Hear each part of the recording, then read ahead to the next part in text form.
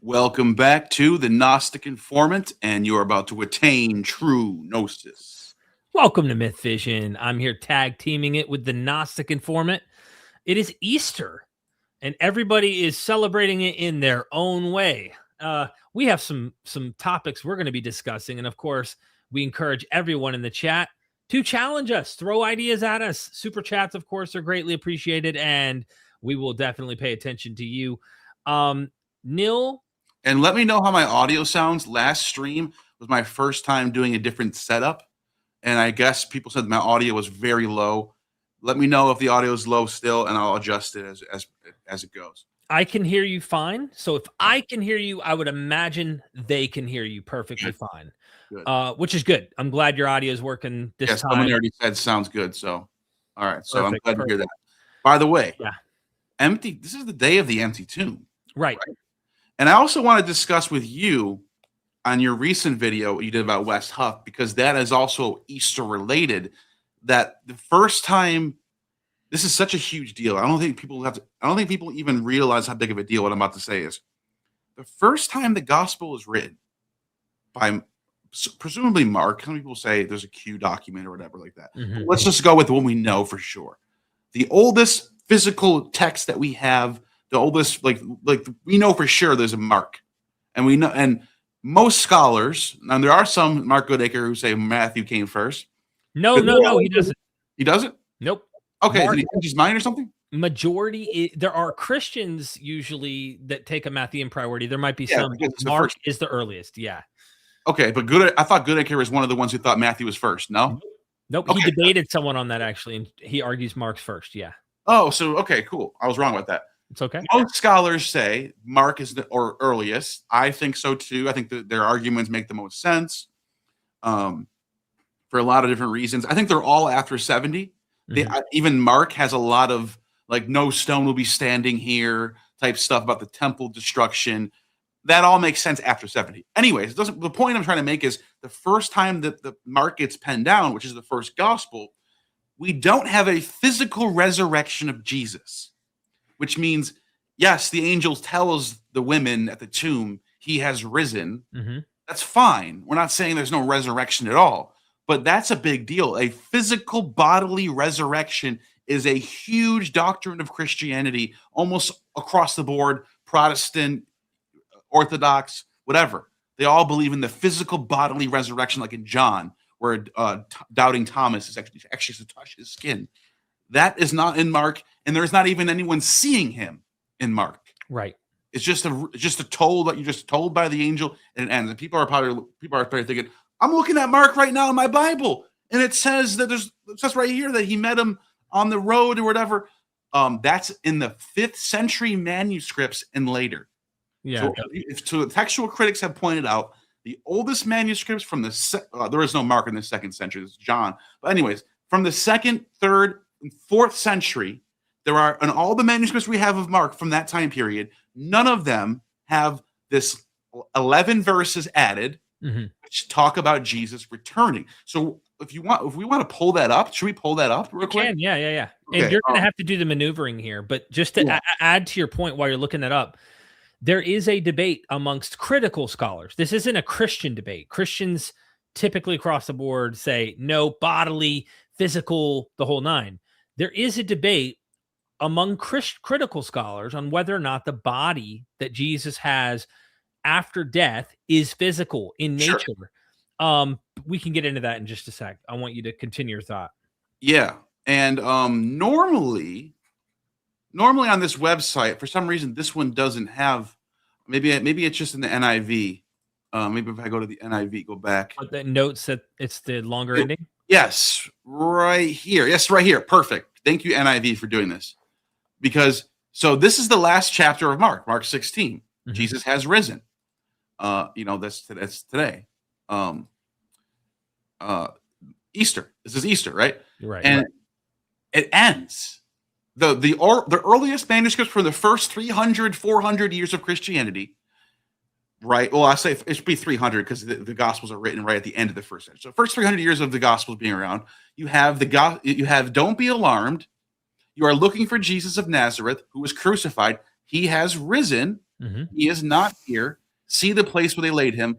Go to tell the disciples and Peter, he is going ahead of you into Galilee. There you will see him, just as Jesus told you. Trembling and bewildered, the women went out and fled from the tomb. They said nothing to anyone because they were afraid. And Celsus makes a big deal out of this. Celsus is the first scholar actually to actually address Christianity in the Roman intelligentsia or scholar. Like he's 2nd century, 130s like that. Oh, we got a super duper. Let's do this. See, I told you. Look at your screen. I'm glad you guys can light me up. I got a new system going on. Yep. So I'm just gonna jump out. I already told you when the super chat comes up, especially with a gigantic. At Constellation Pegasus dropped $99.99. Did you hear this? Yes. Hey Derek, is Wes Huff a Calvinist who believes in 5 tulip points? This is nothing short of insanity. So Huff is a scholar, huh? So the church you believing in this also? I've been looking into this and can't believe this theology exists. This is sickening. Thank you, Constellation Pegasus. You are the king. You've been crowned with the $99 super chat. Wow. And right on topic, by the way, we're talking about what Wes says about this last verse. Absolutely. But he actually asked you, hey, Derek, what do you think about this? Yeah. So real quick, Neal, just so you know, technically wise, there's a double of your logo as you saw, but there's a double in the audio, a brief double in the audio. So just, I don't know, we got to work out the kinks, but everyone, please understand, we don't claim omniscience. Is it in when I'm talking or just for the super chat? Only for the super chat. Okay, your talking's fine. That's not yeah. So we can let that rock for now. We'll fix it later. Yeah. Constellation, thank you. Great super chat. Thanks for the support. Hey, Derek, is Wes Huff a Calvinist? Yes, I believe he's a 5-pointer. But mind you, he's getting so much clout right now and so much attention. He's not leading with 5 points of Calvinism strongly because the implications of that theology are harsh.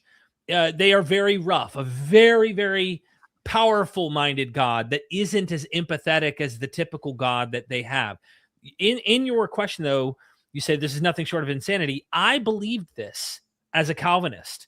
Huff is a scholar, huh? So the church had you believing this also? When I went down the Reformed camp route, started studying Calvinism, started to understand predestination through their theological and philosophical lens, there is disputes among Calvinists about how to understand God's control and how he is ultimately determining all things to take place.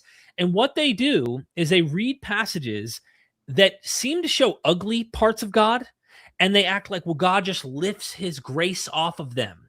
That's how they get more bad. Okay.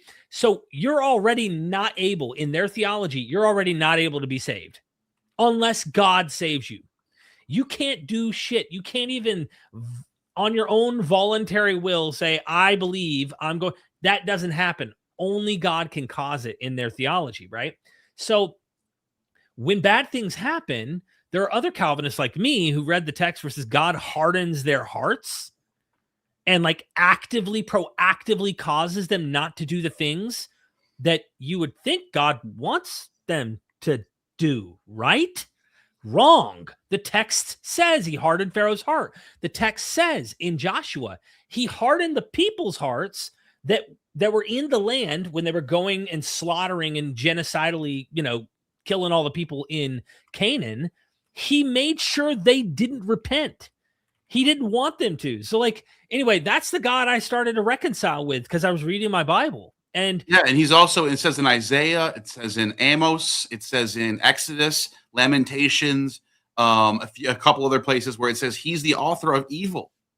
He is the author of Ray, which is the word for evil. He creates evil. He makes peace. He creates evil. It says in Isaiah, in Exodus 4:11, who maketh the dumb or deaf or the seeing or the blind? Am I not the Lord? I have hardened his heart, as you pointed out in Exodus 10. Yep.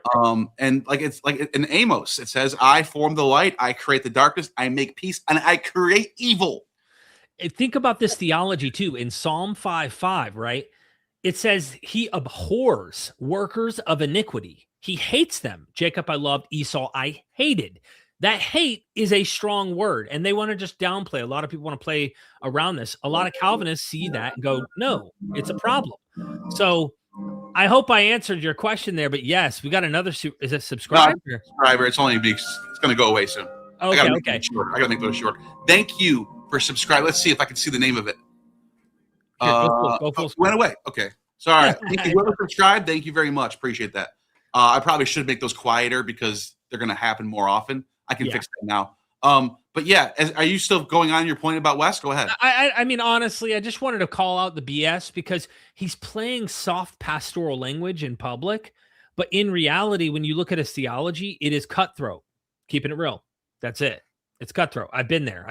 I know what that theology is, but there's a lot of Calvinists who want to play that.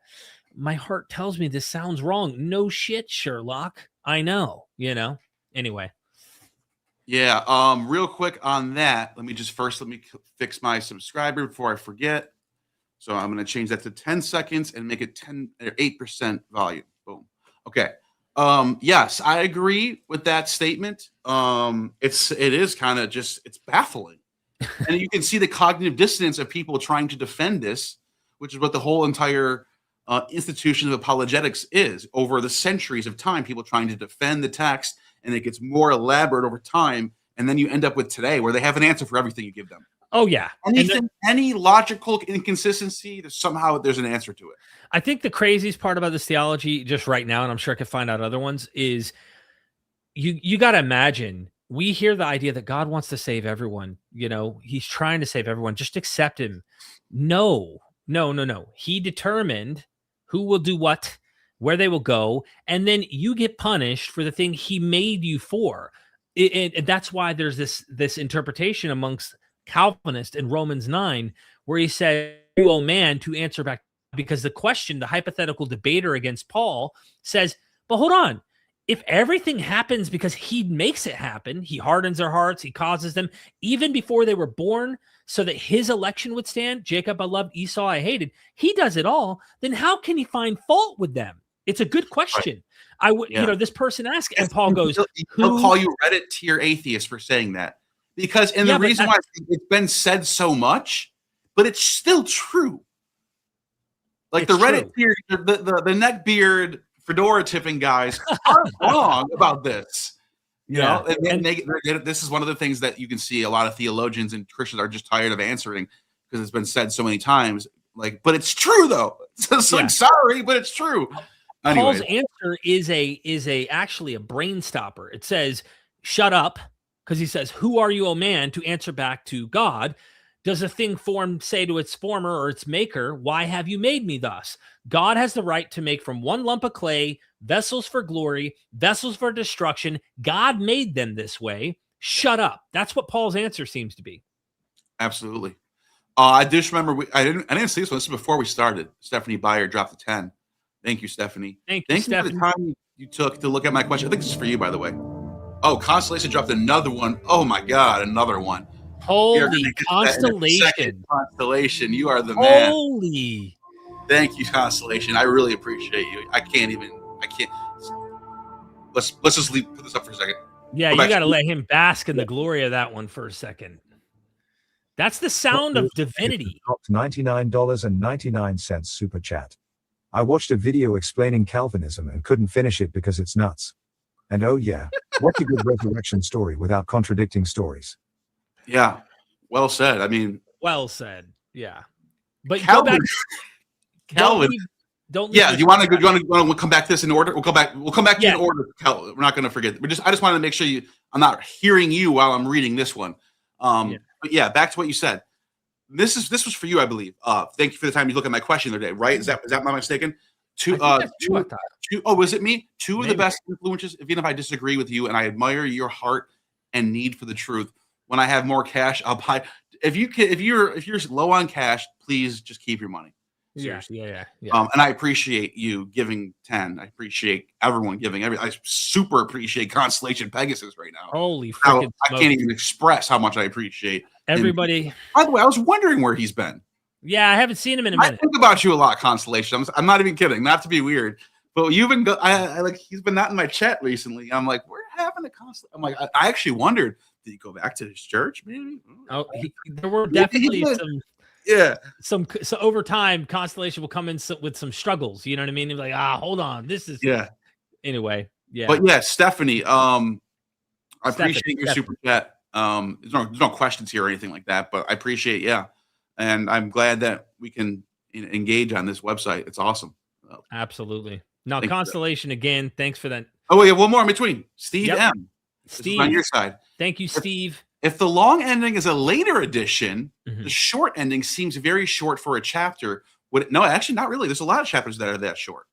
There's quite a few chapters that are pretty similar size. Let's go back to where we were. Let's see, Mark 16. If the long ending is a later edition. Yeah, this is actually not that weird for a chapter. Like if I go to Mark, let's pick a random one. Let's just go Mark 5. Yeah, that's way longer. You're right. That's true. I mean, it's but like it isn't, especially for an ending. Let's see, like Mark 9. Let's see, like this one's not that long. Oh, we got another super chat. Oh, we got someone joined. Initiate. Thank you for joining. New member, Ayala Vanal. Thank you for joining. A time _Vanal has become initiated. Love it. Love it. Thank you for that. Okay, so you're right. It's shorter. It is an ending, though. Maybe an epilogue might be a good way to put it. I like how you're thinking about this. But like as we're on this, I just wanted to point out since I want to, I didn't get to finish what I was saying before. This is how it ends. Wait, I'm on Mark 9. Mark 16. This is how it ends. It ends very abruptly, but as we're going to get to, I'm going to show you this is actually a common theme in this time of the world, first century, for stories to end like this with heroes dying and then there's a mystery of where their body is. Yeah. Sometimes an empty tomb, sometimes the body disappears. I think I have 1, 2, 3. I think I have like 5 or 6 examples pre-gospel. I wanted to make sure they're all pre-gospel. One of them's from Plutarch, so it's contemporary. And I have them. So we're going to get to them. I promise you're going to love this. And there's a Hyperborean Jesus coming up. So, but yeah, you're making a good point here. But anyways, the point I was making was it seems like because of like Celsus arguing, not just Celsus, maybe just people in general making a problem out of this. Hey, wait a minute. Mark's gospel doesn't even have a blah, blah, blah, blah, blah. And they fix it. And Matthew's gospel fixes it first. And then obviously Luke and John have it fixed. But then it looks like later on, people wanted to make sure that Mark was going along with Matthew, Luke, and John. And they fixed Mark as well. That's what I think is going on. Right? Absolutely. Absolutely. I would add to it this. Matthew. So part of me wonders if, first of all, Matthew adds, it does a whole different ending intentionally with visionary experiences, whereas Mark doesn't have any appearances after the death, after the resurrection. He is raised or he is risen. And then that's, you get this hint of maybe Mark knows about an appearance tradition, but does not narrate and does not mention the women ever getting that information to the 12. So I have my own speculation.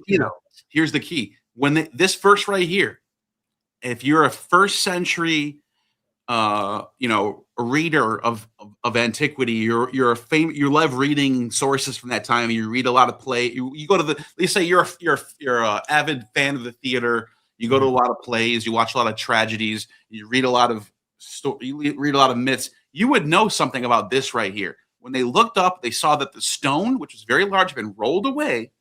As they entered the tomb, they saw a young man dressed in a white robe, and they were alarmed. And Jesus is not there. Of course. And I already read this part, but I'm saying the point is he's missing. Yeah. His body is missing. That means something in antiquity. Yeah. What I was getting at though with Matthew is I wonder how many critics who read Mark who didn't believe, like your Celsuses, like your Jewish opponents, and they say, nice try. They stole the body. Duh. Yes. Then Matthew creates this story that's trying to address some of this issue. And what do you have? You have them approach the tomb, and you'll notice in Matthew, the stone is still there. When they approach it in Mark, the stone isn't there. But when they roll away the stone in Matthew, because it was already rolled away in Mark, and it's not in Matthew, the body's still missing from the tomb, even when the stone was there. So somebody's probably going, come on. And they don't like that. So now they're fixing Mark. Yeah. But your point about this missing body trope, just a shout out to my bro, Richard C. Miller. Highly recommend. Go read his book. He covers this extensive, long history from the Greco-Roman world where demigods' bodies go missing. Wow, we have another super chat. Holy shit. Oh my God. Oh my God. From Constellation Pegasus. He's lighting me up right now. Let's hear what he has to say. At Constellation Pegasus drops $99.99 super chat. I've actually stopped Bible research. No flood in the exodus of the JFK head shot to everything. Archaeologists, historians and physicists expose it all. I just got tired of going over it again. Thank God for the 21st century and intellectual honesty. You're right. and you know what? Thank God for going back to Aristotle, Francis Bacon, the scientific method. Well, if you read his stuff, I actually went back and read. I wanted to know how did this guy come about in discovering the scientific method. Well, what does he say? All I did was go back to Aristotle and read what he was saying. He talks about the laws of logic and how to do, he says, inductive reasoning and deductive reasoning, the two different types of reasoning, a priori and all this stuff. And he puts it all together. And even Plato, for how much Plato is at fault, we can say Plato's the reason why we got into this sort of theological dogmatic thinking. But even Plato talks about how he says, every time you inquire for episteme, he says, the way you should do it is you get a thought in your head, which is noetic, noesis, it's thought realm. He says, and then he basically explains, like, then you go and interpret the physical world around you and try to figure out if it maps onto reality. And then you test it. Like, he basically explains, this is in Timaeus, by the way. Mm-hmm. Basically gives you like a little, almost like an archaic version of the scientific method. He always you can see he's thinking that way. Yeah. He's thinking like proto-scientist. Yeah, he made some leaps, but either way, I mean, you got to be thankful for him. I think Fraser did the same thing.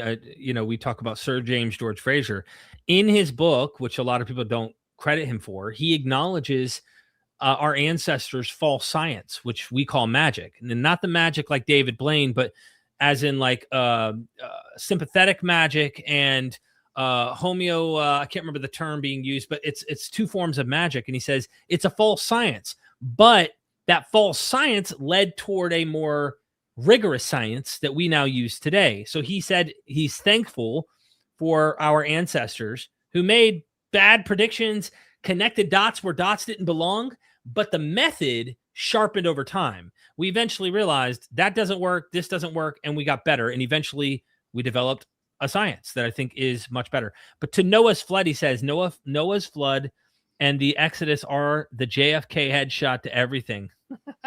Yeah, because number one, it's physically impossible for a global flood to consume the entire earth.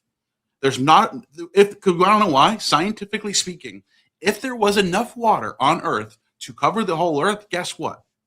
We'd be under it right now. That's just the laws of gravity. It would be completely, because the water would be there'd be so much water on earth, we'd be under it. Mm-hmm. The fact that that there isn't that much water is why we're not under it. It's that simple. There can't be it unless God magically made it appear and disappear just for the time being. I think some people make that argument. Some of these young earth creationists, well, God gave us, for that time period, he added more water to the earth just for the time being. And then he got rid of it, disappeared. Okay, whatever, dude. He also made up the dinosaur bones. You know that. Duh. That's another thing. Is like, if there was an ending of the world in 40 days and 40 nights, you would find one layer where all the animals and all the dinosaurs would be in one spot. Another super chat in the house. Let's see what we got here.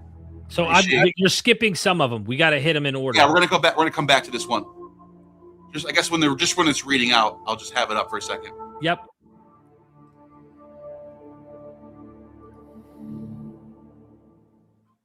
At Austrian Stories drops $5 super chat. Is drawing down the dragon effectively a Saturnian typhonic channel? I think it's very new age and phonically focused for Greco-Roman mythology. Appreciate that. We'll get to you in a second. All right. So the one we were on before that was Constellation, the second one.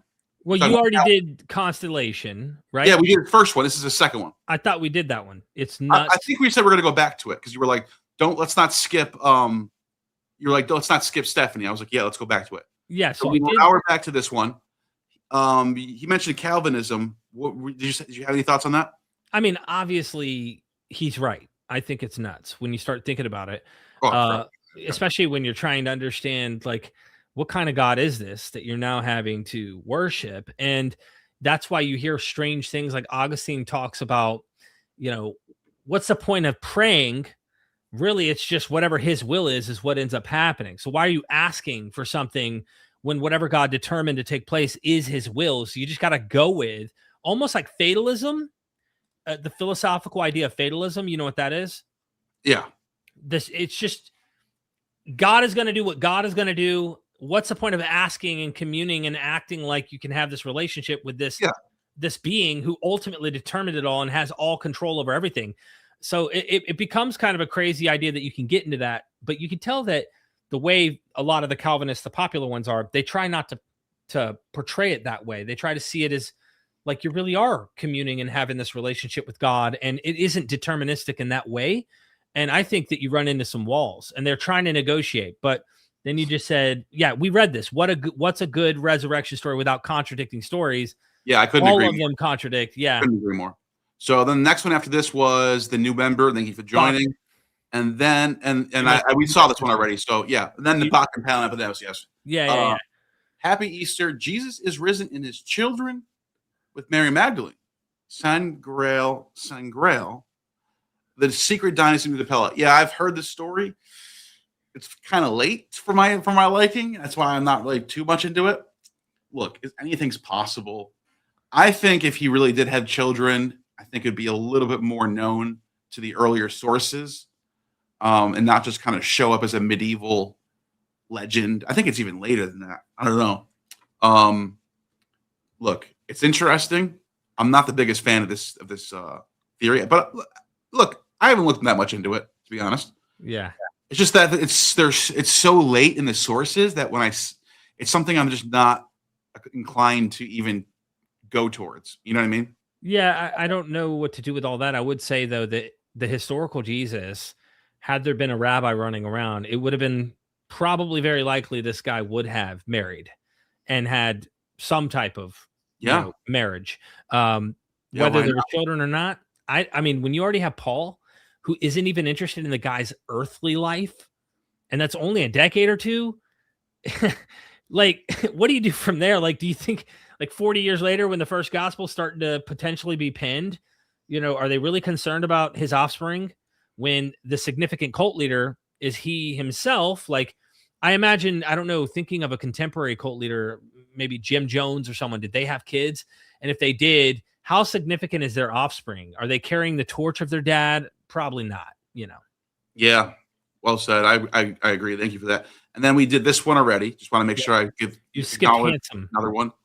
That's right. Handsome Cat. Thank you for the 2. Say hi to Justin the Messiah on DC Debate Live. All right. Yeah, thank you so much, Handsome. I just texted him before this stream. I was talking to Justin, so he's on a Yeah, this one was next. We did this one, so thank you again to Constellation. Appreciate you. Austrian Stories with the 5 is drawing down the dragon effectively a Saturnian typhonic channel. I think it's a very new age, cathonically focused for Greco-Roman. Yeah, the drawing down the dragon's pretty new age. It's not like something very present. It's not something that you find very often in ancient primary sources. I'm sure there's probably something about drawing down a dragon. I mean, you have Alexander the Great facing off with the dragon in the sky. Maybe there's something to do with it. I mean, that's a late story too. That's part of the later version of the Alexander romance. That's not in the earliest version. But I don't know. Yeah, what do you think about it? I don't know much about it, to be honest. So if I knew more about it, I'd have more to say, to be honest. I mean, yeah, I don't know about this example. Yeah, it's part of like the whole West esoteric tradition, drawing down the moons, that type of stuff. It's you see this in like the tarot circles for some reason. Okay. And a lot of these people with like tarot's not even Greek. It's French. It's from like the 1400s. It's not, there's no ancient Greek sources about tarot. And a lot, it's funny because a lot of the new age crowd are like obsessed with Greek, but they don't even talk about Greek stuff. They're like doing totally Aleister Crowley. Yeah. It's like, are we even doing ancient Greek stuff, or what are we doing here? But anyway, that guy was wild, bro. That guy Crowley was. Oh my gosh, wild. Yeah, Crowley was out there, man. Crowley was a classicist. Like you read Crowley's, there's the little bit of Crowley that I've read. He knows his sources. He knows his ancient primate. He knows his Plutarch. He knew his Euripides. He knows his ancient Egyptian stuff. He knows his Hermetic stuff. He knew what he was doing. Subscriber just joined. Thank you, Trev, for joining. So I shortened that one up a little bit, so it's not going to be. Yeah, you're going to get 1 million of those during the streams. Yeah. And then we have Georgie. Thank you for the 30. Is there a Greek influence? Is there a Greek influence behind the idea that Cain was a demigod? In Genesis 4:1, it hints that Eve slept with Yahweh and conceived Cain. Yeah. With the help of the Lord. Interesting. Great. Derek, what do you think about this? Yeah. Yerzokovich. If you're interested in it's Y-A, I think it's Y-A-I-R Zokovich, Z-O-C-H-I-V-I-C-H, something like that. It's called A Strange Biography of Samson. We kind of briefly talked about this last time, Neal. He covers the most obvious demigod in the Old Testament. That is Samson. The name etymologically is related to Shimshon, or Hebrew is Shimshon, which is obviously related to Shamash, which is the sun god. Yeah. And his birth narrative is the most obvious demigod birth story in the Old Testament. Go read. The redactors are trying to cover over the angel of the Lord. In a nutshell, go read the article. You'll love it. It's free online. The angel of the Lord slept with Samson's mom. Samson's mom never gets named. It's always she's the wife of the husband of, and then they name the guy. But he then covers all of these barren women in this article. Sarah, the various women who cannot have children. They're barren, whatever reason it might be that's described in the Bible. And even Eve, the language sounds like Yahweh causes her to get pregnant himself. And even Francesca Stavrakopoulos, other Old Testament scholars who've read the Hebrew say this sounds strangely literal. Like the God, it's not like today where a woman will go, I got pregnant. The Lord blessed me with a child. Like today we would hear that. We wouldn't think much of it. Mary and the tradition of the divine birth, no modern Christians today are going to use that. That's like already done once. Our Messiah was that way. We don't repeat that. That's back there. But in the biblical tradition, there are hints that Yahweh impregnated Eve with her son, and it wasn't just Adam. So the Hebrew there might be a cover-up going on here. Yeah. Got to super drop it in right now. I'm going to come back to you, Georgie, in 1 second. No, you're fine. I think I did answer that. Oh, yeah. I wanted to make a point on this real quick. Yeah. And I'll just do it right now while this one's reading. I'll just stay on this right now. Thank you for the super chat. At Gotis Abramovix dropped €5 super chat. What about the Odin story? Kind of a resurrection when it comes to the realm tree/tree of life. Gain knowledge by basically dying on it. Yeah, we'll get to that in a second. Is it this one right here? Yeah. So real quick, there's also this character named Tubal-Cain, who's a blacksmith. And some people have pointed, I read, I think it was like a paper that I read a long time ago about there's being some sort of connection with like Hephaestus and even like the Titans. The idea that they're from the line of Japheth, who was Iapetus, would be one of the Titans. So see, they're from son Japheth, right?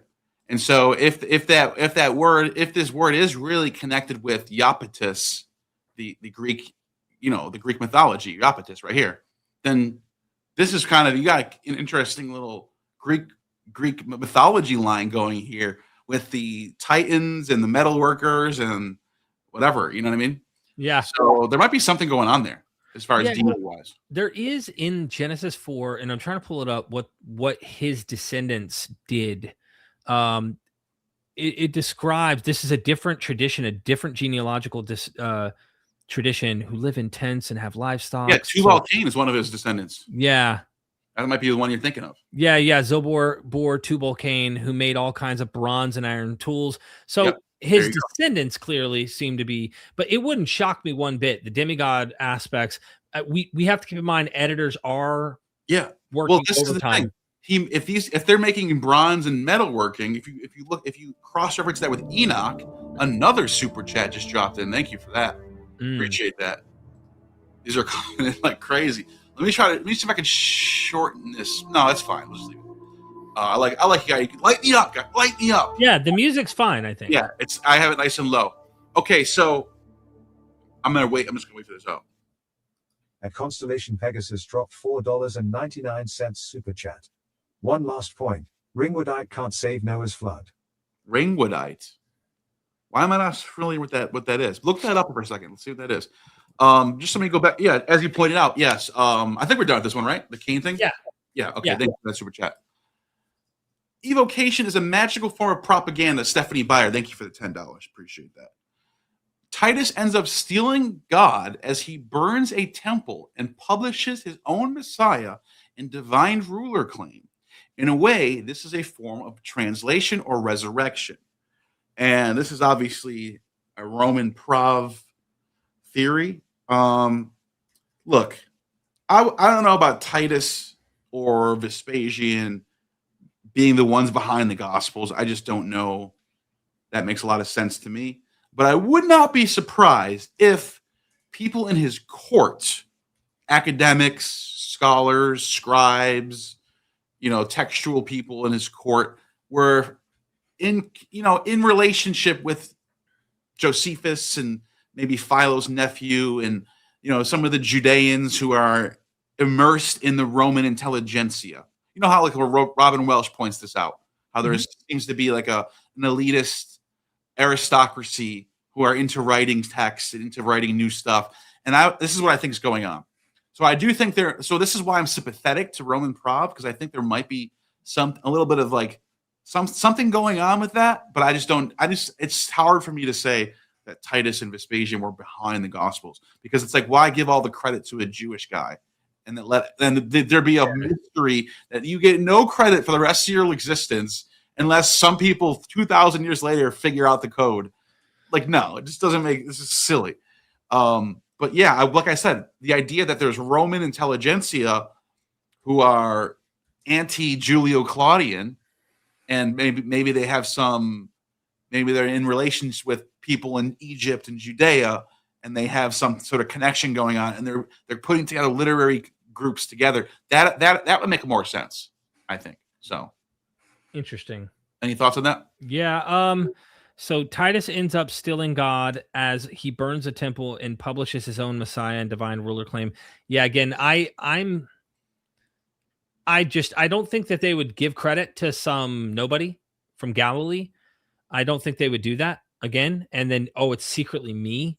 I'm a nobody, that is being portrayed in the narrative. I have a hard time thinking that this is a secret story about. You're just right. The Messiah predicted that I would come and take the temple down, and I'm the second coming or something. Like, yeah, you could have just inserted himself into the story, but he didn't. Yeah, I find it odd because even in Josephus, if you count that he mentions Jesus, which it looks like one of them may be authentic, the other one might be partially interpolated, but he still may have mentioned the guy.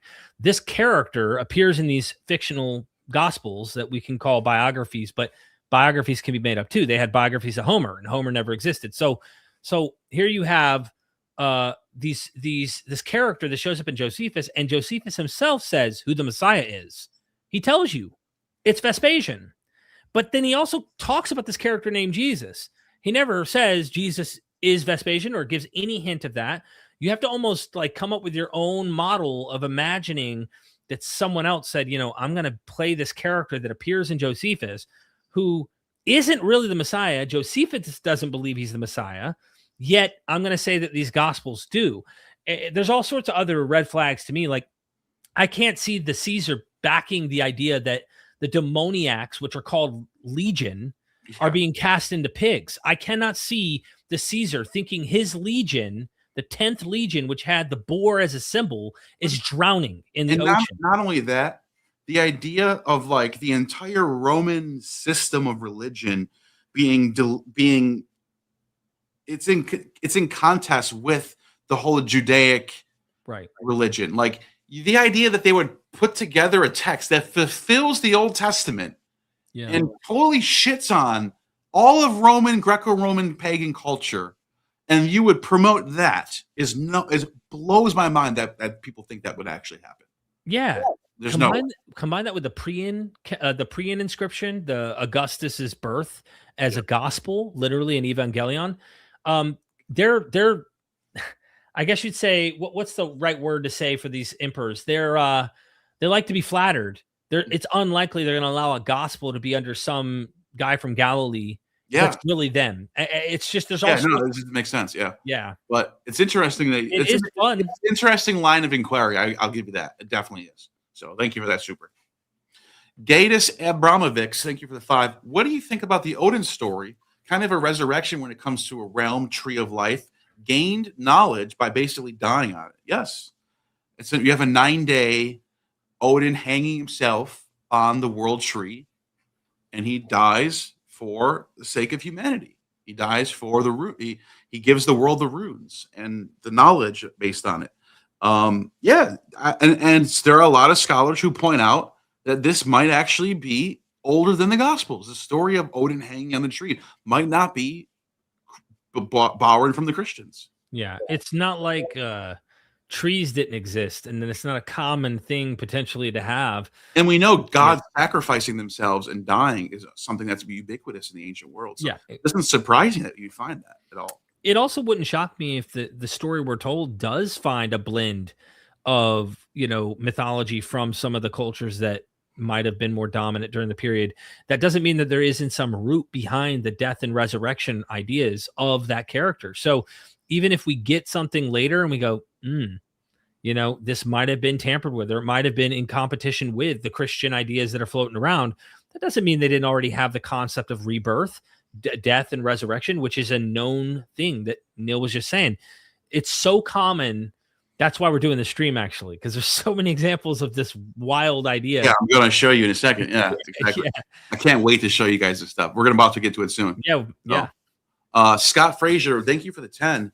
What do you guys think about the idea of the Axial Age from Carl Jaspers? I was looking this up.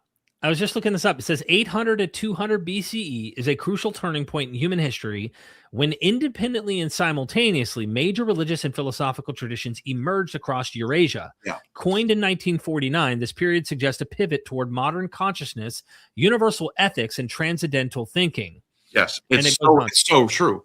It's undeniable that something happened in this period, not even just in Greece or Italy, because during this time you get Zoroaster, Pythagoras, the Buddha, Confucius, Lao Tzu. Yep. Who writes one of the most greatest philosophical religious texts of all time, the Socrates, Tao Te Ching. Yes, all these amazing, mind-blowing. Alexander the Great finishes off this age. Basically, he's marks the end of the Axial Age, right around 300 BC, 330 BC.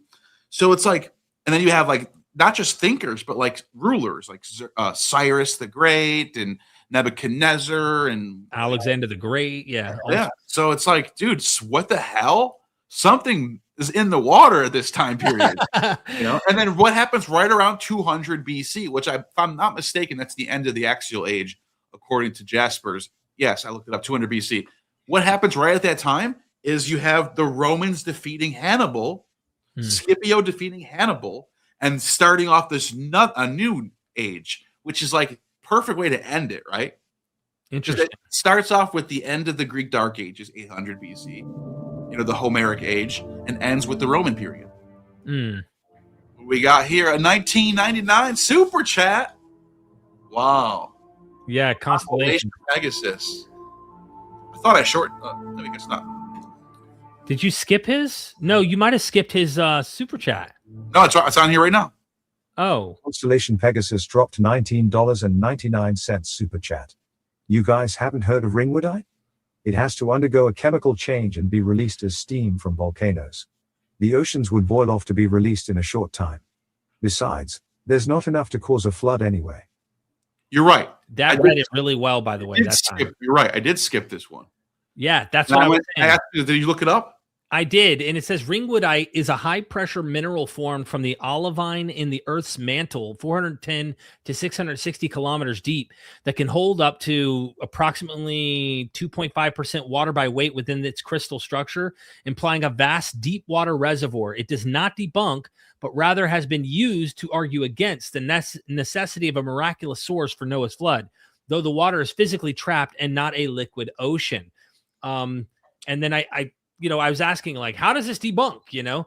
It says how it relates to Noah's flood mechanism debate. Some proponents of the biblical flood story argue this proves the fountains of the great deep mentioned in Genesis, suggesting water was released from the mantle. Take that, you Quran miracle. Hold on. You know how much water we're talking, though? You know how many gajillions gallons of water we're talking here? Right. Like, you know how insane this would have to look like Yeah. to produce that much water? Because this is like, and I'm not an expert in fucking geology, right? I'm just thinking on the top of my head right now. I could be wrong, but this sounds like this could produce a lot of extra water in a certain region, but not going to flood the whole Earth. You know what I mean? Like, Right. so Yeah, it I'd like still to would be a see miracle. numbers. I would like to see those numbers, right? Arguments against the flood. So here's what it says. Geological implausibility. Releasing this much water would require geological disruption on a catastrophic, impossible scale. That's what I just said. As noted in a discussion, this mechanism lacks scientific evidence. Yeah, you Trapped don't need water. to be a scientist to think about that. I just thought of that on the spot, and I'm an idiot. So Yeah. I just figured I'd search it just to make sure we're trapped water. The water is not freely flowing, but chemically bound within rocks and cannot simply break out. yeah, So it's ridiculous. Yeah. that's a good point, though. I'm glad you brought that to our attention, though. Constellation, Yeah. appreciate you tonight, man. You're Sorry awesome. we skipped that earlier one, Constellation. Yeah, no, I saw it. I was gonna get to. I just wanted to make sure. Linda Duff became a member. Thank you very much. Thank you. And another member for both of us. I see. Thank you. Is it for both, or it might have duplicated it? You sure? Yeah, whatever. It's whatever. Either way, fine with me. Either way. The mother effing Wendy Berg has been a member for 10 freaking months. Oh my goodness. And Wendy! yeah, thank you, Matt. Thank you, Wendy. Appreciate that. We got another one jumping in. Resurrection equals metaphysizing. I think I shortened the graphic, but not the song. I got to fix that. I want to shorten the song. Okay. So Yeah, real quick, boom, boom. So we're not, we're learning. We're learning. Yeah. At Gottis Abramovich dropped €10 super chat. Resurrection equals the metaphysical idea behind the phenoics. Burning away excess evil, concentration of the one/soul. In Jesu's case, it would have ultimately be giving up material form for a divine one. Yeah, we're going to go to S Mill after this. Might as well while they're up. Yes. The Phoenix, by the way, people need to know this. Clement of Rome, one of the earliest Christian sources ever, next to Paul in the Gospels, 1st century AD, days around 96 in that period, 90s. He, in his epistle to the Romans, to the Corinthians, his epistle to the Corinthians talks about the Phoenix story. And he talks about how there's a bird called the Phoenix that lives in Arabia who every year flies to Egypt, lays a nest, and dies.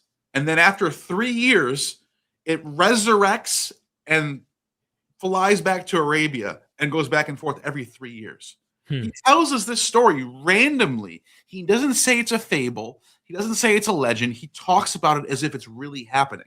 Right. And it's funny because in the Gnostic sources, like the Gospel of the Egyptians, I believe is one of them.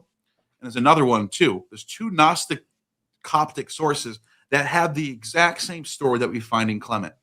So it almost looks like when you look at the earliest Christian sources, they align with the Gnostic text more than so That's wild. That's my 2 cents on that one. Yeah, it makes me think of Peregrinus Proteus. Let me ask real quick, what bird did Peregrinus?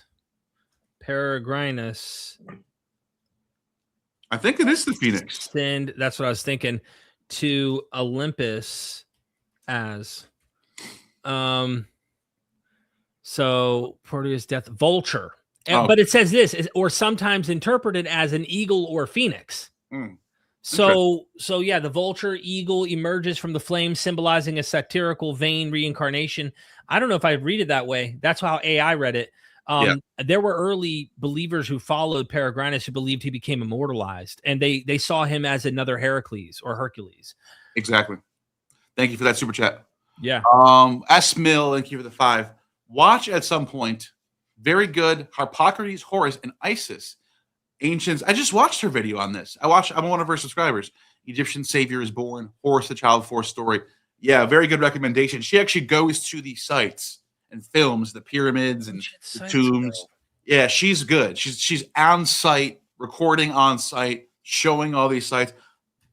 But yeah, I've talked about Horus, Harpocrates, December 25th, the winter solstice stuff on my channel. I'm the one who's blowing the whistle on that one because it doesn't get talked about. It gets ignored. And you even have scholars like Dan McClellan who will like wave that away and go, well, it says he was born around the winter solstice. So what? So what? What do you mean, so what? You have a source of a god, a divine child, by the way, not just some random god, the divine child being born around the winter's peri, which means around the winter solstice. Yeah, I think that's a big deal. It's a big deal. That's a huge deal. And people are just like, I don't care. Well, the same thing with nature. That's why we're doing an Easter video, because right now in nature, everyone just went through, at least on the East Coast, I don't know about everywhere else, pollen. We went through fertility. Like nature itself's going through a rebirth right now. That seems to be the Platonist reconfiguration of the old polytheistic traditions. What's the sort of it was more of a allegory of our world, of the terrestrial world. That's kind of what happens. So let's see what we got for this last is that for your show? Oh, another last point from Constellation. Have you ever talked about that? Oh, he's gonna read $4.99 super chat. Another last point. Have you ever talked about the Shamir centipede emoji? Good luck with this one. Take care, you two. I'm done. Constellation. Yeah. The Shamir. Drop the mic. Drop the mic. You ever talked about the Shamir? I've never talked about it. But can you look it up real quick? Well, and I'll come back to up what the Shamir is. Yeah, I'm looking it up. And while you're doing that, I'm going to go to the next one, which was Gaitis Abramovich's resurrection equals metaphysical idea behind the phoenix. Oh, we already read this one. Yes, thank you for that one. Yep. And Grandpa with the super sticker. Thank you very much. Appreciate that. Stephanie Beyer in the house with the $10. There seems to be pro-Roman Jews. Yeah, there are. Josephus helps create a paradigm of Messiah and Caesar being linked. Divine assembly seems to be something for both mortal gods and gods. I have a book here. Do I have it right here? No, it's not right here. But I have a biography of Tiberius Julius Alexander. And what's the author's name? Daniel something Berg. Yeah, I think he's Jewish. But anyways, he wrote the biography of Tiberius Julius Alexander, who's half Jewish, half Greco-Egyptian, and he's the nephew of Philo. He's from like a royal line too. He's related. He's like somewhat related to like the Ptolemies somehow. Right. And he's pro-Roman, anti-Judaism. He's a Jew, and he himself. So he was there knocking down the temple with Titus, and he's a Jew. And there was actually a whole legion of these people, according to Josephus. It was like a civil war. Josephus says it's more of a civil war than a war against Rome and Judea. Mm-hmm. There was a civil war happening in Judea. So yes, this is why I think Christianity came about. You had a more of a. They're not pro-paganism, but they're anti-Roman, but also anti-pagan. No. They're pro-Roman but anti-pagan. Does that make sense? Like they don't like the polytheistic idolatry shit going on. They're not like following Bacchic cults. They're not, but they like being in the Roman Empire. They love it. They think it's a good place to live.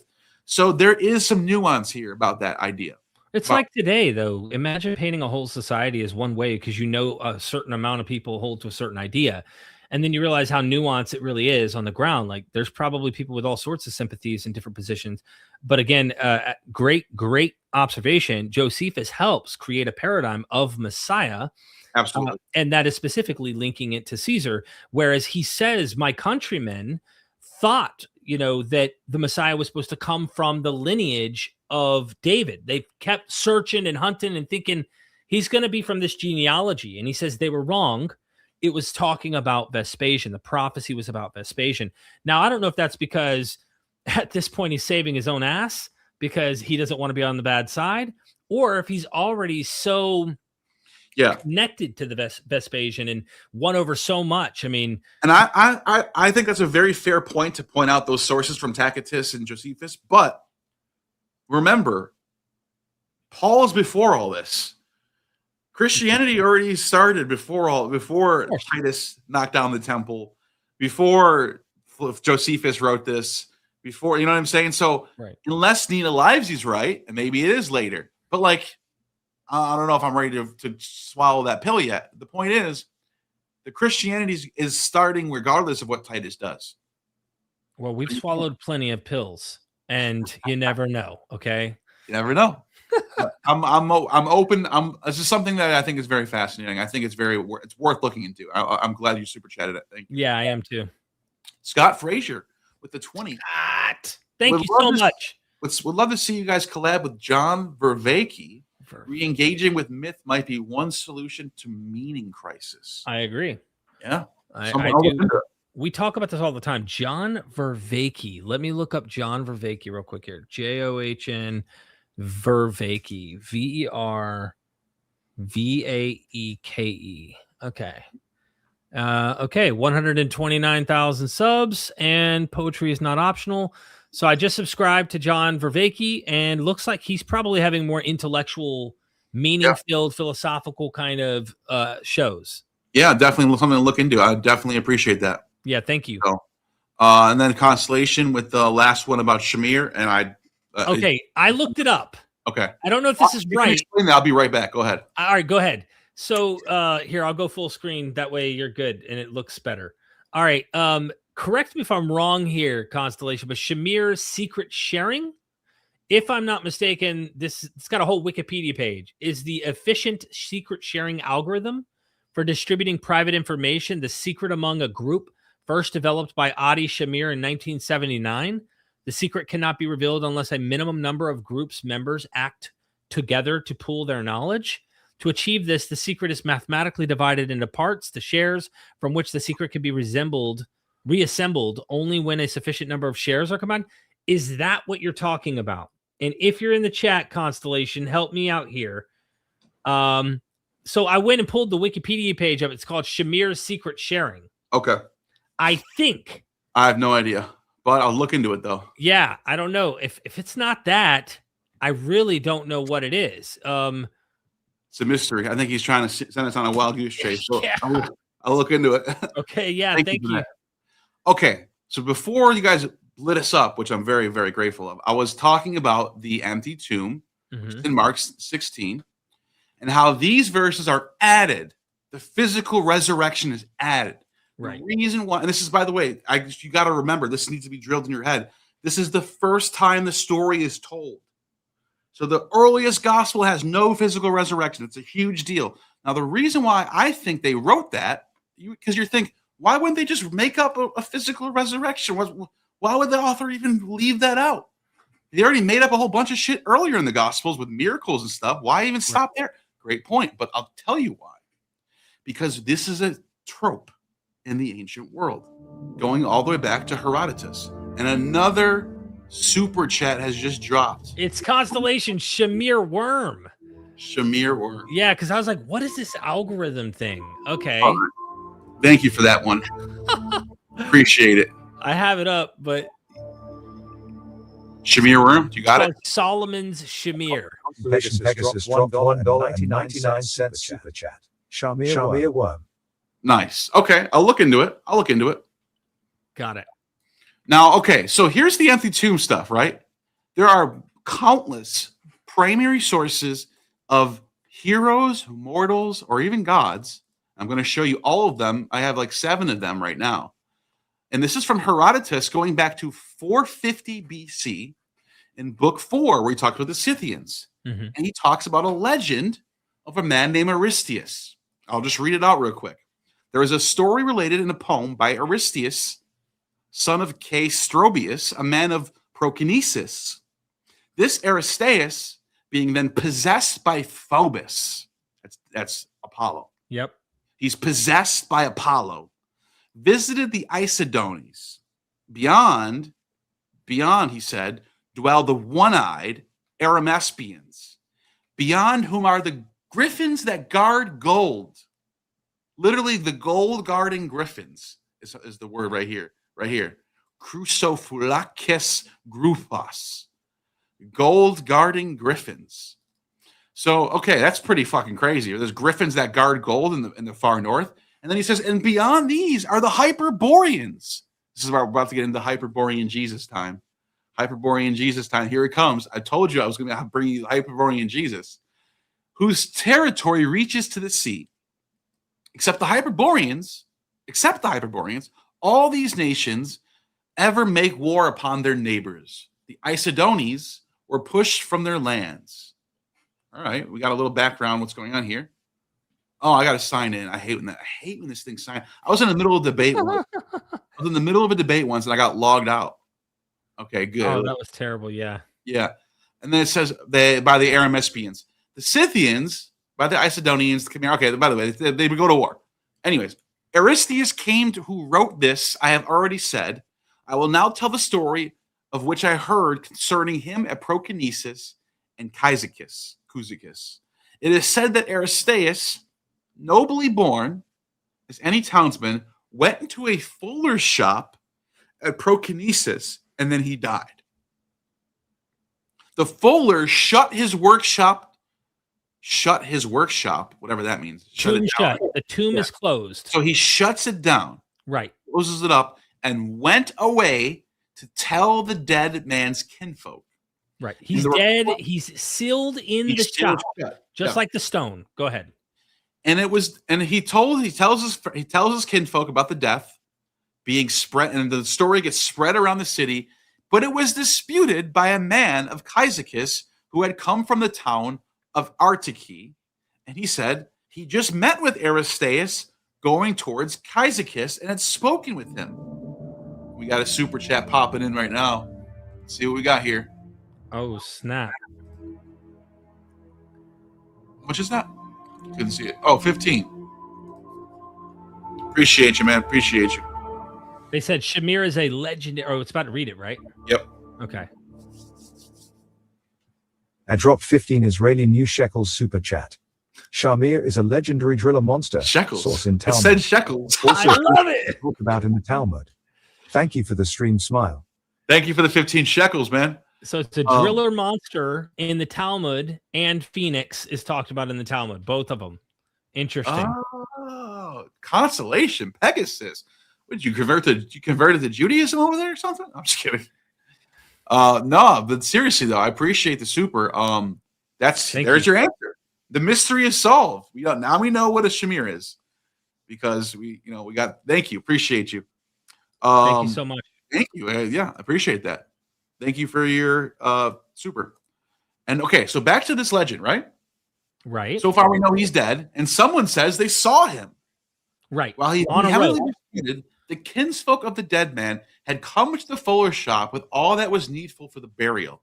But when the house was opened up, there was no Aristeas there. Empty tomb, right? Dead or alive, he was gone.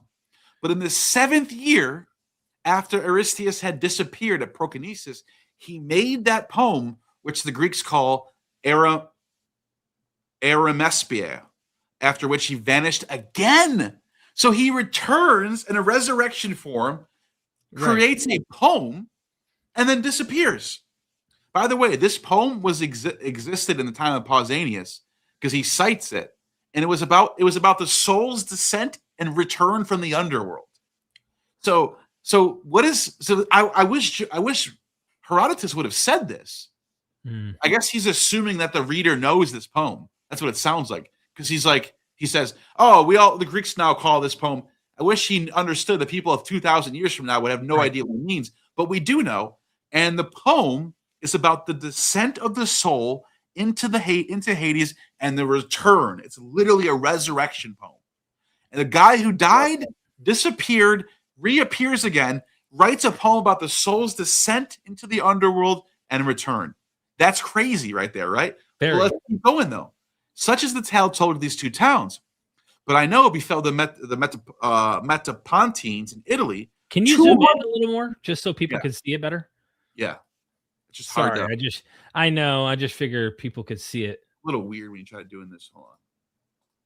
Okay. I want people to be able to, yeah. But this befell the second. This is so 240 years have gone by. A second disappearance. After a second disappearance of Aristeas, as a reckoning made at Prokinsis at Metapontium, show me Aristeas. So the Metapontines say, appeared a third time in their country and bade them. So this is 240 years later. He shows up in Italy. He appears and he says, set up an altar to Apollo. And they do this. And look, his statue's next to Apollo, which is obviously Phoebus, which is hinting at what you were reading before. The statue of Aristeas, where he said Apollo had come into their country alone of all the Italian lands, and he himself, who is now Aristeas, but then he followed the god and had been a crow. He's the raven, the black raven of Apollo, had come with him. Having said this, he vanished away again. The Metapontines, they say, sent to Delphi and inquired of the god what vision of the man might be. And the Pythian priestess bade them to obey the vision. So now Delphi is getting involved and saying, this is legit. This is literally a dying and rising god who is in your presence. Apollo is telling us this is legit. Listen to it. So and listen, go up again. Look at the careful language he says. Up at the top of the section right here.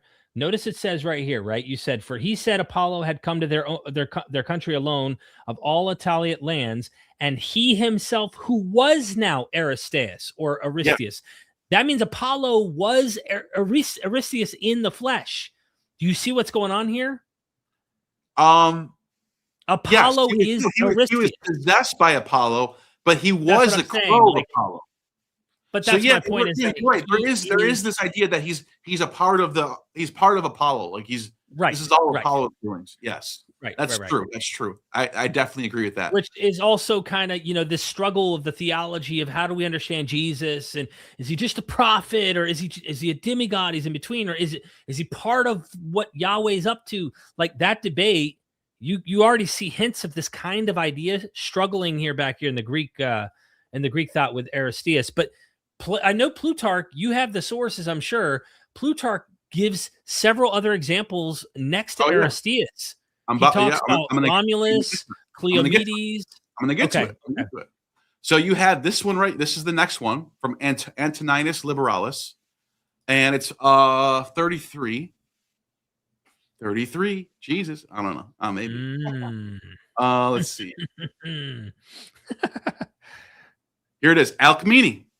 Yep. This is told by I love this one. After Heracles had passed out of the sight of mankind, I probably should do Heracles first, but whatever. We'll go back to Heracles in a second, because Heracles has his own version of this. After Heracles had passed out of the sight of mankind, Aristeas drove his children from the paternal lands and ruled them himself. The Heraclidae fled to Demophon, son of Theseus, and dwelt in 4 towns of Attica. Aristeas sent a messenger to Athens, threatening war with the Athenians if they did not drive out the Heraclidae. The Athenians did not refuse war. Aristeas invaded Attica. After a line of battle had been established, he himself died in battle. Most of the Argives were put to flight. With Aristeas dead, Hulus and the other Heraclidae and their allies reestablished themselves in Thebes. At that time, Alcmene died of old age, and the Heraclidae performed her obsequies. They dwelled by the Electron Gate, where Heracles led his public life. Zeus sent Hermes, ordering him to steal Alcmene's body and take her to the Isles of the Blessed. It's like heaven in the ancient world. Like, Right. It's in Hades, but it's where the good souls go. It's right next to the Elysian Fields. There's a whole map down there. This is where the gods are, the Isles of the Blessed. And give her as wife to Rhadamanthus. Obeying, Hermes stole away Alcmene, the body, leaving a stone inside of her coffin. When the Heraclidae were carrying the casket, they found it to be very heavy. They put it on the ground and took off the lid, opening the lid, get it? The lid of the coffin, like the lid of the stone. And they found the stone. The body was gone. Right. They look at this and set up the grove where it now stands. They found the shroud, but they did not find the body of Jesus. You see what I'm saying? Yeah. This is the common motif. Here's another one. Ready for this one? This one is of Heracles. So at Canaan, Heracles, wishing to perform a sacrifice, dispatches attendant Lycus to Deianira, his wife. I'm just going to come down a little bit here. Lycus then, in ignorance, no, that's fine. When Deianira learned from Lycus of the love which Heracles had for Iole, she wished him to have a greater affection for herself, and so anointed the shirt, Christed the shirt, with a love charm. I just want to see what the word is for love charm, if I could find it. Try a potion or something like a. Hold on, let me make this. I could probably, if I could see this better. Yeah. So let me see. Anointed the shirt with a. Where was I? Oh, the strength of up here. Okay, with a love charm. Philtro. Okay. All right. Anyways, yeah. Okay. This is by the satyr that that he obviously tricks her into saying, "Hey, you know how he keeps falling for all these women? Well, you can have his full undivided affection if you just apply this to, his outfit and, let him put this on his body. If you touch his skin with it, he will stop loving other women and he'll be devoted to you alone." Yeah. And she ends up doing it, of course. Yeah. And says, so Heracles puts the shirt on, and as the strength of the toxic drug began to slowly work, he met his most terrible calamity. The arrow's barb, he carried away the poison of the adder. He became heated, attacks the flesh of the body. Heracles, seized with anguish, he slew Lycus, who had been his servant, and then disbanding his army, returned to Trachis. As Heracles continued to suffer more and more from his malady, he dispatched Lycimenes and Iolaus to Delphi to inquire of Apollo. Here we go. We got Apollo involved again. What he must do to heal the malady. But Deianira was so stricken with the magnitude of Heracles' misfortune that she, conscious of error, she ended her life by hanging herself. That God gave the reply that Heracles should be taken, and with him his armor and weapons of war, unto Oete, that they should build a huge pyre near him. What remained to be done, he said, would rest with Zeus. Now, when Iolaus had carried out these orders and had been withdrawn to a distance to see what would take place, Heracles had abandoned hope for himself, ascended the pyre, and asked each one who came up to him to put torch to pyre. This is where it gets crazy. And when no one who had the courage to obey him, Philoctetes alone was prevailed upon, and he, having received in return for his compliance the gift of the bow and arrows of Heracles, lighted the pyre. Immediately, lightning fell from the heavens, and the pyre was wholly consumed. After this, when the companions of Iolaus came to gather up the bones of Heracles, not a single bone was found anywhere. Body missing. Body missing motif. There it is. They assumed, in accordance with the word of the oracle, he had passed from among men into the company of the gods. There it is. It's so obvious, The bro. hero dies. Everyone mourns over him. And then they look for the body and he's gone. And he's a god now. This is what happens. Here is another one. I'm on a roll here. Let's go to Pausanias. Okay. This is Cleomenes. Did you mention this, right? Yeah, I just mentioned the name, but it's in Plutarch too. Yeah. Cleomenes killed Aeacus of Epidaurus during a boxing match on being convicted by the empires. By the way, this is in Livy too. So I just pulled up. I just wanted to use one of the three sources. Right. This is a first century BC story. So just anyone want to be cute about this. This and goes it back might be way older. Yeah. We know for sure it's before the Gospels, though. Yeah. On being convicted by the empires of foul play and being deprived of the prize, he became mad through grief and returned to Astapaleia. Attacking a school there of about 60 children, he pulled down the pillar which held up the roof. This fell upon the children in Cleomenes, which, pelted by stones by the citizens, took refuge in the sanctuary of Athena. He entered a chest standing in the sanctuary and drew down the lid. The Astapaleans toiled in vain with their attempt to open the chest. At last, however, they broke open the boards of the chest and found no Cleomenes, either dead or alive. Yep. So once again, what do you do when that happens? You send envoys to Apollo. So they sent envoys to Delphi, to Apollo, to ask what had happened to Cleomenes. The oracle is always the truth in the ancient world. The response given by the Pythian priestess was as follows. Last of heroes is Cleomenes of Astapaleia. Honor him with sacrifices as being no longer a mortal. Once again, it's so clear. This is not even up for debate. A mortal dies, his body is missing, and the gods or the messenger of God, angel, whoever, tells the people he has risen. He's a god now. He is immortal. Yeah. And that's 4 already. One comment on that before you get your next source ready, but one comment on that, because I was like, hold on. Anachronistically, our ethics today would look at that and go, what? Deserved to be a god? No, he didn't. He killed 60 kids, right? Well, when you go back in time and you understand how the ancient world operated, pre-Plato, that's why they think the story is way older than what we're getting these accounts in. Pre-Plato, it was not about ethics. It wasn't about are you good or not. This guy might have been an absolute Billy badass boxer for real. And in fact, some modern scientists have analyzed this myth and thought this real guy might have been a real badass boxer, killed his opponent in a combat situation, but because he had been fighting his whole life and his brain, due to the trauma and concussions, went mad and ends up, destroying something that caused all these kids to die.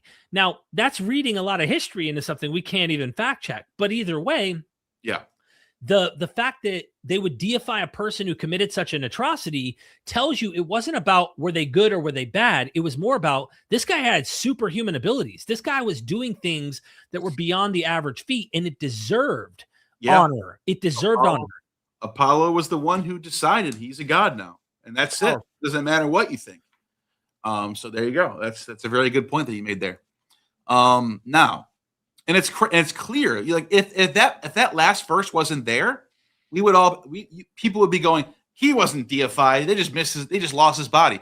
But all three of those sources that I just gave you clearly say, and the oracle or a messenger of the gods came and told them he's now a god. He's no longer immortal. They all are very clear. And here's another version of this story, or of this trope. We have Plutarch, Romulus, Life of Romulus, and this is also in Livy as well, but this is his version. I like his version better, where he talks about deaths of, Scipius Africanus died at home after dinner. There's no convincing proof of the matter of his end, but some say he passed away naturally. And Scipio's dead body, lay exposed for all to see, and all who beheld it informed there some suspicion of conjecture would have happened, whereas Romulus disappeared suddenly, and no portion of his body or fragment of his clothing remained to be seen. This one doesn't even the clothes is gone. But some conjectured that the senators convened in the temple of Vulcan, fell upon him and slew him, then cut his body in pieces and put each portion into the folds of his robe and carried it away. Others think that it was neither in the temple of Vulcan, nor when the senators alone were present that he disappeared, but that he was holding an assembly of the people. I'm just looking at something real quick. Okay. Oh, there's the word ecclesia right there. They're holding the church. Oh, yeah. No, that word, it means assembly. Outside of the city near the so-called Goat's March, when suddenly strange and unaccountable disorders with incredible changes filled the air. The light of the sun failed, and at night came down upon them, not with peace and quiet, but with awful peals of thunder and furious blasts, driving rain from every quarter. What does that remind you of? A thunderstorm you're talking about, like yeah, what does that remind you of? In the Gospels, in the dark clouds that come in, the darkness. Especially Matthew. There's earthquakes too, but yeah. Quakes opened up, the ground opens up, during which the multitude dispersed and fled, and nobles gathered closer together. When the storm had ceased, the sun shone out. And the multitude now gathered together again in the same place as before, anxiously sought for their king. The nobles would not suffer them to inquire into his disappearance. His body's gone, nor busy themselves about it, but exhorted them to all honor and reveal Romulus, since he had been caught up into the heavens and was to be a benevolent God for them instead of a good king. The multitude, accordingly, believing this and rejoicing in it, that's that word, rejoicing, hilaria, right? And rejoicing in it, went away to worship him with good hopes and his favor. This is like faith right here, right? Good hopes and favor. I'm just looking at the words. I'm just looking at the Greek for a second to see if there's anything interesting there. Christou Basilios, a good king. And then it uses kairontos for rejoicing, and agathon proskununtas. Okay, that's what good hopes is. Okay, cool. And his favor. But there was some, it is said, who tested the matter in a bitter and hostile spirit and confounded with the patricians with the accusation of imposing a silly tale upon the people and of being themselves the murderers of the king. Now, here's the part that I really want you guys to see. At this pass, then, it is said that one of the patricians, a man of the noblest birth and of the most reputable character, a trusted and intimate friend. Now, they gave you 3 points of how you can trust him. He's from the noblest birth, he's got a reputable character, and a trusted, intimate friend, also of Romulus himself, and one of the colonists from Alba, Julius Proclus by name, went into the forum and solemnly swore under oath, I'm adding that myself, that's what you would do, by the most sacred emblems before all, that is under oath, by the most sacred emblems before all the people, as he was traveling on the road to Damascus. I'm just kidding. But he's traveling on the road and he had seen Romulus appear. What? The most noblest birth, reputable character, trustworthy man, swore under oath that he saw Romulus traveling on the road to meet him, fair and stately to the eye as never before, and arrayed in bright and shining armor. He himself then, affrighted at the sight, and said, "O king, what possessed thee? What purpose hadst thou that thou hast left us patricians a prey to unjust and wicked accusations, and the whole city sorrowing without end at the loss of its pater?" Whereupon Romulus had replied, "It was the pleasure of the gods, O Proculus, from whom I came, that I should be with mankind only a short time." Who else says that? I should only be with you a short time. Right. Son of man must go to the heavens. Or even the statement he says in Mark where he tells the woman who's washing his feet, and the Pharisees are like, if he only knew, who she was, and then they're talking about selling the ointment, and he goes, Selling the ointment. you always have the power, but you won't always have the Son of Man. You won't have me. Exactly. The Son of Man will only be here for a short time. That's something everyone knows. And here he is saying this to him. Who am I that I should be with mankind only a short time? And that after founding a city destined to be the greatest on earth for empire and glory, I shall dwell again in heaven. So farewell, and tell the Romans that if they practice self-restraint and add to it, he's like basically saying, if you guys are Stoics, they will reach the utmost heights of human power. And I will be your propitious deity, Quirinius. By the way, that's the son of Zeus in the Capitoline triad. That's one of the most important gods. That's literally like the equivalent of being Christ. Like, you're the son of God. Right. You understand what I'm saying? Yeah. Pull up the archaic triad of Rome while you get a chance. The Capitoline triad, the archaic triad. It's one of the two that has Quirinius in it. These things seem to the Romans worthy of belief from the character of the man who related them, from the oath which he had taken. Moreover, some influence from heaven also, akin to inspiration, laid hold their emotions, for no man contradicted Proculus, but all put aside suspicion and calumny and prayed to Quirinius and honored him as a god. Do you understand what just happened there?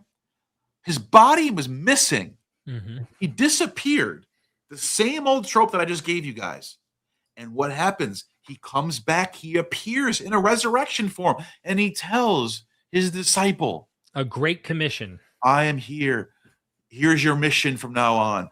Do this, and I will be with you forever. Yep. That's just it's the same story. Eyewitnesses. You've got the thunderclap. You've got omens. There's so much. That's why I brought this up, because he actually parallels charts. There's like 15 things that go on in this Romulus story that parallel with the Jesus story that I find very interesting. Yeah. The archaic triad. So this was the first triad before the Capitoline triad. Right. And who was it? It's Jupiter, Mars, and Quirinius. This is the top three deities you have in the ancient order. That's and Etruscan. This becomes Romulus. He Mm-hmm. becomes Quirinius. So he's the son of God. That's what he is. That's what Quirinius is. He's the son of God. Also Heracles. It's also like Heracles gets linked in with this. He's the son of God. He's right. that figure. I have a secret I've never shared with anybody, a connection that I think is really powerful. In fact, you have your lobe, right? Yeah. Are you done going through your examples? Yeah. Okay. Pull up Virgil's Aeneid. Okay. We need to get into something that is just absolutely let's keep going, dude. Let's keep going. Why not? Okay, Virgil's Aeneid, book 8. And we're gonna have to start somewhere, because we don't want to go too long, but it's worth reading that leads up to this. So go to around Book 8. What? Book 8. Try around 200, and let's move forward from there. We'll be reading a few pages. Well, what do you have it like roughly in that area in book 8 around? Let's see. I'm looking at a Fagles translation. I don't know what that translation is there. Oh, I don't think this is fake. I don't think this is Fagles down here. But anyways, so it may not have the same English, but you could go to. I'd like to look for the first mention of Heracles. So go to. Oh, it's right here. It could be Cacus. Okay, I was gonna say go to Caucasus, because Heracles gets mentioned. Go to hit CACUS. Right here. Okay, I can't even see. That's the hard part. Is it's so small. I'll read it. Yeah, just we need to get through the cave stuff and get through. He steals cattle, right? He's cattle thief. Go through reading the Caucasus stuff, because they're there for a celebration. In a nutshell, Aeneas, of course, is journeying in Virgil's Aeneid. And he bumps into a people that are celebrating a festival they do every year in honor of Heracles. And they go to share the story behind what Heracles did in order for them to have food, livestock. He's the protector and savior of the world, literally a savior of the world. Now, we need to go through the story of Caucus, because I'm going to parallel that and show you that this parallels the demoniac story in Mark, and the demoniac story in Mark echoes the empty tomb narrative in Mark. It's all a precursor, but go ahead. Okay, so Caucus hits wits wild with frenzy that no crime or craft might prove to be left undared or untried, drove from their stalls 4 bulls of surpassing form and as many heifers of peerless beauty. And that there might be no tracks pointing forward, the rustler dragged them by the tail into his cave, and with the signs of their course thus turned backwards, the thief hid them in the rocky darkness. Anyone who sought them could find no marks leading to the cave. Meanwhile, when Amphitheron's son was now moving the well-fed herds from their stalls and making ready to set out, the cattle load as they went. All the grove they fill with their plaint, and with clamor quit the hills. One heifer returned the cry, load from the high cave's depths, and from her prison baffled the hopes of Caucus. Are we getting close? Yeah, keep going, because that prison, that underworld cave, is Hades. It is death. But okay. Keep going. Yeah, this is going to get good. Just as he shut himself in, bursting with the chains, dropped the giant rock suspended by the iron by his father's craft, and with its barrier blocked the firm stayed entrance. There was a Tyrinthian in a frenzy of wrath, scanning every approach. He turned his face this way, and that gnashing That's Heracles, but Hercules is the Tyrinthian, by the way. 3 times, hot with rage, he traverses the whole Aventine Mount. 3 times he tries the stony portals in the vein. 3 times he sinks down, exhausted in the valley. There stood a pointed rock of flint, cut sheer away all around, rising above the cavern's ridge, and very tall to see, fit home for the nestlings of foul birds. This is at least sloping with its ridge to the river on the rock. He shook, straining against from the right, wrenching it from its lowest roots, tore it loose, and suddenly he thrust it forth. With that thrust, the mighty heaven thunders. The banks leaped apart, and the terrified river recoils. But the den of Caucus in its huge palace stood revealed, and deep below, darkling cave lay open, just as if through some force the earth gaping open deep below were to unlock the infernal abodes and disclose the pallid realms abhorred by the gods, and from above the vast abyss to be seen, and the ghosts trembled at the inrushing light. On him, caught suddenly by unexpected daylight, pent up in the hollow rock and bellowing as never before, Alcides hurls missiles from above, calling all weapons to his aid, and rains up him bows and giant millstones. So you want me to read it from my translation? Because it's Fagles, but I could keep going. It is more. It is more. Because there's a lot more going on. He ends up conquering this monster that's in. He beats death. He goes into the cave. Into the depths of the cave, into the underworld. He defeats Caucus, this demon, this monster, who's a son of Hephaestus. He's a half son of Hephaestus who ends up having to be thrown down here. And he's obviously, there's livestock involved. There's a chain involved that he hits the stone which dropped the rock, like you were reading earlier. Well, the man that is the demoniac in Mark, not only is there livestock involved in the Gerasene demoniac scene, where he is in the land of the Gerasenes, he breaks the chains. No chain can hold him. He's in the cave of the tombs. He's in the underworld. This demoniac is in the underworld. Jesus, like Hercules, is approaching a man who is cutting and bruising himself. He is demonically possessed. Yes. There are spirits and monsters in this Hades state that he's in. And he approaches him, and they're terrified of him the same way Caucus is terrified of Heracles, the son of God. And when he finally defeats him in a different manner than Jesus, there's a foreshadowing in that demoniac story about the resurrection of Jesus, who enters into those very caves, into that underworld in which the demoniac himself was in. Here it is right here. The gospel. Here it is right here. Here's where he gets called the Son of God, literally. Because so after what you just said, he defeats the serpents. It says how he first strangled his grip, the twin serpents. Right. It says Juno. So Juno, she's the one who rages. She's the one who's always trying to stop these people. You unconquered one. You with your hand are the slayer of the cloud-born creatures of double shape. Haleus and Pholus, the monsters of Crete, and the huge lion beneath the Mia's rock. Before you, the Stygian lakes trembled. Before you, the warder of hell, as he lay on half-gnawed bones in his bloody cave. No shape daunted you. No, not Typhoeus himself. Towering aloft in arms, your wits did not fail. You, when Lerner's snake encompassed you with its swarm of heads, hell, true seed of Jove, Jupiter, to the gods and added glory, graciously with favoring foot visits us and your rights. Such are the hymns of praise, and they crown all with the tale of Caucasus Cavern, the fire-breathing monster himself, and all the woodland rings with clamor and the hills, the sacred rites completed. So, yeah, he becomes the son of God. So I'm not saying it's genetic necessarily, but there are scholars who have made this argument that story in Virgil's Aeneid, for those who don't know, I have Fagel's translation because it's beautiful, and there's a lot of the set is really, really nice. There are scholars, and if you look up a word, Chris Rosser, and just type mimesis, he's the one who actually identified this, but then I went a little further than him and noticed that there was some livestock involved. He doesn't account for the livestock in his paper.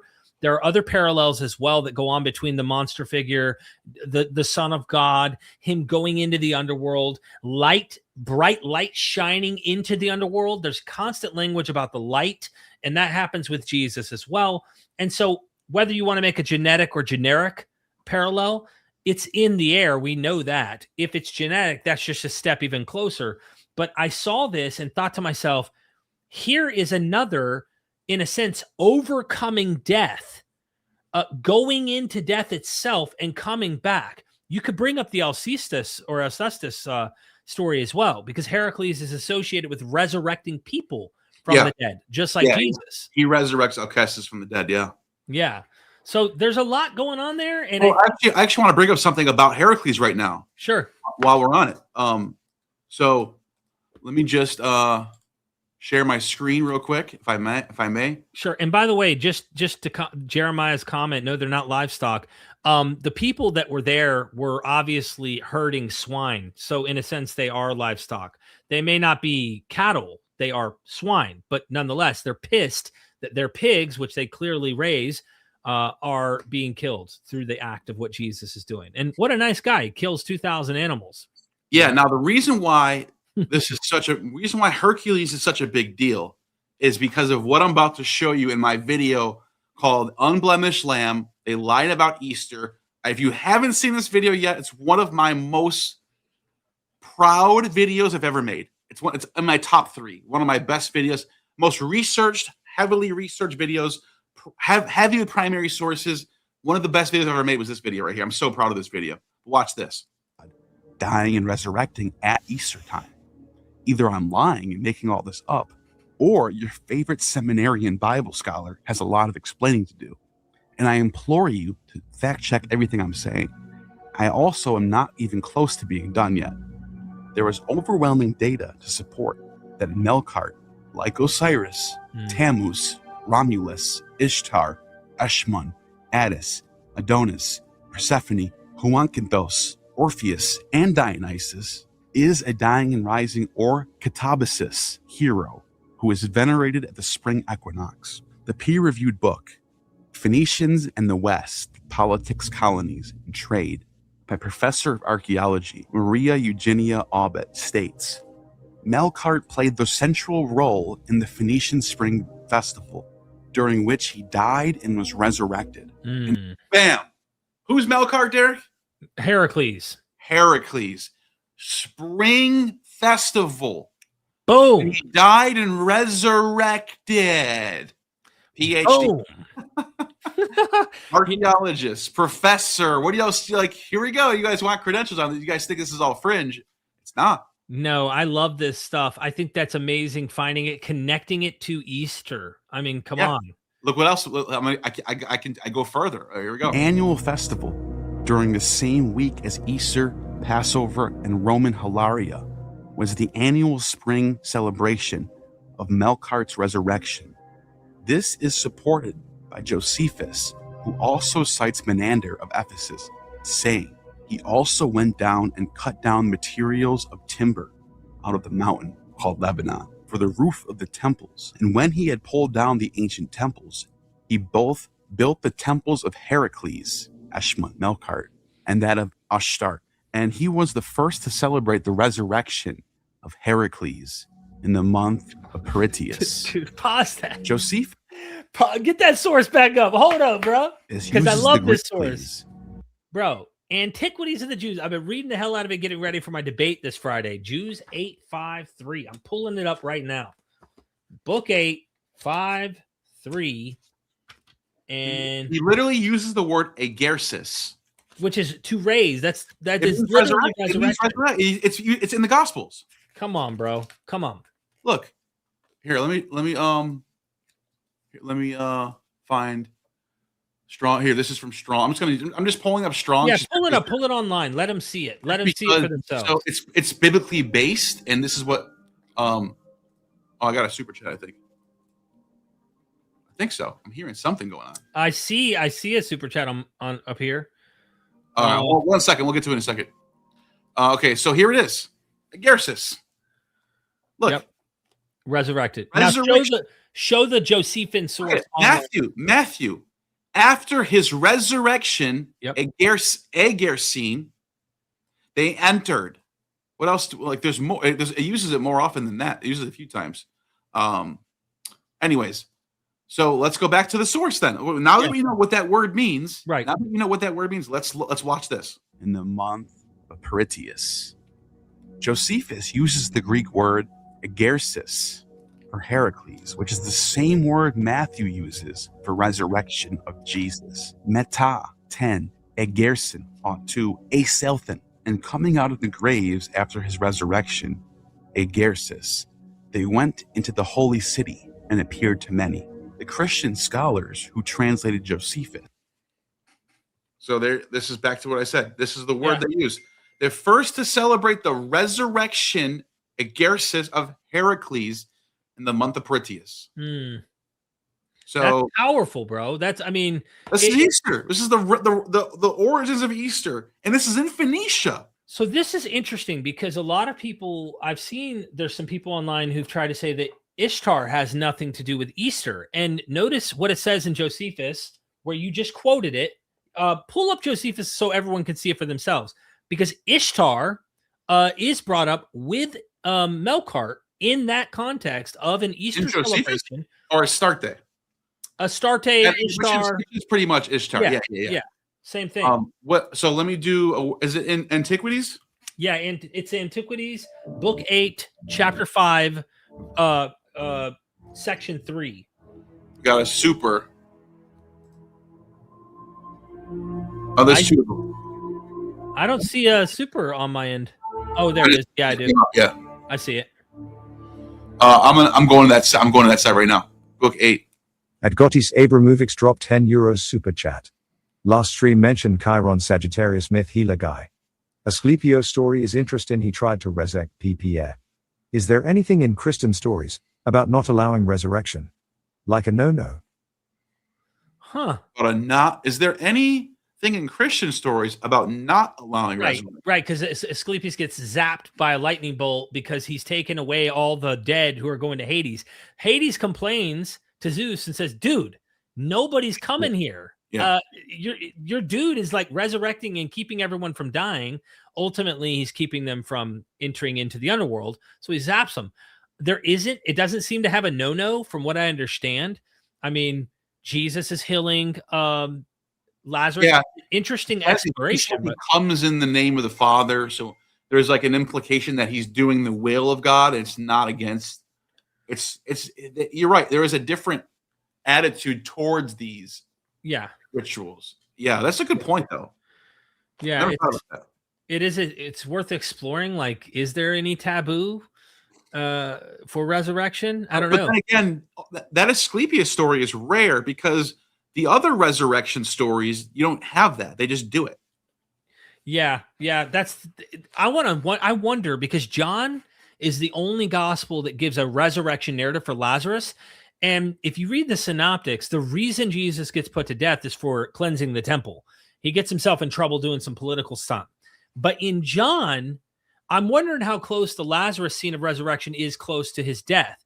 And you kind of wonder, is there a chance that he's condemning Jesus for, I'm total speculation here, but like, well, when Isis resurrects Horus from the dead, for example, in Diodorus's account, it says right here, furthermore, she discovered the drug which gives immortality, by which she raised from the dead her son Horus, who had been the object of plots from the Titans.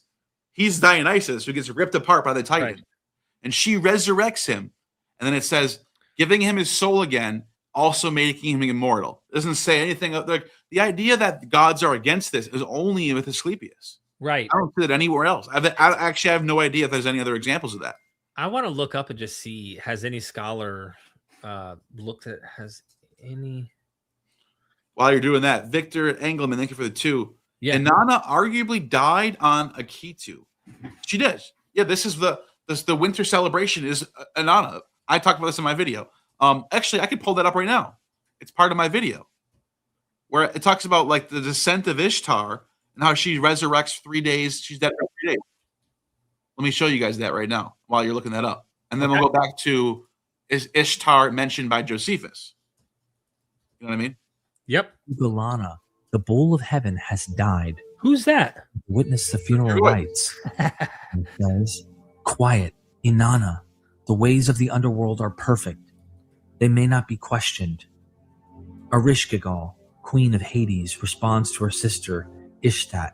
The Anunnaki, the judges of the underworld, surrounded her. They passed judgment against her. Then Ereshkigal fastened on Inanna the eye of death. She spoke against her the word of wrath. She uttered against her the cry of guilt. She struck her. Inanna was turned into a corpse, a piece of rotting meat, and was hung from a hook on the wall.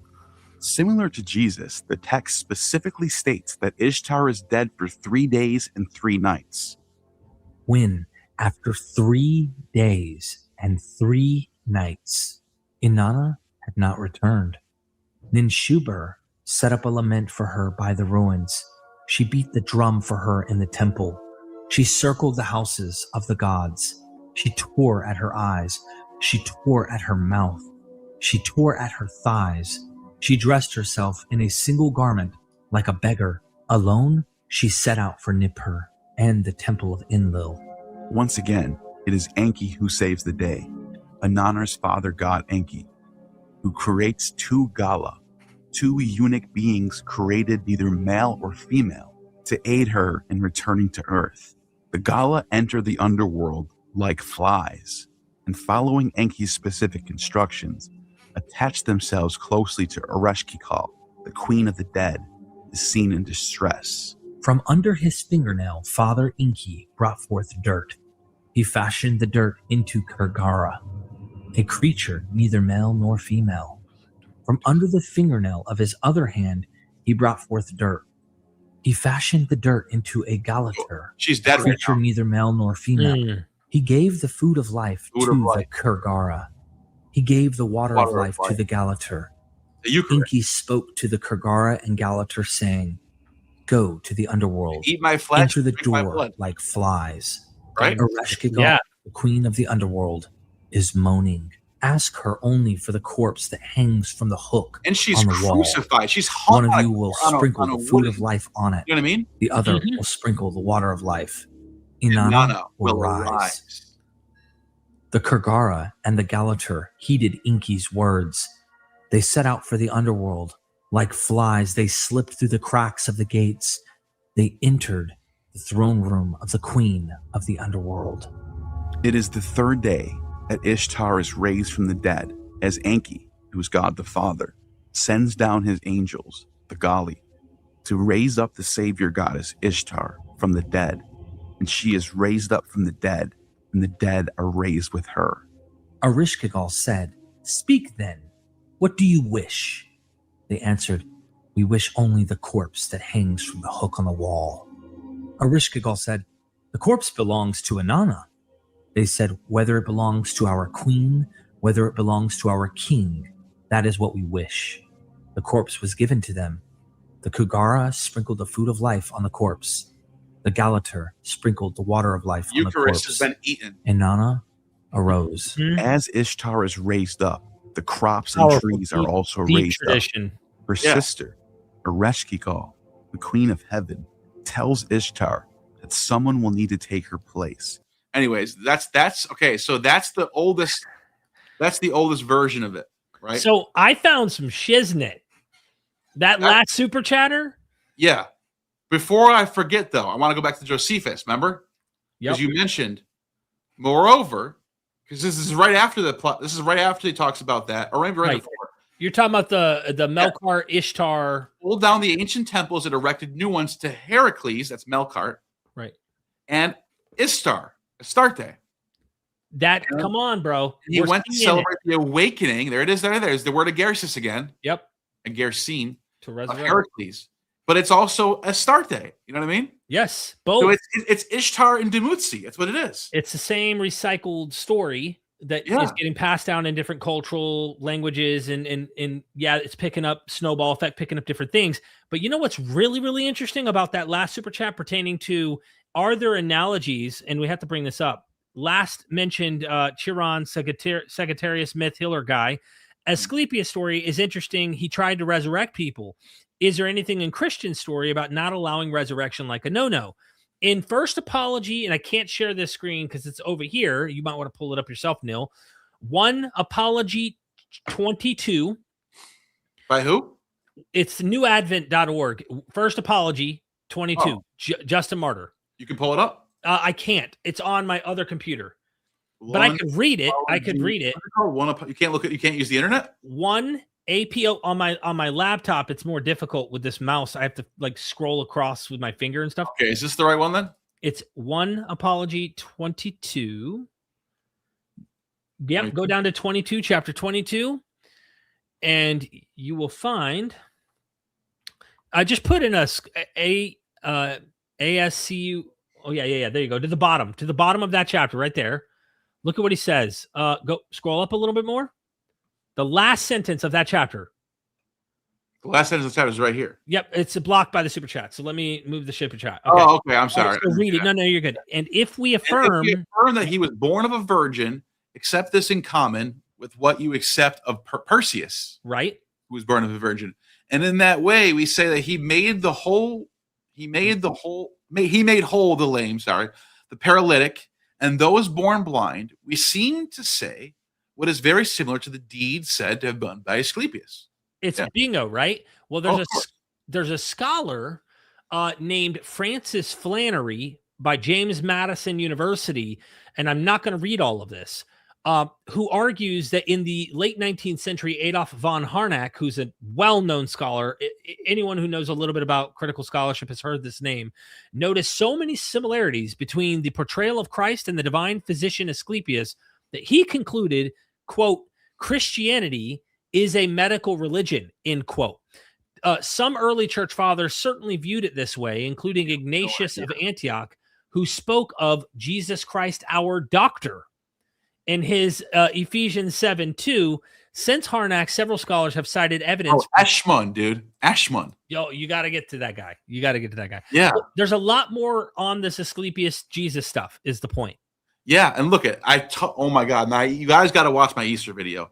Well, I'm gonna kind of skip. This is like a huge part. I talk about Ashmun. After I talk about Osiris, I talk about Ashmun and how he's like this god he has like the caduceus and the serpents and all this stuff. He's a healer and Melchizedek and all this stuff. And then I get into the cult of Asclepius, the therapeutai, and the Orphic incubations. So we'll just play a couple of minutes. Canaan. That music, bro. That music. I love this song, yeah. Ashmun is a healing god from Phoenician and Canaanite mythology, often associated with medicine and health. Like Shesmu and Tammuz, Ashmun is also connected to the themes of life and death. However, his primary aspect is a god of healing and restoration, and was considered to be the Asclepius of Beirut. By Byzantine historian Damascius, the link between Shesmu and Ashmun is more thematic than direct. as both are oil deities that can be seen as agents of transformation, Shesmu, through the alchemical processes of creation and destruction, and Eshmun through the restoration of health and life. While they operate in different pantheons, cultural contexts, the underlying motifs of life, death, and resurrection are central to understanding their roles and functions within their respective mythologies. It is tempting to see a link in the names, since both come from Afro-Asiatic branches of language, but this is unclear. Eshmun is a deity from the Phoenician pantheon, primarily worshipped in the ancient cities of Damascus, Sidon, Tyre, and Beirut, as well as in the West, with temples in Carthage and Spain as well.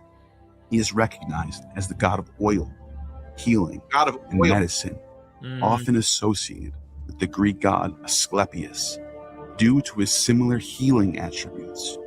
Eshmun holds a significant place in Phoenician religion and mythology, embodying themes of fertility and resurrection, reflecting the interconnectedness of life and health in ancient Near Eastern cultures.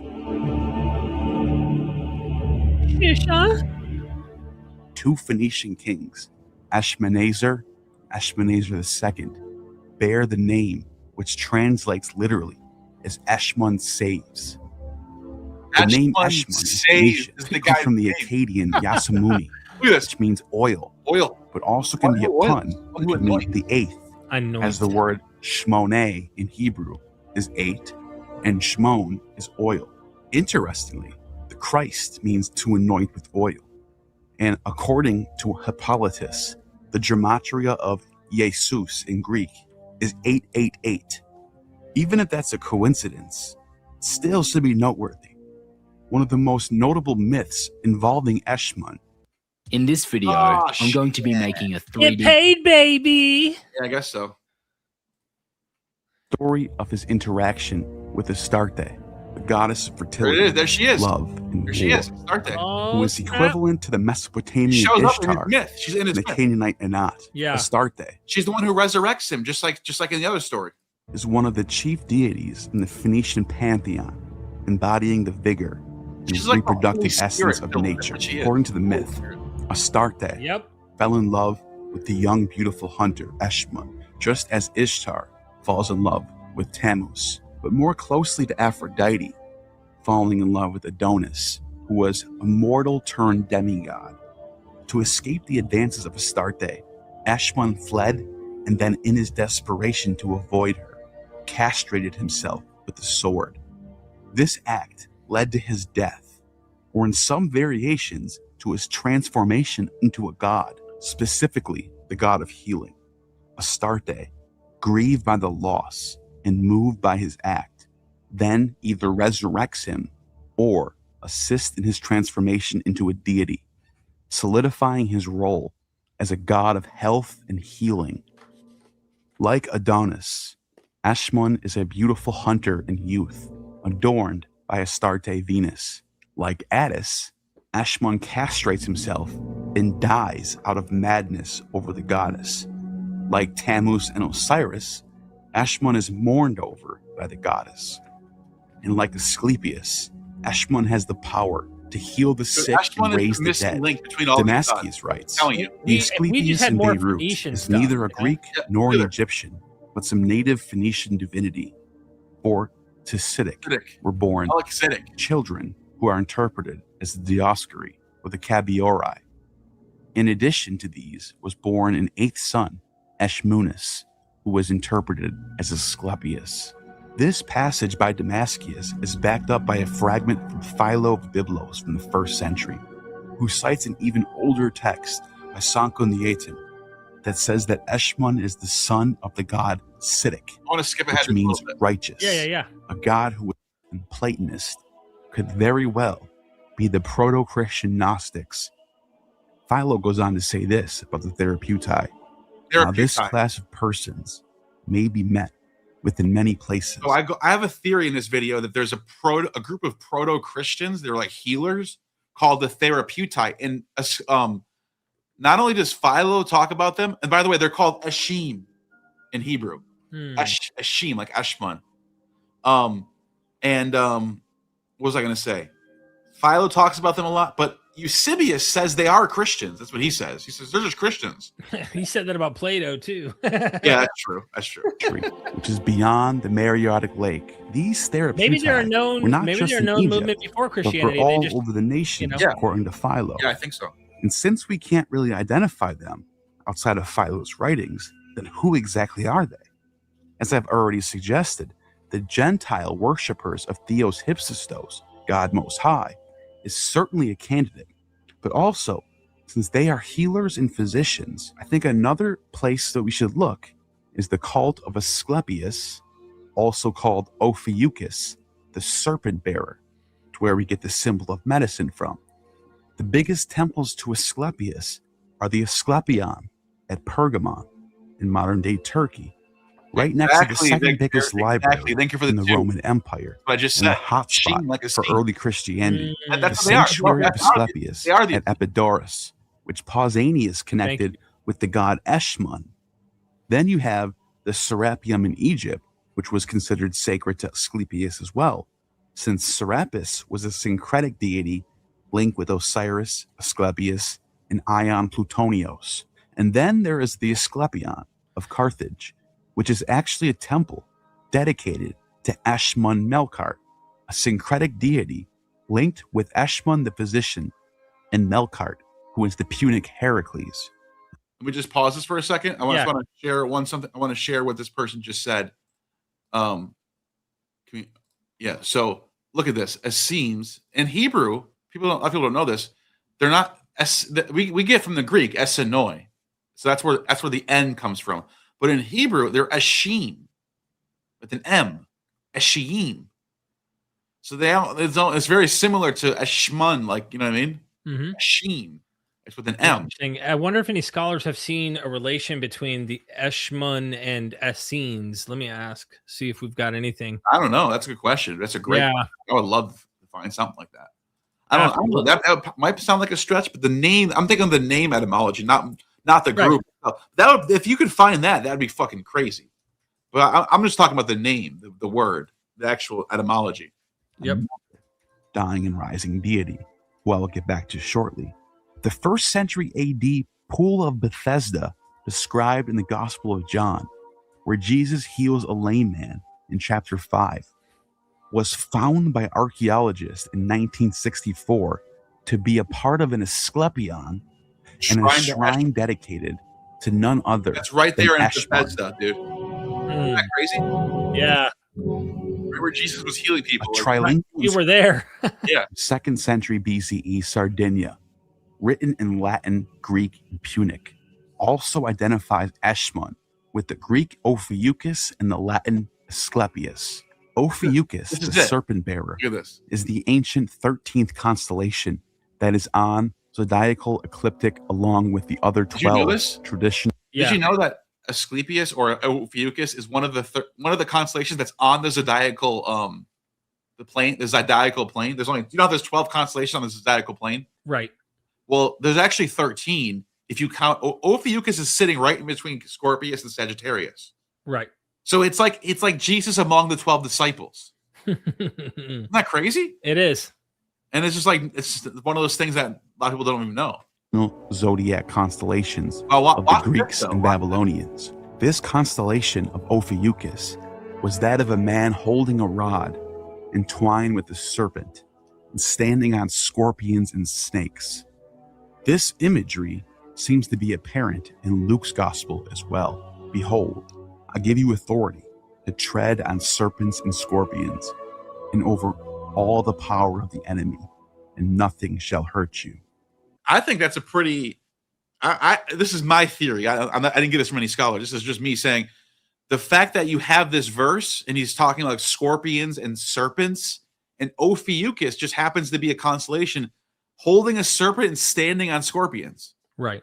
So I think there's a strong case to be made that this is some sort of reference to the constellation.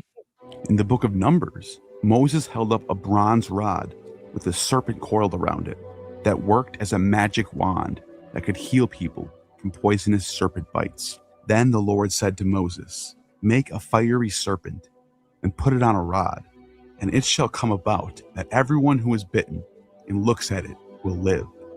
So Moses made a bronze serpent and put it on a rod, and it came about that if a serpent bit someone, and he looked at the bronze serpent, he lived. Numbers 21. This was also drawn from in the Gospel of John. When Jesus is on the cross, he is compared to the serpent on a cross in the wilderness. Just as Moses lifted up the snake in the wilderness, the Son of Man He's the healer must God, also man. be lifted up. Right. This passage. By the way, his name, actually, I'll play this and I'm going to pull something up in a second. Would become central to some early Christian groups, such as the Nassenes, Ophites, and Sethians, who I shall touch on later when it's relevant. To the ancient Greeks, this constellation represented the god Apollo himself, struggling with a huge snake that guarded the Oracle of Delphi. Later myths identified Ophiuchus with Laocoon, the Trojan priest of Poseidon, who warned his fellow Trojans about the Trojan horse and was later slain by a pair of sea serpents sent by the gods to punish him.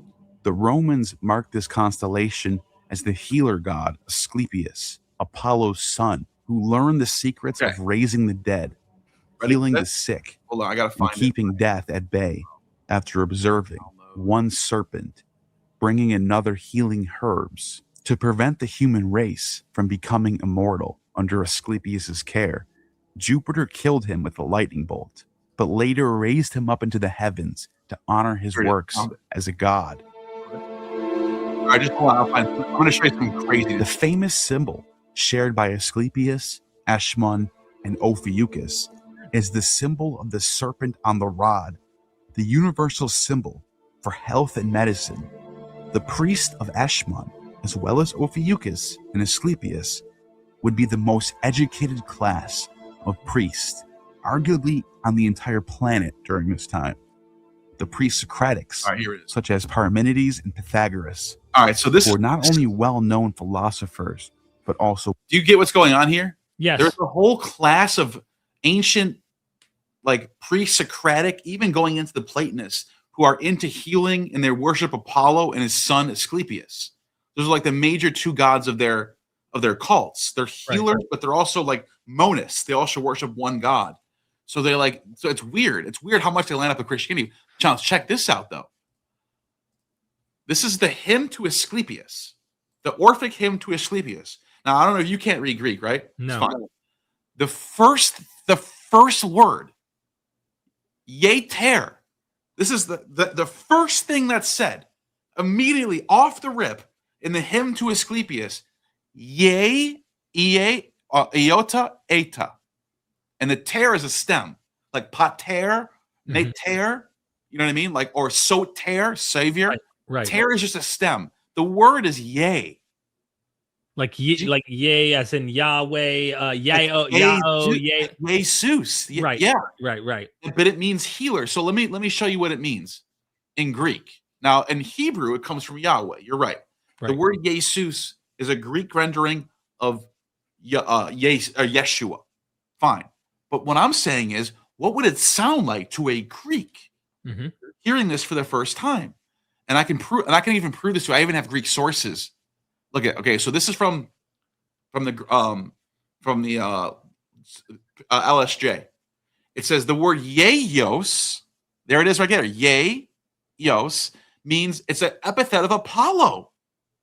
It means invoke with the cry, yay. It's a chant for Apollo. Which makes perfect sense, especially he's the son of Apollo. Yes. Yes. And yet if Apollo etymologically overlaps somehow with Yahweh in some, that would be quite ironic, wouldn't it? Yeah, and then check this out. Oh, that's the one I just showed you. Okay, hold on a second. There's another. I just want to show you another epithet, another word. The word "yea" by itself, not "yeter" or "yeos." It means exclamation of joy, and it says used in the cult of Apollo. So this word "yea," look at "yea pion" for Apollo. So the word yea means something in Greek. So when you have a healer named Jesus in Greek, when his name's Jesus, the Greeks are going, and he's going around healing people. 668 dropped $5 super chat. Kind of off topic, but have Thank you. either of you heard the song Pneuma by Tool? It's a great song to check out. if you Yes. haven't. Amazing. I work out with it all the time. Do you Yes. not- Now I want to show you something one more thing. By the way, quick. we got one super chat you missed though, just so you know. I'll come back to it in a second. I want to finish my thought, and I'm done. After this, I'm done anyway. So where is it? Let me see if I can find And it. I found something on the Essenes thing when you're ready. Yeah. Okay. Cool. So in the Gospel of Bartholomew, which is a 3rd century text, I want to say 3rd century, maybe something like that. It actually says, I'm trying to find the quote. If I could read it to you. Verse 13. Hold on. Verse 13. I think I could find the text right here. Gospel of Bartholomew. Heal. Well, okay, I'll just read it to you because I have it in it's a message from somebody, from Stephen, actually. And it says, if I can just read it to you right now, for some reason, I can't pull up this link. Okay. But it's from the Gospel of Bartholomew, and it says, hold on one second. It says, here we go. The Father called me Christ. This is Jesus talking to Bartholomew. The Father called me Christos, that I might come down upon earth and anoint, every person coming into the world with the oil of life. Ashman Asclepius, right? Right. And then it says, but he called me Jesus, that I might, heal. Right. Yeter. So, Yaomai. It's actually not Yeter, Yaomai. Every sin, I might heal every sin of those who are in ignorance of God. So, okay, why am I saying this? Because if anyone has any doubt that what I'm saying makes sense about the yay stuff, because some of these like scholars don't think like this. They're going, it came from Yeshua. Shut up. It's not nothing to do with Greek. Well, a 3rd century gospel is making the connection that I'm making. Right. The author of the Gospel of Bartholomew is literally saying, I was named Jesus so that I would go and heal people.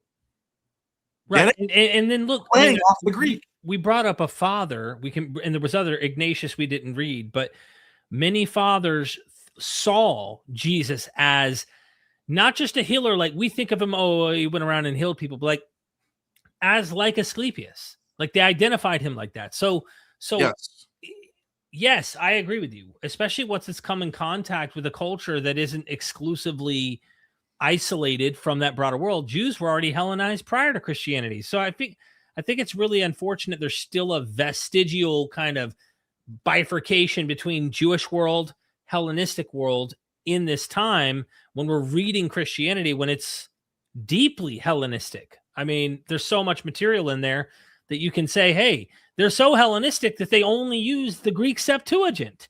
I mean, think about that. Like, even their sacred scripture has to be quoted from the Greek. You know what I mean? Here's the translation from the Gospel of Bartholomew, just so anyone's wondering. Look, Gospel of Bartholomew, it's from this. But anyways, it says it right here, verse 65. When he prayed to Jesus, when thus prayed, Jesus said to Bartholomew, my Father did name me Christ, that I might come down to earth and anoint every man that cometh unto me with the oil of life. And he called me Jesus, that I might heal. And it's literally playing off the Greek word for Jesus. Right. So it doesn't matter. The point I'm making is it doesn't actually matter where the name Jesus actually comes from. Yeah. It comes from Yeshua. You know that. That's game over. Yeah. It's in the Old Testament, Joshua. Abramuvix dropped €5 super chat. Weren't the words son and son exchangeable back then? No. Makes the God of the Son and his Son just the more exchangeable and mostly implying types of teachings.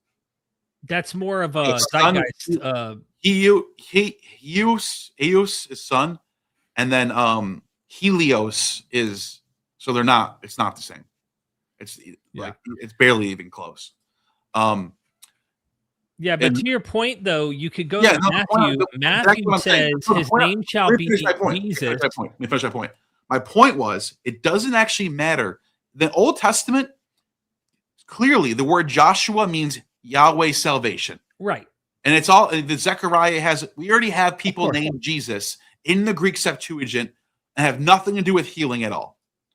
But when the Gospels are written for a Greek audience, when they hear that name Jesus and he's going around healing the sick and curing the blind, they are going to make a connection to Ye, which is an epithet of Apollo, and Asclepius. Ye, Yeter, Yeyos, and just Ye by itself is an exclamation in the cult of Apollo. Right. It's like Yao is in Dionysus. So there's a lot of shit going on, dude. Yeah. I would just go to Matthew. If you wanted to see how Matthew's using it, he does mention he shall be called Jesus, for he shall save his people from their sins. But here's the thing, even in that context, notice how Bartholomew interpreted that in the 3rd, 4th century, whenever that was written. Notice how he says, go back to that source in Bartholomew, because he says, heal them from their sins. From not knowing the truth of God and stuff like that. So you kind of wonder, is Bartholomew reading Matthew, understanding that he shall save his people, his name shall be Jesus, for he shall save his people from their sins. Notice what it says there. Yeah, but that's true. But I'm talking about the Greek. When you look at the Greek, it literally says that he called me Jesus, and then it literally makes the point right here. It uses the word Yaomai here. Right. So that's my point, though. That's my point. You're saying the Greek is playing off of the word for heal rather than from actual from actual Yeshua, which is like saving. But even then, when you read Matthew, when he says he shall be called Jesus, let's go to it right now. That's Matthew. What verse is it? Which should be the first chapter. It's the birth narrative. You got the genealogy, and first you have the genealogy. Maybe it's the second. No, I think it's at the end of Matthew 1. I think you're right. I think it's right at the end. Here it is, right here. But when Jesus woke up, the Lord commanded what he gave him the name Jesus. Are you sure it's Matthew that does this? Let me double. Oh, right here. You shall name him Jesus because he will save people. All right, you know what? Let me go to. You see what I'm doing here? You see what's going on? Cross Bible. Yeah. I want to look at the Greek right now. I want to see if it's the same connection I want to see if it's the same words that that Bartholomew's using, because then you'd be right. It would be Bartholomew's actually playing off Matthew. But even if it wasn't and it went further, maybe they're understanding Matthew this way. That's the point you're getting at. Yeah. Either way, the Greek, it could be off Matthew. It could be from. The point is, they're playing off the word. They're using the Greek etymology, a new etymology. They're not using the Hebrew etymology. Right. Isn't of that course. interesting? That's powerful in and of itself. Yeah. So here it is, right here, Matthew 1, and right here. Let me see here, right here. So it says, "He will save him people from his sins." Okay, so it says, there's the word for son right there, huion, and it's not. There's no helios. There's no. It doesn't even start with an eta. It just starts with an upsilon. They're not even close. I just happened to find the word son there. I just pointed out. And onoma, which means name, atu of him, like name of him. And there it is. Yesu, Yesun, right? The name Ye, see it? I-H, iota. There it is. There's that healer root. And then it says autos gar, so seton laon, atu, apoton, amartion aton. So it actually doesn't have. It has the word "sose" here for salvation. It does. Right. It's not playing off the word for heal here. That's a later pickup by Bartholomew's text. Right. So but either way, I'm thinking. I'm glad you brought this up. This would have been. Yeah. If this would have used the word Yaomai or Yeter, then I would have been like, "Holy shit! This is off the bat. They're already doing this." Yeah. But, what is that source exactly in Bartholomew? Gospel of Bartholomew. But what your point? This is interesting. There's two different things happening here. Matthew is going back and doing an etymology that makes sense for Yeshua, salvation of Yahweh. Sose means he will save. It's a future. future. So say he will save. But the word yea doesn't mean salvation, it means heal. So this is so the author of Bartholomew is not going off the Hebrew etymology. He's making a new etymology based on the word yea, which he picked up from the cult of Asclepius and Apollo. Isn't that interesting? That is interesting. Yeah. And I just wonder how much of both might be going on here. I'm looking up just to see if there's any academics, critical scholars who might have identified found a key text, Bartholomew tradition. Jesus says he was called Jesus so that he might heal sins. Now I'm checking whether scholars connect that specifically to Matthew's he will save his people from their sins or treat it as separate Greek wordplay. He changes it might just be simply he picked up a Greek wordplay because even then it's a wordplay, but it's a different kind of wordplay. But let's see. He's literally taking the name Jesus and going, that's yea. That's a cultic, not even just cultic, a medical term for healing. That's why I showed you Yeter is the first thing Asclepius is called in his hymn. The Orphic hymn to Asclepius, first thing it says, Yeter Panton, which means healer of all. Right. And so when you see the name Jesus with that ye prefix with the stem ter suffix, it looks like his name is healer. Jesus it says this is a very close concept in to Matthew 121, but the careful critical answer is I did not find scholars saying this is specifically Bartholomew drawing on Matthew for that line. What I did find is a more cautious argument. J.K. Elliott notes that the text is better called the questions of Bartholomew, not confidently the same lost gospel of Bartholomew, known from Jerome. Anyway, it's going off into the weeds. Yeah, but, that's the whole different thing. Bartholomew seems it's a 3rd century text that Jerome cites, and it's a later reinterpretation of Jesus' name, is what it says. So, exactly, it's going, it's reinterpreting through the Greek and not going through the Hebrew. Matthew, as you and I'm glad you brought this up. This was good to have the context here. Matthew's not doing that. Matthew is going off the old salvation of Yahweh etymology. So say, if he wouldn't have said so say if he thought this name had to do with healing. He would have said Yeter or Yahmai, one of those two. By the way, Bartholomew does, and that's just something very interesting I noticed. Anyway, so we don't forget, S. Mill did ask a super chat a while back. Thank you, S. Mill. Harpocrates is also shown standing on a crocodile and holding snakes and scorpions on many stelae and amulets. Yeah, Harpocrates, the Greek version, becomes a healer god. He becomes a god of secrets too. He becomes like the mystery god, the god of the mysteries. He's always going this shh, like right here. Look, and then you can see even in the later statues, he's still doing that, saying "Shut up." Yeah, look at it. He's got wing like Eros. He gets synced with Eros. Yeah, it makes me think of you know how we were looking close at that one statue of I know it's a different god here, but we're my brain is shot. Mithras.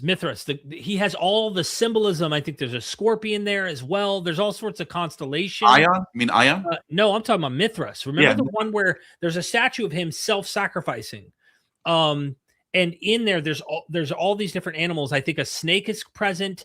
I think there's a scorpion. I could be mistaken, but Mithras, I think, also has this constellational kind of aspect to him. Oh yeah, and we know it's gravitating with the winter solstice, all that kind of stuff as well. Yeah. Oh yeah. But yeah, do you have any? I'd like to see some images of the snakes and scorpions at some point. With who? Harpocrates. Let me see if I can find that one. I remember seeing that one where he's standing over the crocodiles. Yeah, it says crocodile, but they're saying holding snakes and scorpions on mini crocodiles holding snakes. That's a good one. I've definitely seen the crocodile. Here, this is it. I think this is it right here. Oh yeah, they're definitely right about that. Here, I'll show you right now. I just in Google. You can find it right now. Nice. There it is.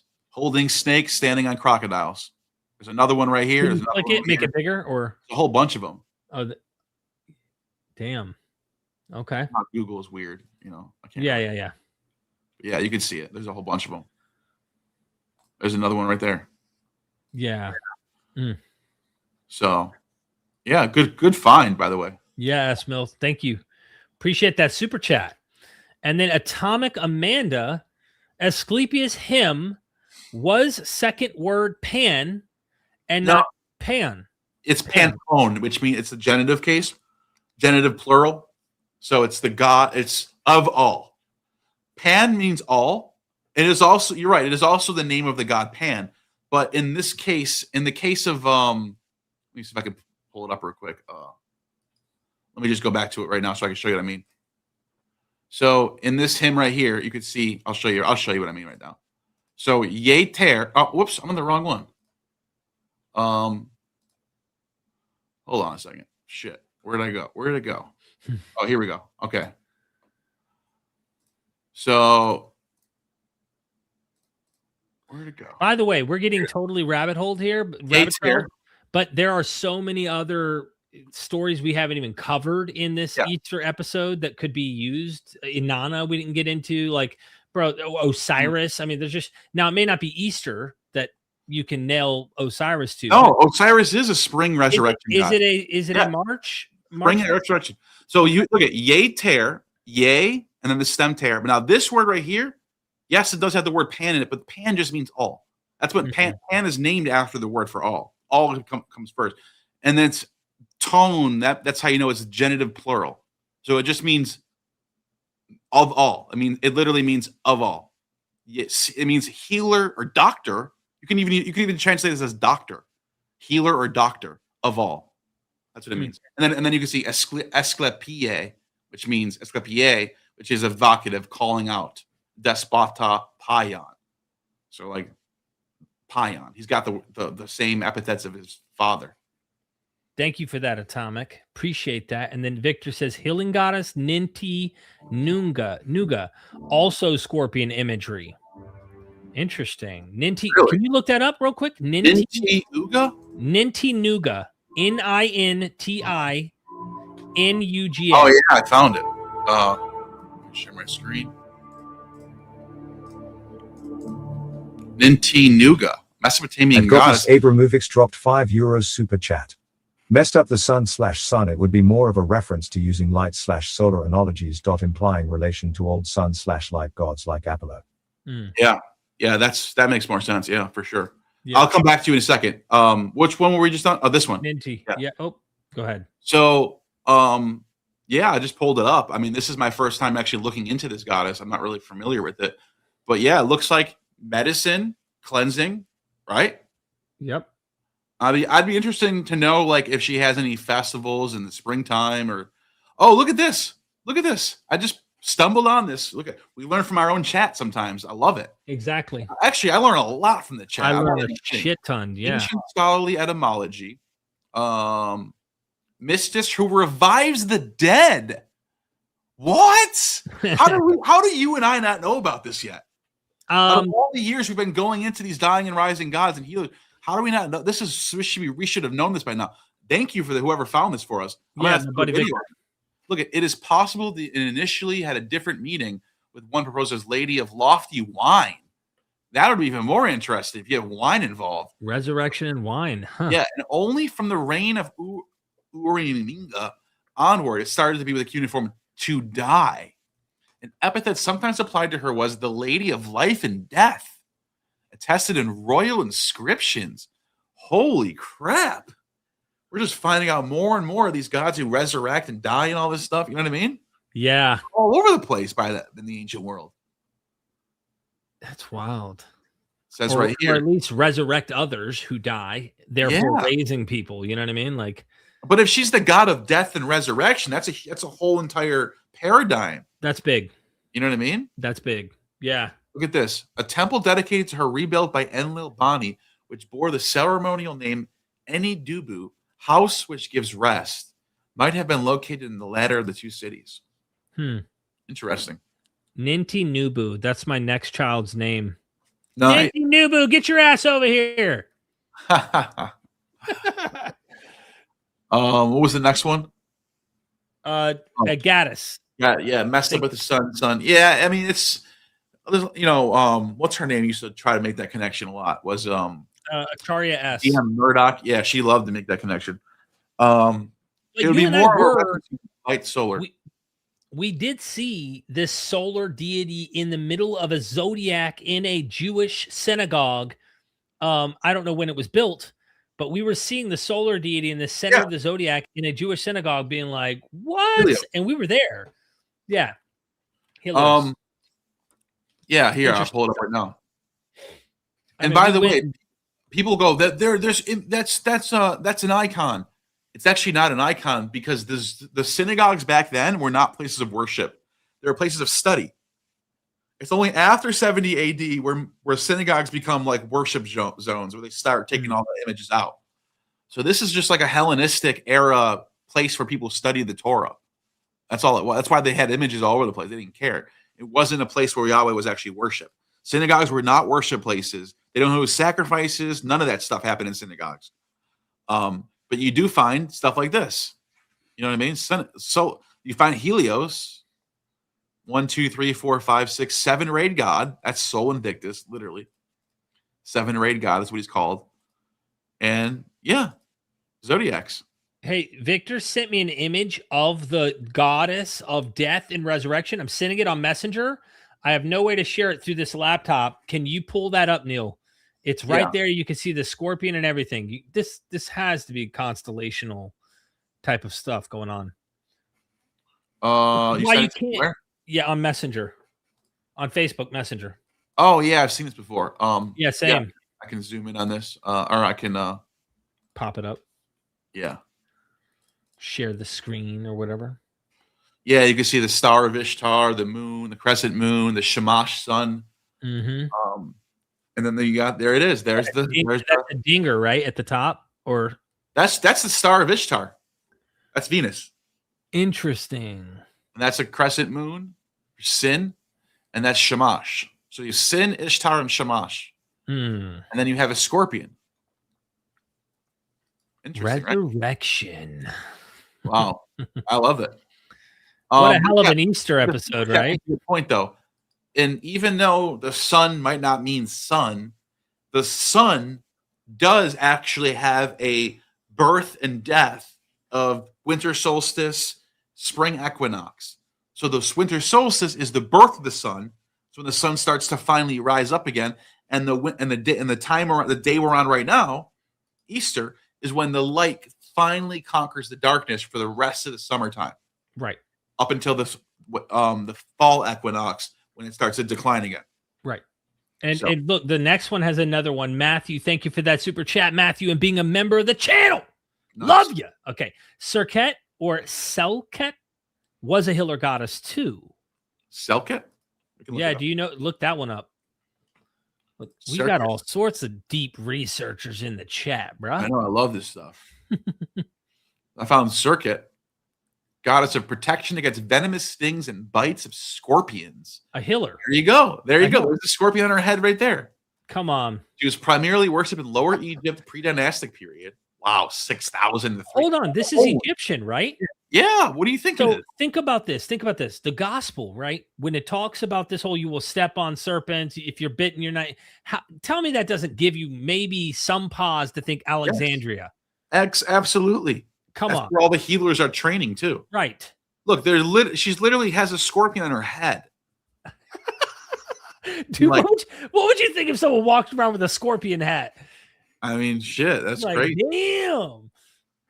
Isis Serket. She's linked with Isis too. That's awesome. There it is right there. There's a scorpion on her head. Total healer, total like venoms and dotes and antidotes, all that stuff. Oh, look, Epaphras. She's also given credit for binding the snake deity, Epaphras. You know that this god right here, Epaphras, according to Herodotus, is Epaphras, the deity, the son of Isis, or the son of Io. You know what I'm talking about, right? Yeah. He's born of a virgin. Yeah, because there's a lot of virgin births people don't know about. Yeah, I know. I gotta. I'll be right back. All right. You can make yourself big for a second. Okay, cool. All right. Any other super chats? Because I know that Neal and I are about to wrap things up. This is Easter now. We're going to try and do an Easter show every year, a Christmas show every year. I mean, I will say this. There are so many people who really shun what me and Neal are doing today in terms of trying to look for connections for resurrection at the time of the year with this cyclical kind of observation. And what's funny is I go, Christianity's nothing like that. It's a one-time thing. Jesus did it back there. But Christians celebrate it like a cyclical thing every year. And some even go so far to reenact it as if they're reenacting having a person crucified, going through the Passion Week, all of that, the same way they did about Attis in the ancient world. I mean, you can say it's a once for all, but you're still cyclically remembering and practicing the thing the ancients once did at one point. So I think it's just nonsense when they do that, in my opinion. And I think there are more connections. But anyway, couple more super dupers. Matthew again, Apophis or Apep is the snake demon in Egyptian mythology, somewhat their devil figure. Yes. Yep. Come on. And then Farsight, thank you so much for that super chat. We were just looking at Apophis. So Farsight, thank you. Ninti's name can be translated as lady who keeps alive. A variant form of her name might be Nintahal, mistress who allocates life. Wow, I like that. That's very interesting. Yeah. Got another super chat. Ninti is also Lady of the Rib. I'll let this super chat talk. Yeah. Oh, the rib. Oh, this is so interesting that you brought that up. The word for rib also means life. Zoe. But check this out. We have to blow your mind in a second. Adgotis Abramovix dropped €5 super chat. Look up Sun Goddess of Arena linked with renewal of kingship and land. I will. 1 second. Thank you for that. Thank you. So check this out. What do you know about let's go back real quick to Genesis. What is it? 3 when she's called Eve for the first time? Yeah. Mother of all living. Yes, Genesis 3, right? She's made from the rib. I think it's Genesis 3, yeah. Okay, hold on. And then I want to go to the Hebrew. Oh, what the hell is going on with it? Should be 3. It might be 2. Why is cross Bible not working all of a sudden? Uh-oh. Steven! Glitching. Oh, wait, no. I think I got it. Okay. Okay, cool. All right, let me share my screen. Let me look up 2 just to see if that's actually where it's at. Adam and Eve. Planted garden, river name. Yeah, I think it might be 2. It's 2. Oh, 2. Yeah. Right. Yeah, right before 3. Yep. Okay, so look at this. When does it say he pulls out her rib? He pulls her out of the rib. Right here. The Lord God made a woman from the rib, right? And he had taken her out, and he says, "This is now my bone of my bones, the flesh of my flesh. She should be called woman." And it says, it doesn't actually call her Eve here, though. That's what I'm looking for. Yeah. Actually call her, I think it is 3, yeah. And so the word, but here's, okay, it doesn't even matter. I can just explain this. The thing is, she comes from his rib, and she's Eve, right? Right. Well, she's the mother of all living. In Akkadian, I think it's Akkadian. I'm pretty sure it's Akkadian, not Sumerian. But I'm pretty sure it's Akkadian. In Akkadian, the word for rib can also mean life or arrow. It has 3 different meanings. Like a pun. You could do. There's a pun. Literally, Eve, Hava is from the rib, and also Ninti is the goddess lady of the rib or life, because it's the same word. Did you know that? I did. I watched Matthew Munger a long time ago. Munger talks about explain this. Yeah, Ninti, lady of the rib, pun with Eve, and this isn't just him. Even the Sumerologist, famous Sumerologist. Oh yeah, it's all over the place. I mean, man, these people. I'm pulling it up real quick here. And this has been like heavily, thoroughly talked about for years. Yeah, that Eve years. Since Assyriology became a big thing. Exactly. It's looking it up right now. It's doing deep. Yeah, but that's funny because in the old, like, this is one of those things that it's from the Near East. It's not they're not borrowing this from the Hellenistic or Persians. This is one of those ancient, they're putting this into their own tradition from their own background, because that's a very old tradition. It was the lady of the rib who brings life to the world. Right. You know what I mean? Yeah, it's Salmon Noah Kramer that I was thinking about, by the way. It's Noah almost it's going to pull up like, yes, that comparison is real, it says, and it goes back especially to Salmon Noah Kramer in the Sumerian myth Enki and Ninhursag. Enki says, "My rib T hurt me," and Ninhursag then gives birth to Ninti. In the text itself, Ninti is created in response to Enki's rib pain.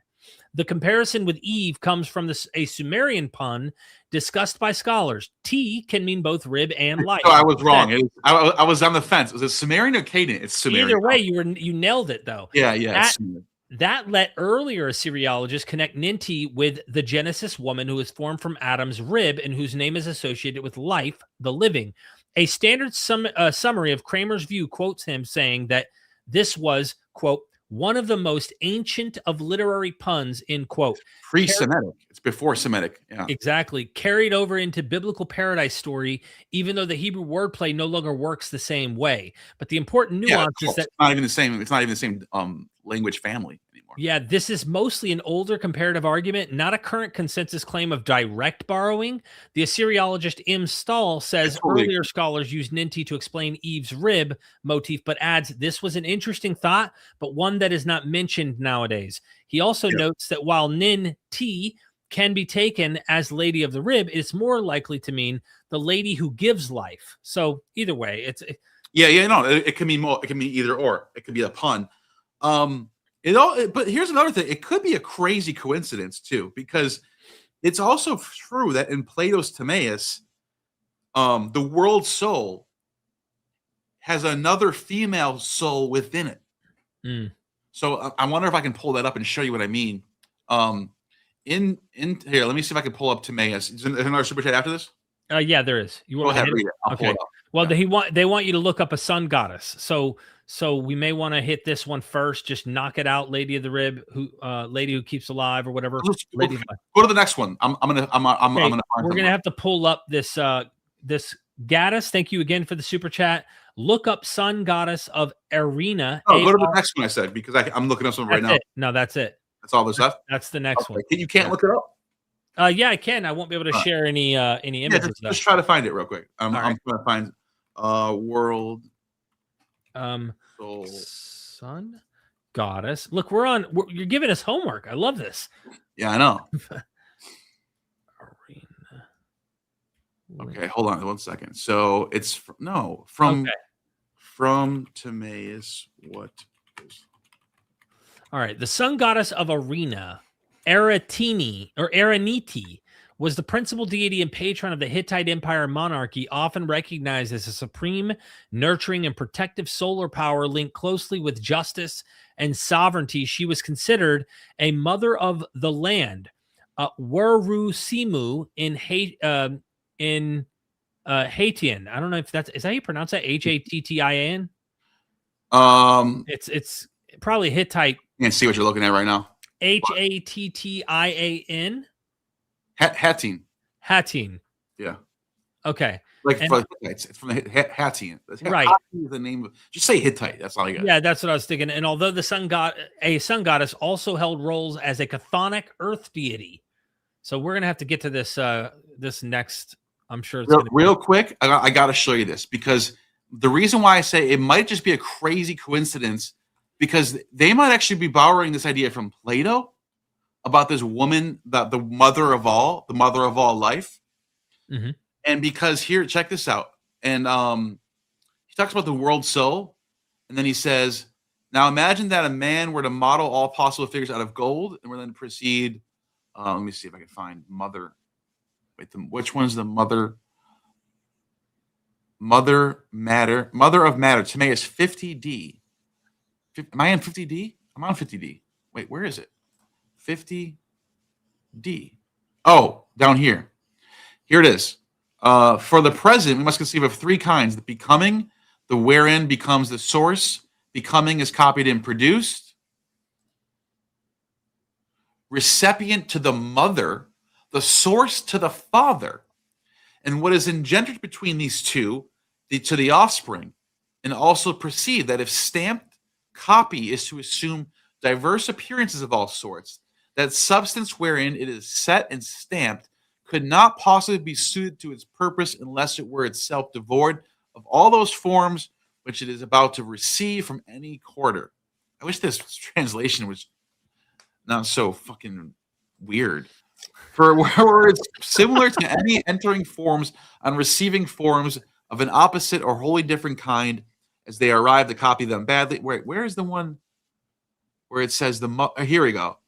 Whereas let us not speak of her that is the mother and receptacle of this generated world, which is perceptible by sight in all senses by the name of earth, and or air or fire or water, or any aggregates of constants thereof. Rather, we describe her as a kind, invisible and unshaped, all receptive, and in some most perplexing and most baffling way, partaking of the intelligible, we shall describe her truly. And this is like, he's basically saying that the world's soul has within it a female soul who's the mother of all. Right. And it's like a dyad. It's a female soul, mother. It's a male female dyad that gives birth to all life. Right. So, yeah, anyway. that could be just a shared motif, though, that they all have. I mean, in a way, that's another thing most people think. I think, yeah. That's probably the most commonly suggested. And then right here in 35a, he also says, right here, midway between the being, which is indivisible and remains also the same, and the being, which is transient and divisible in bodies, he blended a third form of being, compounded out of the twain, that is to say, out of the same and the other. In like manner, he compounded it midway between that one of them which is indivisible and that which is in bodies. He took the three. This is a weird triad stuff going on, and blent them all together into one form by forcing the other into the union with the same. Weird, right? Yeah. Timaeus is a trip, dude. You got to read Timaeus like 20 times to actually grasp what's going on. It's complex, dude. Really complex. The dialogues can be that way too. Yes. Oh yeah, they're very, very deep. You got to re-listen. You got to reread. You got to look up the sun goddess of Arina, Arinna. Got it. This one right here. Yes, that one. Yep. The chief goddess of Hittite mythology, companion with I'm familiar with Tarhuna. Actually, I'm familiar with Arina too. I've seen this goddess often in a lot of the sources. Sun god of heaven. Is that what we're looking at? Yep, that's the one. Any question in particular, or just looking at it? I think they just want us to check it out. So maybe it's worth spelling out what we're looking at here. Solar deity, the sun goddess of Arana, and the weather god Tarhuna. Oh, look at the child. There's the child right there. What? That's like the Isis and Horus. Yeah. Depiction. Yep. Possible depiction of a sun goddess with a child. 15th to 13th century BCE. That's ancient These right are there. Indo-Europeans too. They heavily inspire the Greeks, the Mycenaeans. So, let's see. So they occupy the highest position in the Hittite state's pantheon. The pair's daughter is Missoula, by whom they had the granddaughter Zentuhi. Their other children were weather god of Nerik, the weather god of Zippalanda, and the vegetation god Telepinu, which I've heard that one several times. The eagle served as her messenger. In myths, she plays a minor role. A Hittite mythic fragment records the construction of her house. Interesting. An apple tree. What we got here? A super. Oh, would you get a super or someone join or something? Huh? I think so. Oh, we got a few more supers here. Okay, let's move forward then, I guess. I don't really see anything like specific here other than she is a sun goddess. Renewal of kingship. Abramovix dropped €2 super chat. Look at the cult and royal section. Which one's next? We got Victor. Thank you, Victor. I've heard that Eve means mother of life in Hebrew. Yes. Hava. Well, it just means life. Hava. Or it literally just means life. And so in the Greek, this is how we know it's a translation, because the Greek, this is another big giveaway that the Hebrew came first. The Greek uses the word Ewa in one place as a transliteration, and in another place it calls her Zoe, which means life. Right. It translates the name. So you get a transliteration and a translation. What, you honestly think they wrote that first, and then that happens to line up with the word that means life in Hebrew? Doesn't make any sense. I must be right, Neal. Yeah. So yeah, Hava means life in Hebrew. But yeah, the Greek side Thank you, Victor. changes to Zoe. Yeah, appreciate that. Victor's deep diving. Valena says, no, there is a connection to celebrate. People doing it simply to come back, to hold on and connect with family as well. Valena, I believe, is answering when you stepped away, Neal. I was pointing out the cyclical celebration that still takes place today. And they want to go, oh, no, those were all cyclical religions. The God died and rose each year, and they really mourned it and all that. If you watch any Christian celebrations, they really enact as if Jesus died and rise every year. Yeah. And they still say, yeah, back there historically, but they behave like it's happening right now. They're mourning like he's really dead. They really are celebrating like he rose from. You were in a Greek church that did this, correct? Oh yeah, it was like they were literally mourning over his death, like it just happened. And then at midnight at Easter, they went nuts, like he resurrected again. Dude, that's got to be like, it's a yearly thing. It's a seasonal thing. It's every year. And then thank you, Valena. I really appreciate that. So I do think that that's something worth looking deeper into.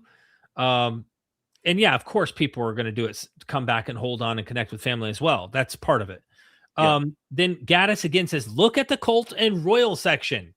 So cult and royal section. Okay, cult. So you got to share your screen. This is at the sun goddess of Arena. The most important temple of the sun goddess was in the city of Arena. You might want to read that. Cult, sure. The cult section, and there's royal ideology too. But I don't know if they're saying to read that section too, but I know they're definitely saying cult section. The most important temple of the sun goddess, or another citadel, had two said the goddess was depicted as a solar disk, and the city of the sun was venerated. King Ulmi-Teshup. Oh yeah, I remember this. I'm familiar with this. And Tarhuntasa donated a sun disk of gold, silver, and copper to the goddess each year, along with a bull and 3 sheep. She was also depicted as a woman and statuettes, sitting goddess with a halo, also depictions of her. The deer was sacred to the sun goddess, and the queen, Puduhepa, promised to give her many deer in her prayers. It sounds like Artemis with the deer. Mm-hmm. Cultic vessels in the shape of a deer presumably were used for the worship of the sun goddess. It is also believed that the golden deer statuettes from early Bronze Age were found in the middle of the river and belonged to the Hattian cultural period associated with the cult of the sun goddess. Interesting. Yeah. Huh. Then the royal section, I think that's right above royal ideology. From the Hittite Old Kingdom, the sun god of Arena legitimized the authority of the king in conjunction with the weather god Tarhuna. The land belonged to 2 deities, and they established a king who would refer to the sun goddess as mother. So here's the sun goddess's mother. King Hattusili the first was blessed with the privilege of placing the sun goddess on his lap. Several queens dedicated cultic solar discs to the sun goddess in the city of Tarhurpa. During the Hittite New Kingdom, the sun goddess was said to watch over the king and his kingdom.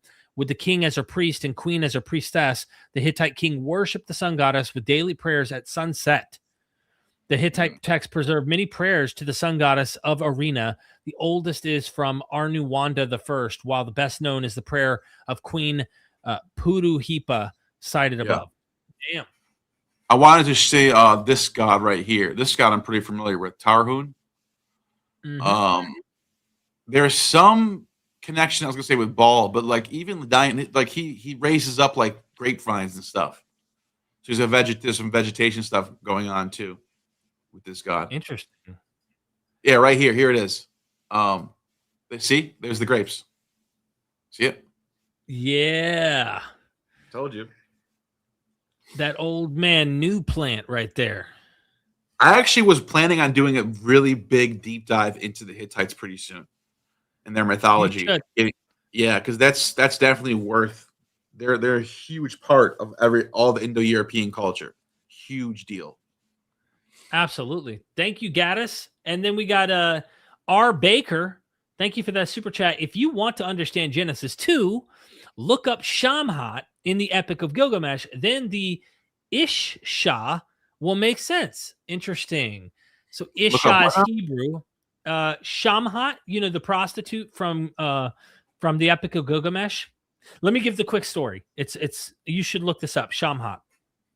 Mm-hmm. So the gods are getting prayers from the humans that Gilgamesh is being a tyrant. He's sleeping with every woman before the husband actually, gets to consummate the marriage.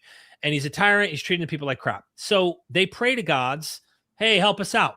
And they create Enkidu. Enkidu is this wild man in the forest. As you know this, Neal, I'm just telling the audience. And the audience probably has heard this before. But the hunters are setting traps, and Enkidu's breaking the traps so that they can't capture any animals. So the hunters go and cry to the king, hey, look, I can't capture anything ultimately. And that's when Gilgamesh said, send the prostitute and have her expose her glorious body parts to Enkidu, and he will be drawn to her and he will go into her, and then it will fix this problem. And sure enough, he was wise enough to realize that's what happens. So this woman goes and exposes her body parts to Enkidu. Enkidu goes into her 6 days and 7 nights or something, dude. He has sex for a long time. When he's done, he tries to go back to the animals, and the animals are running from him. He's become a human. He has become very human-like. When he was a wild, hairy, animal-like person, he's now becoming more human-like. And then, of course, the story makes him more human when he goes to the nearby pub and gets drunk at the nearby bar, and he's feeling joy and all that kind of stuff, and he's becoming more and more human.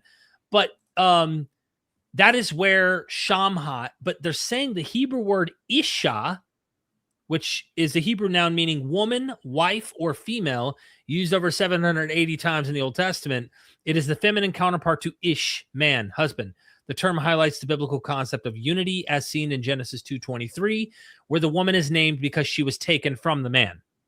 So I don't know if there's any etymological relationship between Isha and Shamhat, though. I'm not a linguist at all. But the story, I no doubt think that because in Adam first, before he had a wife, had animals as his companions, and none of them were equal, right? Until he had a woman, Isha. And that is where I think there's a story that's overlapping that with Gilgamesh for sure.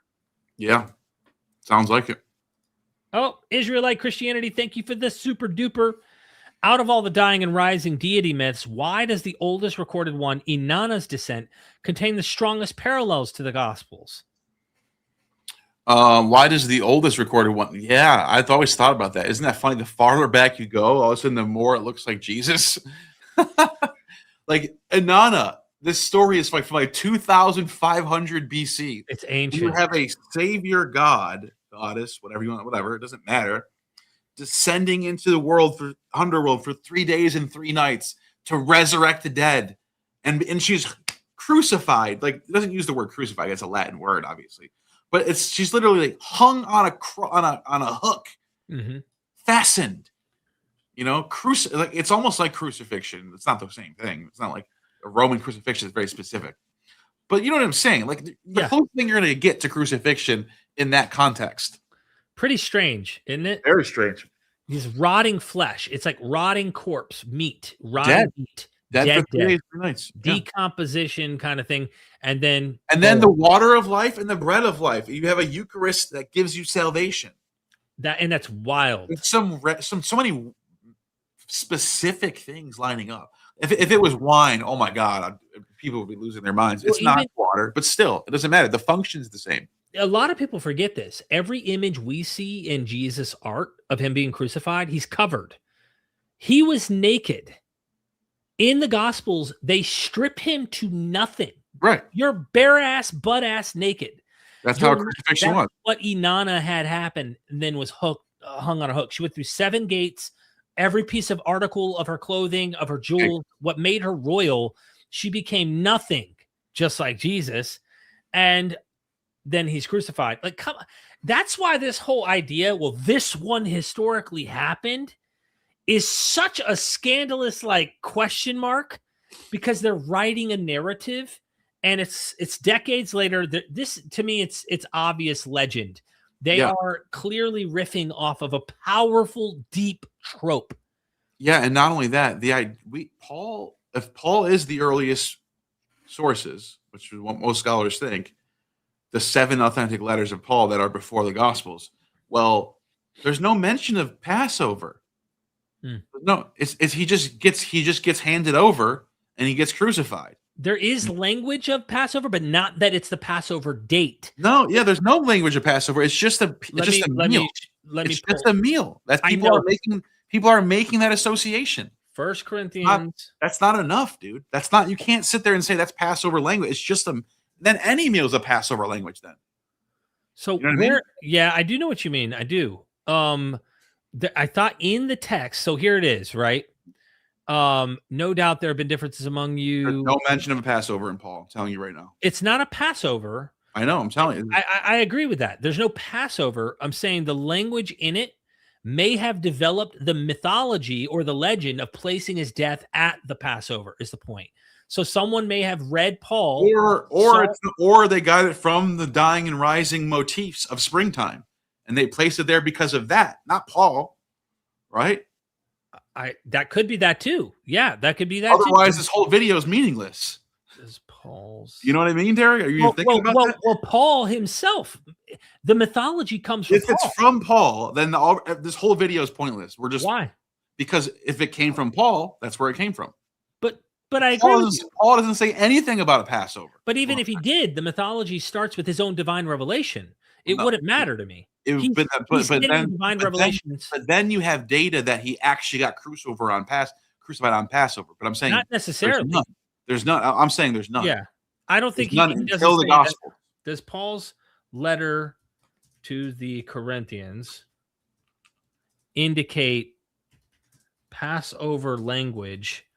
You act like ChatGPT is some sort of divine oracle revelation. No, it helps me find the source easier. Yeah.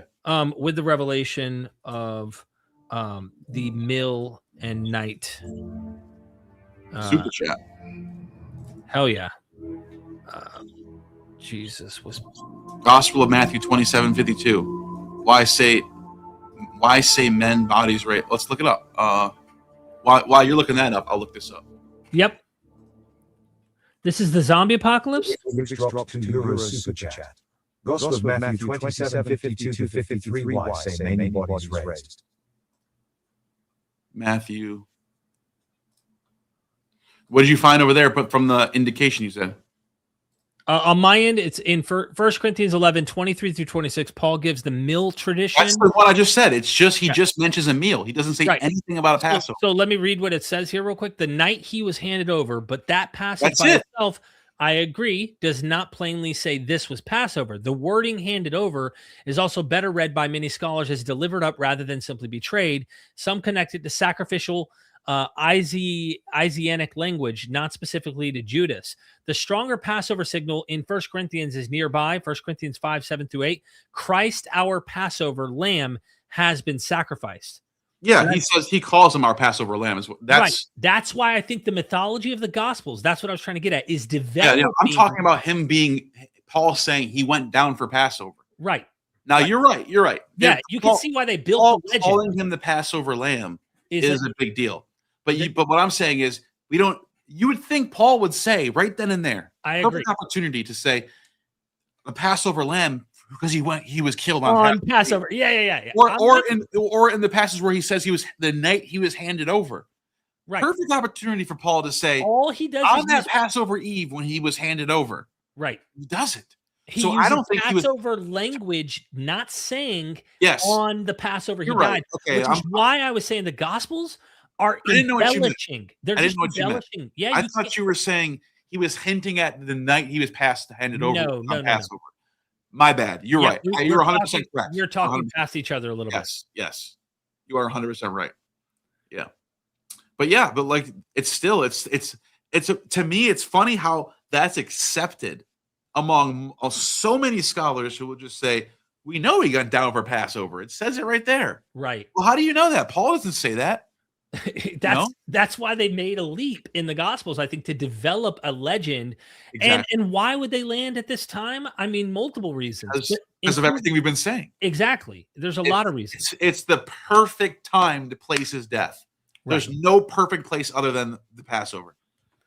By the way, everyone got to see me and Neal in real life. Like, that's how we are. We're bros, and we will arm wrestle on ideas, and but we're both like trying to get to the same conclusion here to understand.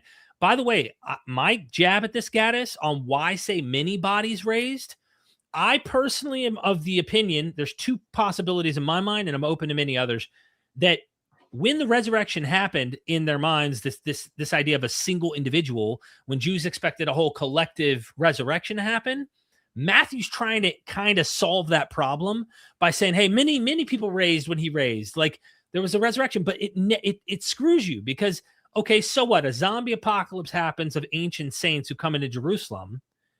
Now, they don't say what happens to them. They go no further to describe what happens after they appear in Jerusalem.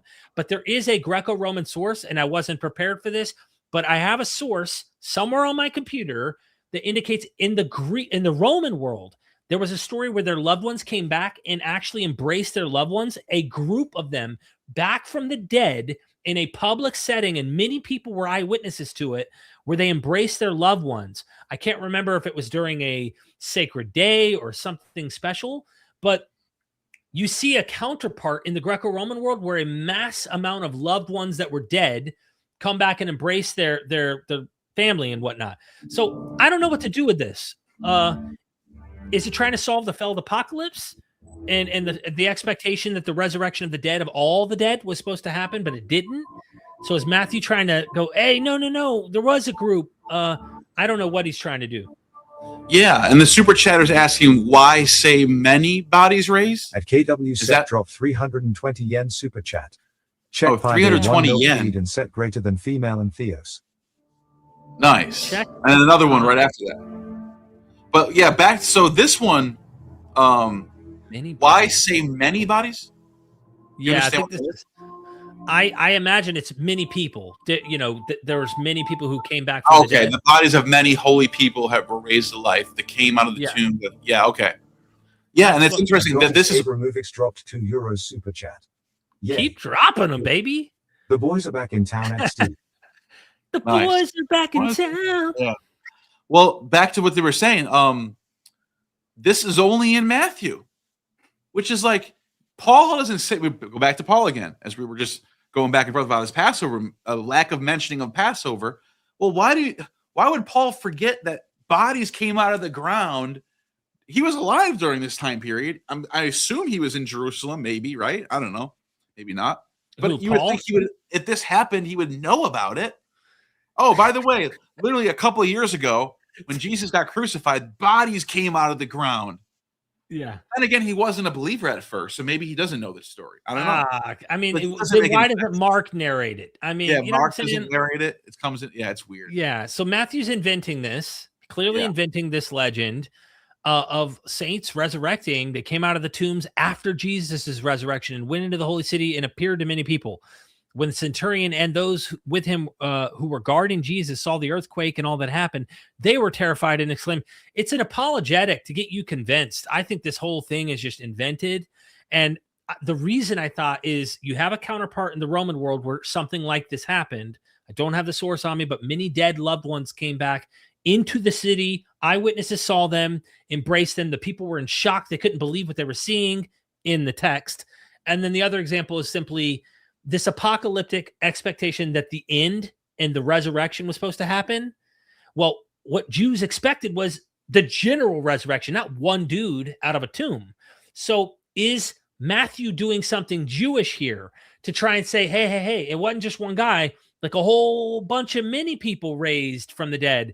And this is the beginning of the final thing. Just wait a little longer. It's going to happen. And of course, it never happened. But that's my guess at that super chat. Yeah. Yeah, good super chat. I appreciate that one. Very interesting. Check pie? Check Proto-Indo-European Dao, milk, feed, and set, female, and theos. I can go to the Proto-Indo European what's it called? The words, or what do you call it? The vocabulary. I'm drawing a blank on the word vocabulary. Our brains are. I said words. So yeah, let's see what they mean. DHE. Hold on a second. We can do a word search for D. What the hell? I don't need to edit. DHE. Here we go. Is this the one? Widow? No. Wait. Where did they say it was? What was it called? Milk, feed, and set, and then there's female and theos. Milk feed. There's heart. Milk, feed, and set. Earth. I found earth. I don't know. There's a lot of these words that start with DHE. I think. I feel like that's a really common. Like, look at here's another one. Smoke. It almost looks identical to what they were saying. Yeah. Smoke. Here's to burn. Here's to set in motion. Here we go. Place, put. Look, another word looks just the same way. Like, how many words do they have that starts with duh? You know what I mean? Let's find another one. That's it. That's all they got. I have no idea which one you're talking about. So the source that I was talking about with the Greco-Roman one, I pulled it up. Aurelius Victor. He narrates an event. Oh yeah. That's from the time of Constantine's sons. Yes, he narrates 4th century. and eerily echoes the zombie-like resurrection of the saints. So, on the other hand, the senators, it says, were not swayed by the intrigues of the emperor to accord him, Hadrian, the honor of deification. So deeply did they mourn the loss of so many men of their order. However, after those whose death they were grieving suddenly appeared, and each one embraced his relatives and friends, they sanctioned what they had refused. Just like the divine happenings around Jesus, the Greco-Roman tradition also had some pretty spectacular events when a revered figure passed away and became a god.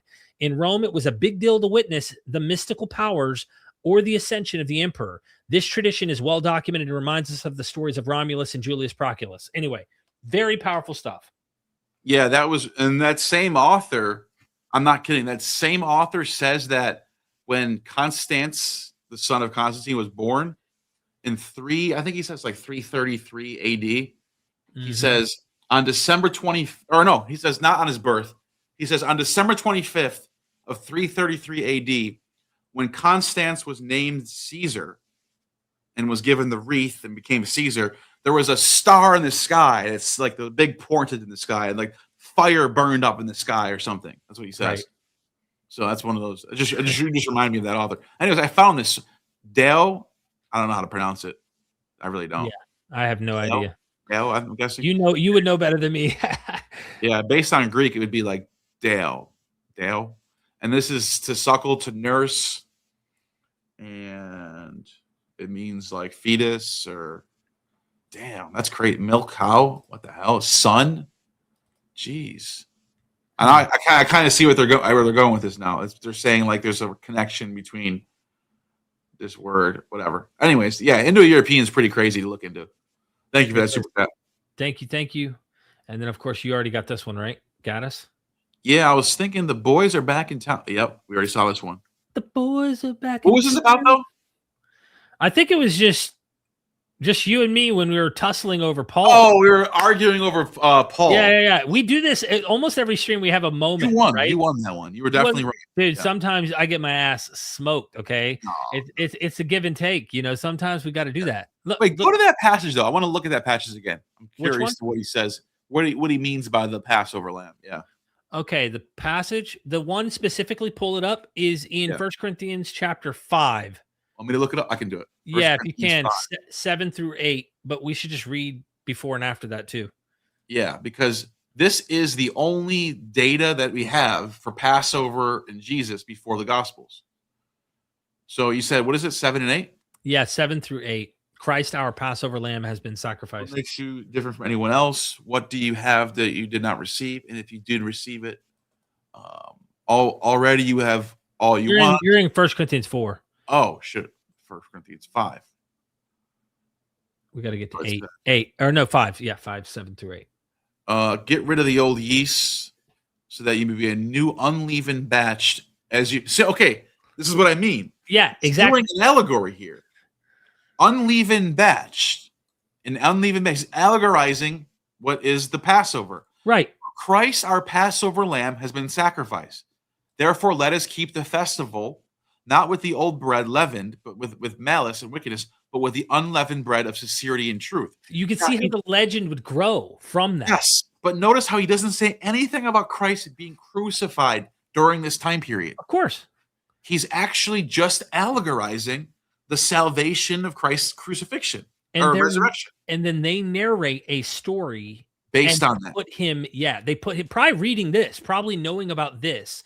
And they say, oh, well, it must be if someone was trying to attempt to write, let's say, some history, they probably read that and thought, oh, well, we need to put him, at this time. Yeah. There's no telling. And I think it's in a combination with, you already have the Melkart festival in Phoenicia. You already have Osiris in Egypt. You already have Addis Hilaria. Ishtar and Melkart. City Dionysia is the same week. You know that, right? Yep. So it's same as winter, or the rural Dionysia, which is called the Lesser Dionysia, is winter solstice. The city Dionysia, called the Greater Dionysia, is spring equinox. Same, it's the exact same weeks.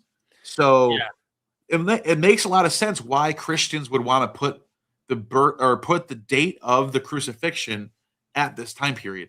And then you said, as you point out, in conjunction with what Paul says right here. Of course. Let us keep the festival, it says. I think that's a very powerful point in light of the fact that the Jewish sacrifice each year and the firstborn son we have from the Exodus story, all of that plays into this mythos. Add to that the Greco-Roman world in which is now adopting this religion. They can just go, hey, you're celebrating something on the day. We've already been doing stuff like this. Like, yeah, okay, I'm game. Like it'd be perfect. It doesn't, you don't have to force it. Yeah. And you know what? It's interesting. He says, let's keep the festival. He doesn't say, let's redo or let's change the festival or let's he's basically saying we're going to keep our Jewish festival, which is the Pascha. Right. And so this is why you have Ebionites who are literally following Passover ritual in the most Jewish way. Those are Christians too. To your point, though, your point in being blunt is if he said Jesus died on this day, it would be more explicit and obvious. Yeah. Instead, you could see why someone like Mark would have read Paul, and there's many scholars who think that Mark knew Paul. He knew with Paul's letters, read Paul, saw that, and thought, well, we're going to make him Passover lamb. They don't use lamb language. Mark doesn't. John loves to use the Lamb of God who takes away the sin of the world. But they place him at this time. Now, a real guy, not even discounting the idea of mythicism, I'm saying if there was a historical dude, he could have died any time, and they made him their Passover lamb in legend. And then here you have Mark placing him on that day. He could have read Paul and thought, hey, okay, Passover lamb, well, let's put him at this time. I mean, there's no telling. There's really no telling, to be honest with you. Yeah. It would help to know, I'll give you an analogy historically, if Josephus accounted that some of those people that were militants that were going out trying to be Messiah-like figures, if Josephus said they did this at Passover, that would help us at least raise the historical probability that Jesus was doing this at Passover as well. I mean, but he doesn't give us those details. He doesn't say Judas the Galilean or Theudas or, the Egyptian, these people were doing this at Passover. So it's a guess. You know what I mean? Yeah, I totally agree with that. Makes a lot of sense. Is that the last super chat? I think so. Yep. I think we got caught up. Neal, I think we went deep, dude. I don't think we should keep going, man. We're already 4 hours almost, 3.5? 3.5 at least. So, I mean, I think I just wanted to show how ubiquitous the empty tomb narratives are. Yeah. You find that narrative. I think I brought up 5 different sources. Plutarch, where he talks about Romulus. I brought up Diodorus, who talks about Heracles. I brought up Alcmene from, what was that? That was from The story of Alcmene was from Plutarch. Antoninus Liberalis. Yep. We brought up, what was the other one? Cleomedes, Alcmene, Heracles, Romulus. Romulus. Yeah. You Anyways, didn't get into Dionysus too much, but you did mention Dionysus in passing, and he has another rebirth and dying and rising again. Osiris, we didn't dwell on too much, but I'm just talking about the empty tombs right now, the empty bodies. And gotcha. that you're right. So there's so many of these empty or missing body motifs, but then you can even balloon even farther out with gods that die and come back, and that'll take 7 hours to do a whole video on that. Like, oh my God, I got one here. This would be easy for me to pull up on this tablet because I already had it up. This one right here is the Bel Marduk. There's a 700 BCE death and resurrection of Bel Marduk. This is why it's Marduk and not Demutzi who's used in the book of Esther. You have Ishtar, Esther, and people wonder if they're going to rewrite this story. Why wouldn't they change the name to like Demutsid or something like the Jewish? Right. Why is it Mordecai? Well, it's because it's the Assyrian period or Neo-Babylonian period when Bel is the god that takes that, and you're about to show it right now. Yeah. That is Bel, who in the ... the broken part of the tablet. So Bel, who was confined in a mountain, he brings him forth a messenger. The Lord hastens, saying, who brings him forth? He who goes brings him forth. He who rides, that is he who to the mountain goes. To which he goes, that is the house of the edge of the mountain wherein that they question him. The mountain is the tomb, the underworld, ladies and gentlemen. Nebo, from whom Barsippa comes, that is he who comes to seek after the welfare of his father Marduk, who is held captive. The who is in the streets hastens. They seek for Bel, saying, where is he held captive? The who stretches out her hand, she prays to Sin and Shamash, saying, give life to Bel. Bel Marduk is dead. He's dead. The gate of ... to which she goes, that is the gate of the grave. She goes there seeking him. Bel Marduk is dead. The ... twins who at the gate of Esagila stand. These are his watchmen. They are appointed to guard him. So what's interesting about this, and it goes on about blood. Look at the next line. Okay. The who make lament. That means when the gods bound him, he perished from among the living. That's your ritual mourning, and then the descent. Like it's all there. It's all here, bro. And here's the interesting thing. You go down to the bottom of this. It's too much to read here in one setting. Someone should go read. Just look up Bel Marduk, Death and Resurrection. Jason Colavito. You can hear the scholars who complain and say it's not what you think it is. Read it for yourself. Okay. Just trust me. Guess what's happening here? You got a New Year's sacrifice. Isn't that funny, Derek? How every time you find a source like this, whether it be Inanna's 3-day death and 3 days and 3 nights, accompanied with multiple journal entries of why it's not death and resurrection, right? Why? Oh, we don't know how much time was passed after the 4th day. Like there's papers written on this stuff. Just think about this for a second. How many times have we found sources like this, and there's like a dozen papers from like nervous scholars who don't want people to make any connections between this? It's so sensitive. Yes, because there's so much sensitivity around this because we have a living religion that claims exclusivity, and it's wrong. It's not dropped €2 super chat. Morning Star, raising and falling. TNX for stream. Thank you for the €2. You rock. Thank you so much for the support. We really appreciate it. Last highlight here, just to point out something interesting. Notice when this is happening, the race, which is in the month of Nisan, before Bel and all the sacred places, they run in frenzy. Oh my God, you got to see this. Well, before we close out, I got to show you. Month of Nisan, right? Month of Nisan. You know what that is, right?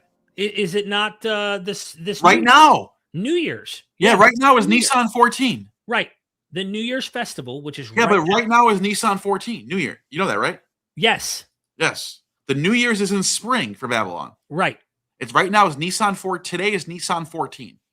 So what you're showing is a festival. I'll show it again. Yeah. Which is yep. I will show you in this video. Are you sharing your screen? Yeah. Hold on, it's not showing. Let me remove mine. 14th of Nisan. Go ahead. The path. Now do it. which There you go. according to Ready? you in Yep. this video,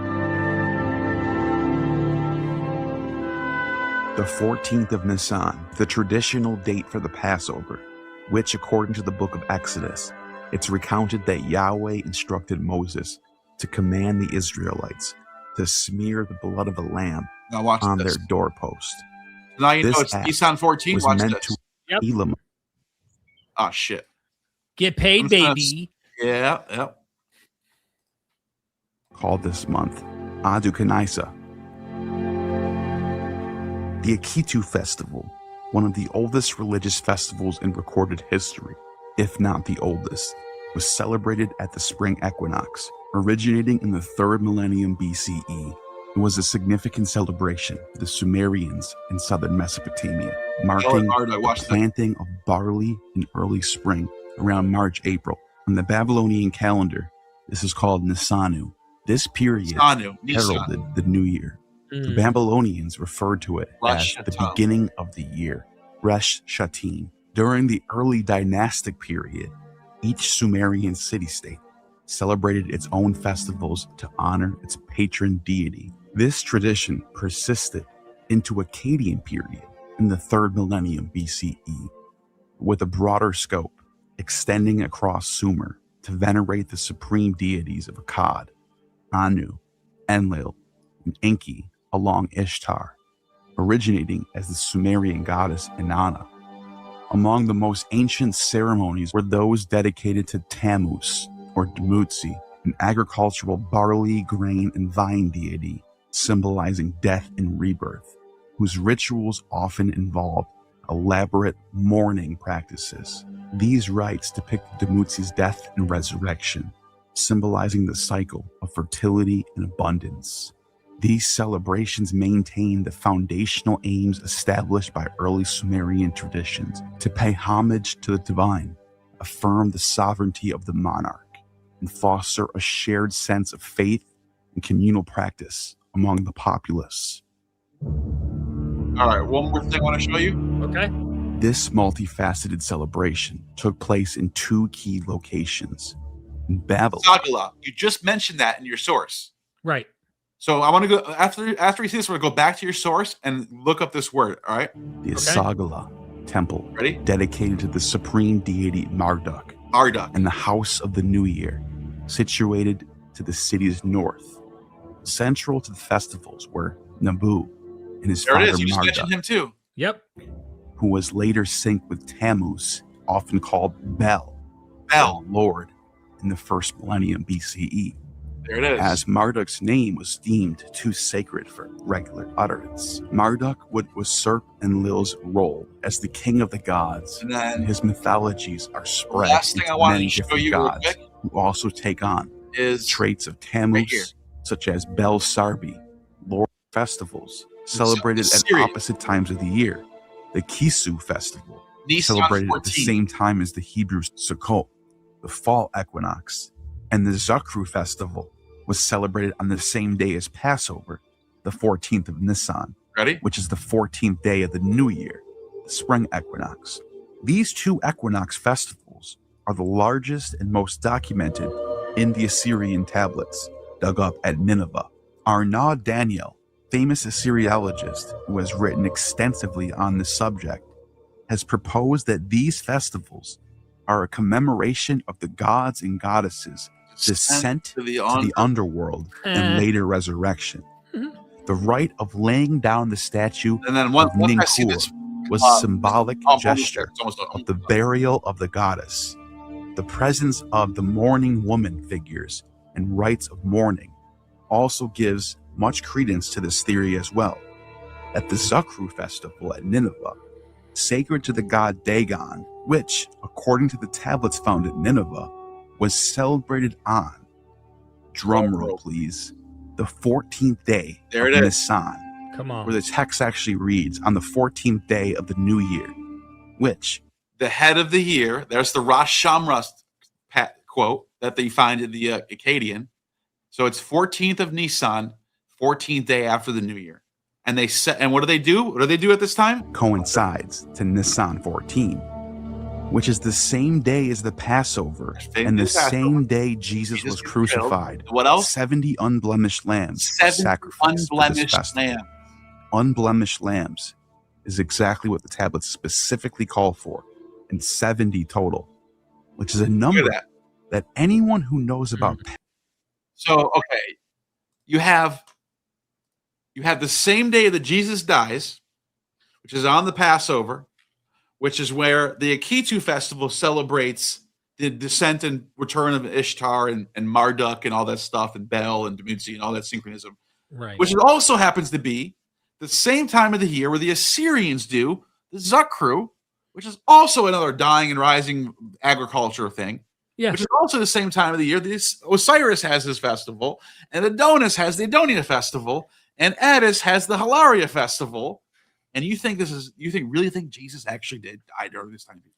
Sorry, bro. If it is so coincidental, and then therefore they try to use it as a brownie point for divine, you know what's interesting? The language, when you go back to, I don't know if it's in Exodus when it first narrates the Passover, not the Passover, but yeah, the New Year's festival, but in the desert, no longer in Egypt.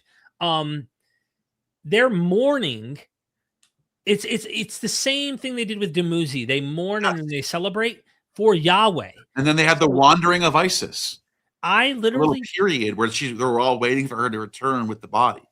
I did a video on this where there's a scholar, I can't remember his name off the top of my head, but 1960s, 70s scholar who did in the School of History of Religions argued that there are evidences in the Hebrew Bible that Yahweh was a dying and rising deity, and they start to scrub that out over time. The same way we have polytheism and other things that you see kind of pop up, and that you get it in the rituals, in the celebrations of the New Year. The people are mourning the absence of Yahweh, the return of the God, the deity, and this idea like he's died and then he comes back. And then later on, of course, it starts to get scrubbed out of the earlier traditions. That's what the scholar made. But your point, you literally highlighted many of the names we just talked about: Bel, Nebo, Barsippa, Marduk, Esagila or Isagila. Yeah, that's the place. That's the location where, according to one of these tablets, I think they found, they would take the statue of the god Nebu or Marduk, depending on what source, and they would. Oh, I'm sorry, no, a statue of the goddess from Isagila, and they would bring it to Babylon, where the house of the New Year is, and bring it to Marduk, and they would have a ritual heroes Gamos. Look at that. The priest of incantation who go before him reciting an incantation, they are his people who well before him. The Magi who go before the Beltis of Babylon, that is the messenger. He weeps before her, saying unto the mountain lower world, the underworld, the death, they have taken him. She goes down, saying, oh my brother, his garment, which he causes to be brought to the Beltis of Erech, these are his raiment, which they took from him. That's the shaming. They strip him of his garments like Inanna, Ishtar. And they cast lots for his garments. Yep. And this is for Bel Marduk. Look, it says, be it silver, be it gold, be it the jewels, which he causes to be brought forth from within Esagila unto the temples. That means his temple witch. The Sarah. Now you know what Esther is talking about. It's talking about this. Yep. The book of Esther is rewriting the death of the near death of Mordecai.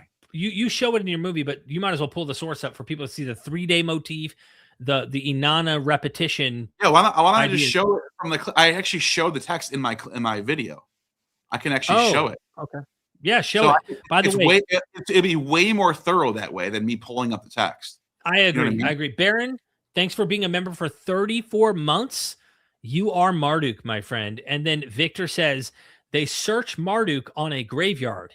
He's not there. Yes, Victor. And it's in Easter. It's literally this day. Come on. Yeah, please tell me every time you see this, Easter has no connections to pagan anything. It's crazy that they say that. It is. It's like, what? It's literally Nissan 14. All right, so I go to Esther right here. Okay, Esther.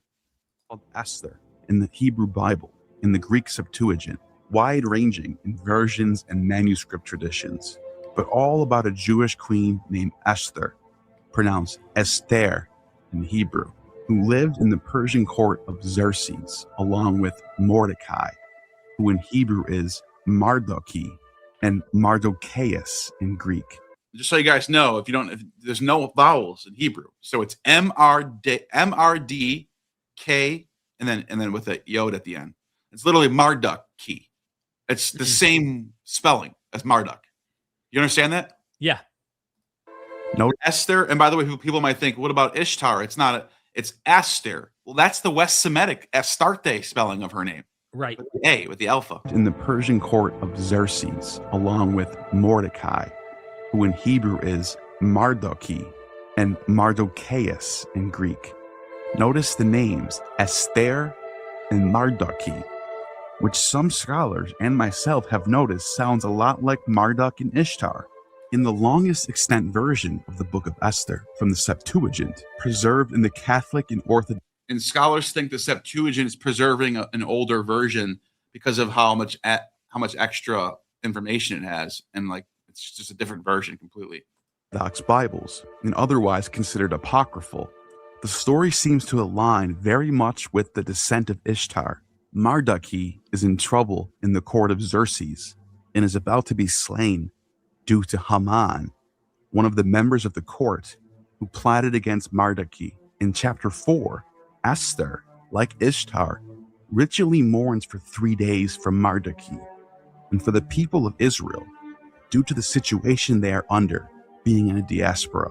The text reads, And all Israel cried with all their might, for the death was before their eyes. And Queen Esther betook herself for refuge to the Lord, Whose voice being is that? taken as it were in the death. Marduk's voice. Having taken off her glorious apparel, she put on garments of distress and mourning. And instead of grand perfumes, she filled her head with ashes and dung. She greatly brought down her body, and she filled every place of her gland, adorning with the torn curls of her hair. Esther 4:18. we see a similar tearing and ash covering mourning rite being taken up by Ishtar for Dumuzi in Akkadian text. Watch this. Why have you covered your head with a cloth? This is why I said we better just watch the video, because I wouldn't be able to find this source. This is an old source. You who are a shepherd, how you walk about. Holy Ishtar, weeps Holy shit. in her house, which having descended. No, the way I said this, like holy Ishtar, I'm thinking holy shit, just It's like a play on words. yeah. But yeah, as you can see, she does the same thing Esther does. Rips out her hair, wears sackcloth and ashes, which is very specific. Right. Sackcloth and ashes. It could have said, and she put on a robe. Like she puts on literally sackcloth in both texts. That's crazy. And plucks out her hair and beats her breast. From heaven stands on the earth. She wears sackcloth and ashes, rips out her hair, tears her torn sinews, rips out her hair, plucks out her hair like burr rushes. The lady wept at the meaning of the decreed fate. Dumuzi wept at the meaning of the decreed fate. The mourning for Dumuzi. The apocryphal manuscripts also have a similar plot. Look, this is from the Septuagint Esther, and you can see where it says, instead of grand perfume, she filled her head with ashes and dung. She greatly brought her down her body, right? As the descent of Ishtar, in which Esther is attended by eunuchs.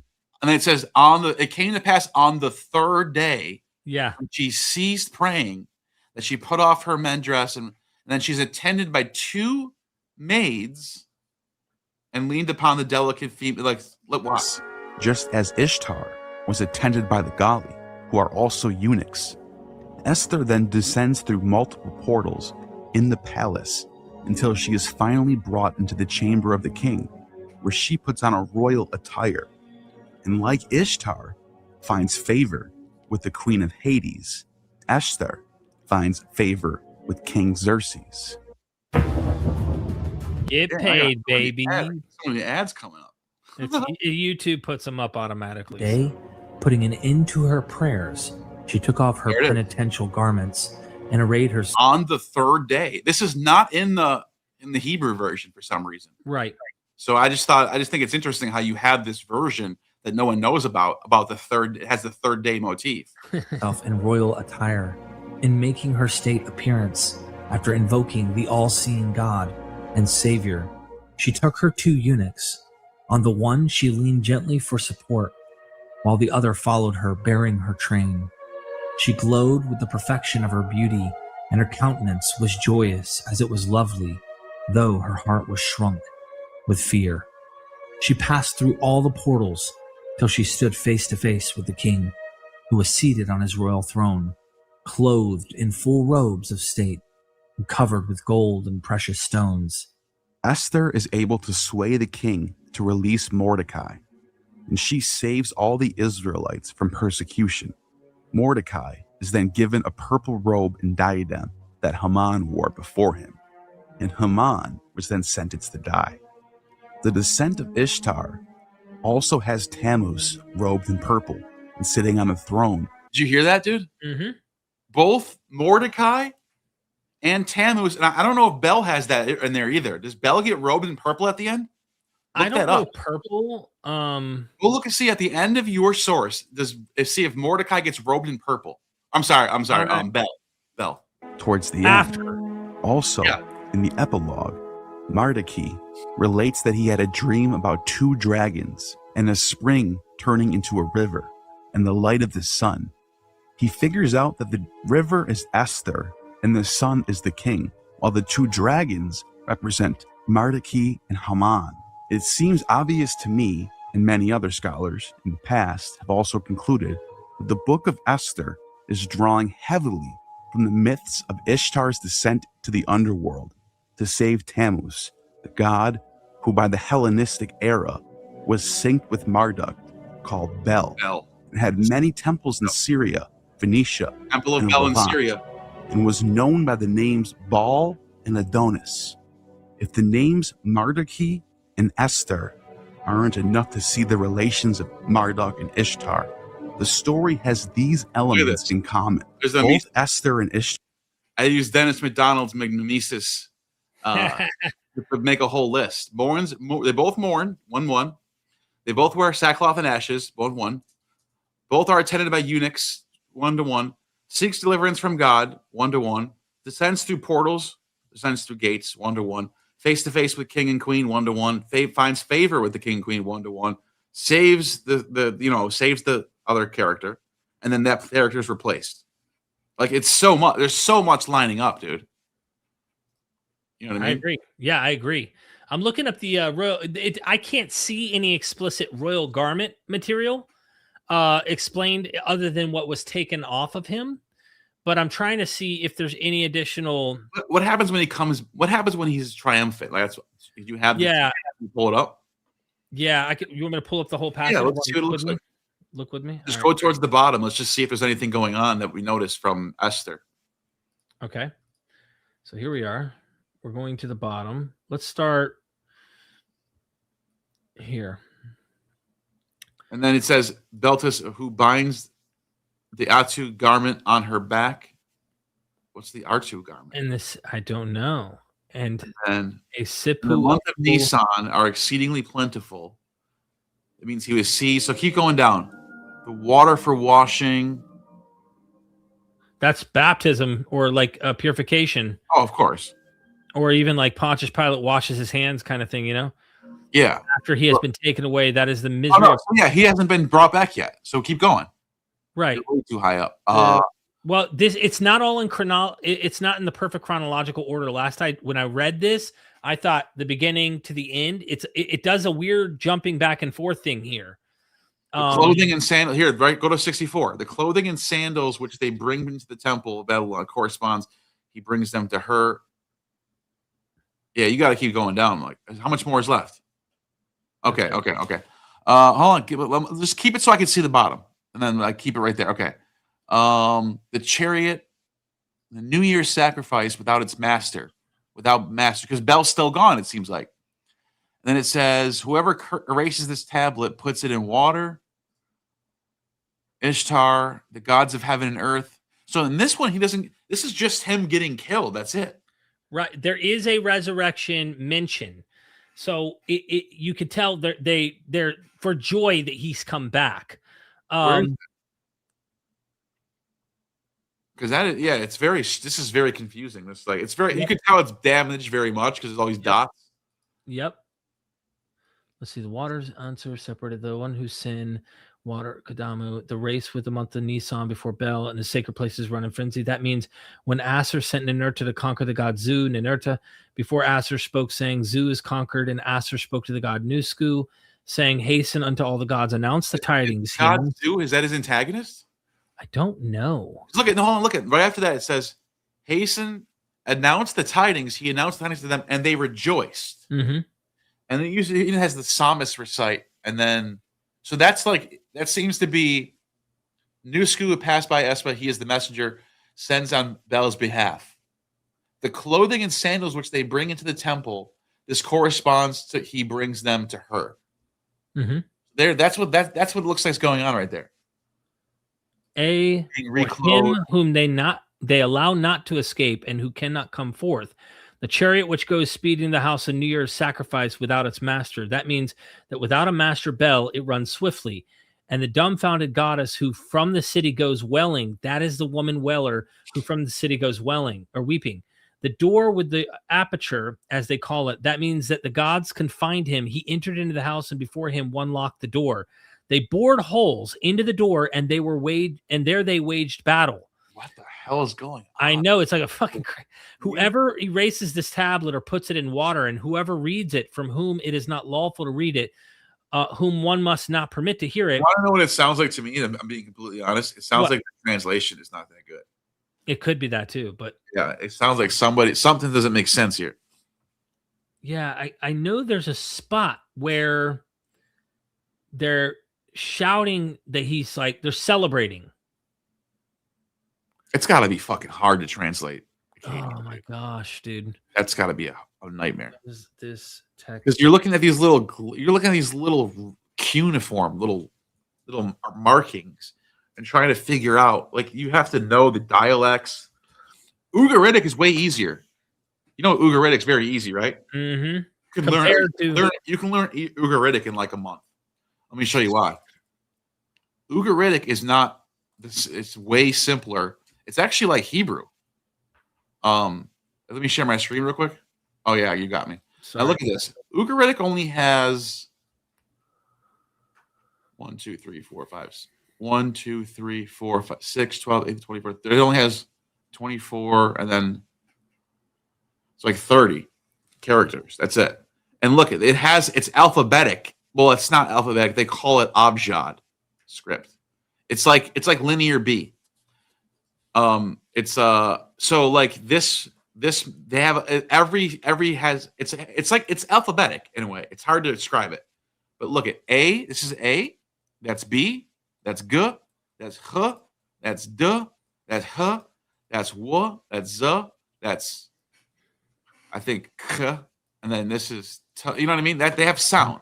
So in a way it's alphabetic. But you know what's funny about Ugaritic? You can see the Phoenicians are inspired by it. It's like Proto-Phoenician, because look at the alpha faces the same direction, and then look at this. Look at the ones. The dead giveaways are Shin. Look at Shin. How it has the W. It looks like a W. See how it has 3? Mm-hmm. Looks like a Shin. Another one that's a dead giveaway is where was it? Well, this one looks like a just straight up and down. Oh, this one. This is the one. He, which is where the English letter E. You ever notice how it has 3 points? The English letter E. Well, look at this one. 3 points. It's still got it. Yeah. So our letter E comes from Ugaritic. The English letter E. I'm not kidding. It goes back all the way to Ugaritic. The 3 dots, the 3 lines. So you can actually you can see Ugaritic is not that difficult to learn. You can learn the alphabet pretty quickly, and then you just got to deal with the vocabulary and the grammar, which is not easy either. I'm just saying it's way, in comparison to learning Akkadian, it's way easier. Yeah. Let me show you real quick. I was trying to find it right here. So the who looks to heaven, that means he prays to Sin and Shema, saying, "Restore me to life."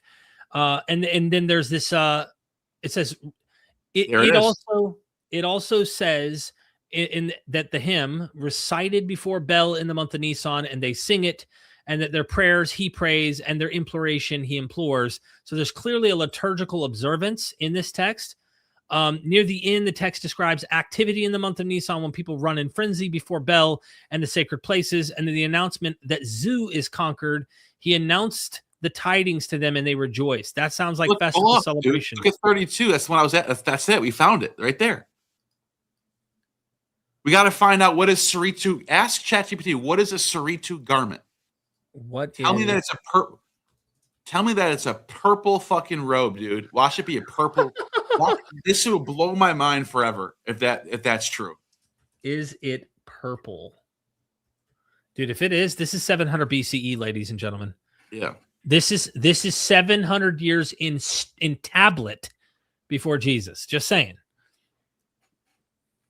It's looking it up. It's thinking. It's doing a little searching. I didn't want to do extended searching. Probably not purple, and the exact meaning is uncertain. In your text, the line is simply the Saritu garment in which he, Marduk, was clothed, and then a gloss that seems to connect it with the coffin Kadamu rather than with color. That matters because in this passage, the garment is functioning in a ritual funerary setting, not a color description. I could not verify a standard Assyriological source. Let me do extended thinking. See if it has any better brain power. Yeah. It said, oh my God, dude, I'm not kidding. I didn't ask it if it was purple. I just typed in. So I'll even show you. I'll even show you what my ChatGPT. I just went to. I'm stopping to share. Gemini. I literally just said, what is a Saritu garment? Did not try to make it. I didn't ask you to say purple. I didn't say yeah. What it says. Expand it. Almost exclusively made of high quality linen, dyed in expensive colors like purple or blue. Now, I never just take AI's word for things. You know how Babylon. What I would do now is I would say, where do you know? How do you know it's purple? Yeah, the bluish purple. I mean, you could see it being both, right? Babylon has their purple, and what are the primary sources or scholarship? That's how I try to verify, because you can get a lot of bullshit from ChatGPT. Of course. That's why I put it on extended thinking. I dropped it because it takes like $3 super chat. Neal, religion equals way of life. Where you hear this. Oh, I hit it. Go ahead. Religion means what? Religio. All right, I'll show you right now. Religio. Latin word religio. Latin word religio.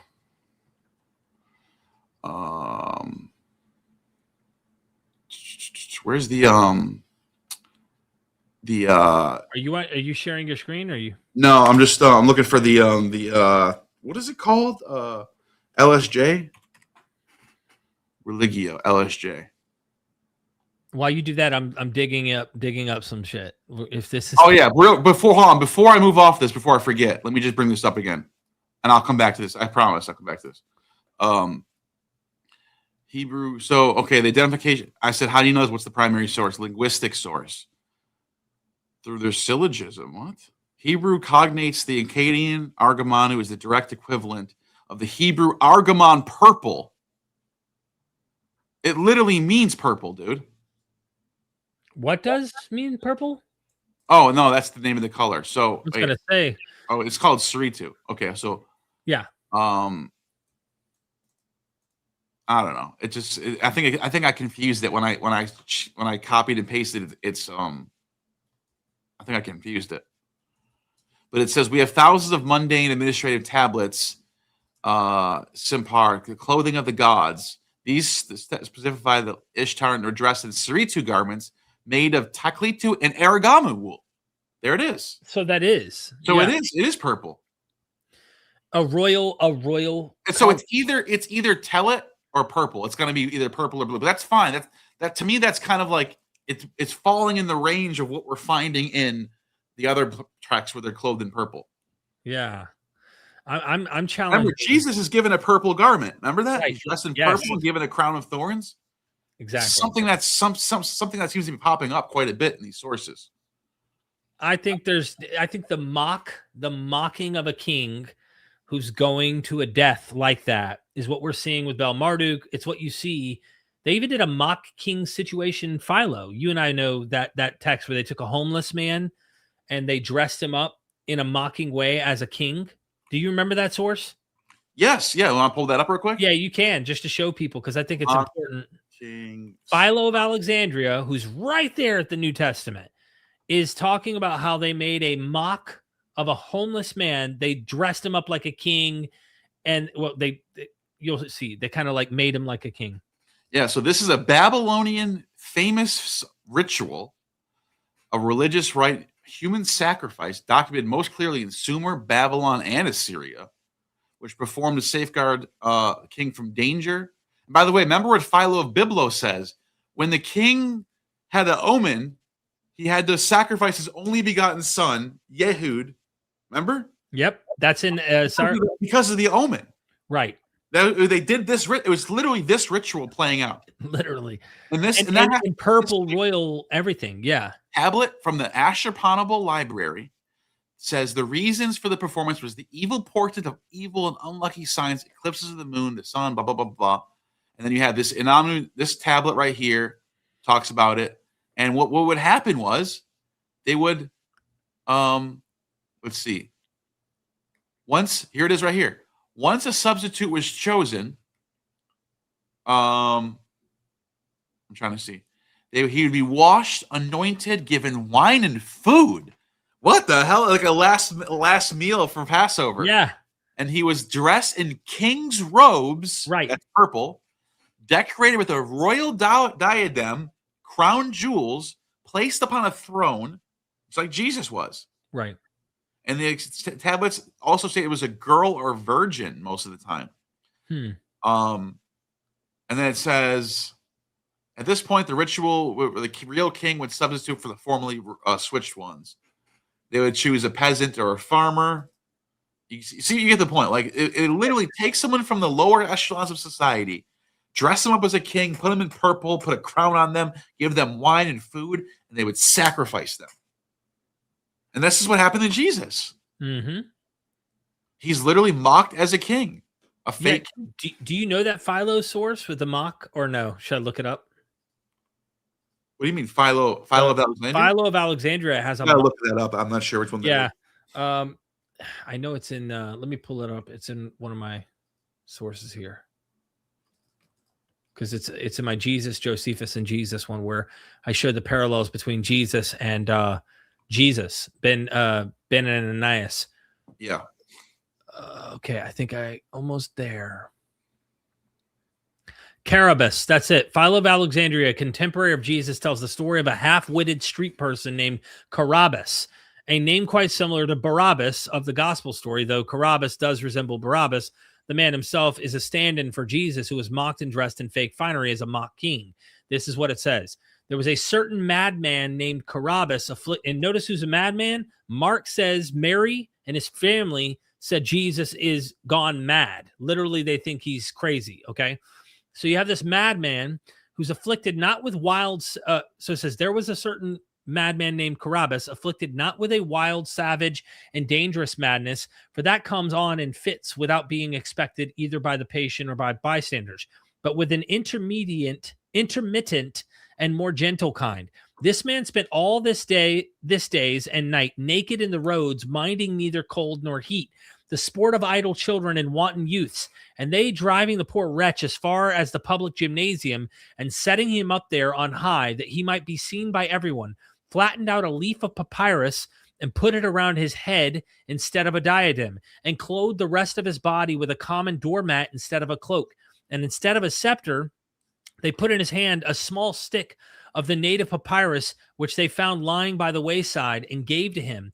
And when, like actors in a theatrical spectacles, like the Romans mock Jesus is like a theatrical kind of situation, he had received all the insignia of royal authority and had been dressed and adorned like a king.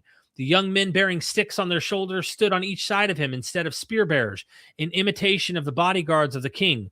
And then others came up, some as if to salute him, and others making as though they wished to plead their causes before him, and others pretending to wish to consult with him about the affairs of the state. Then from the multitude of those who were standing around, there arose a wonderful shout of men calling out Maris, M-A-R-I-S.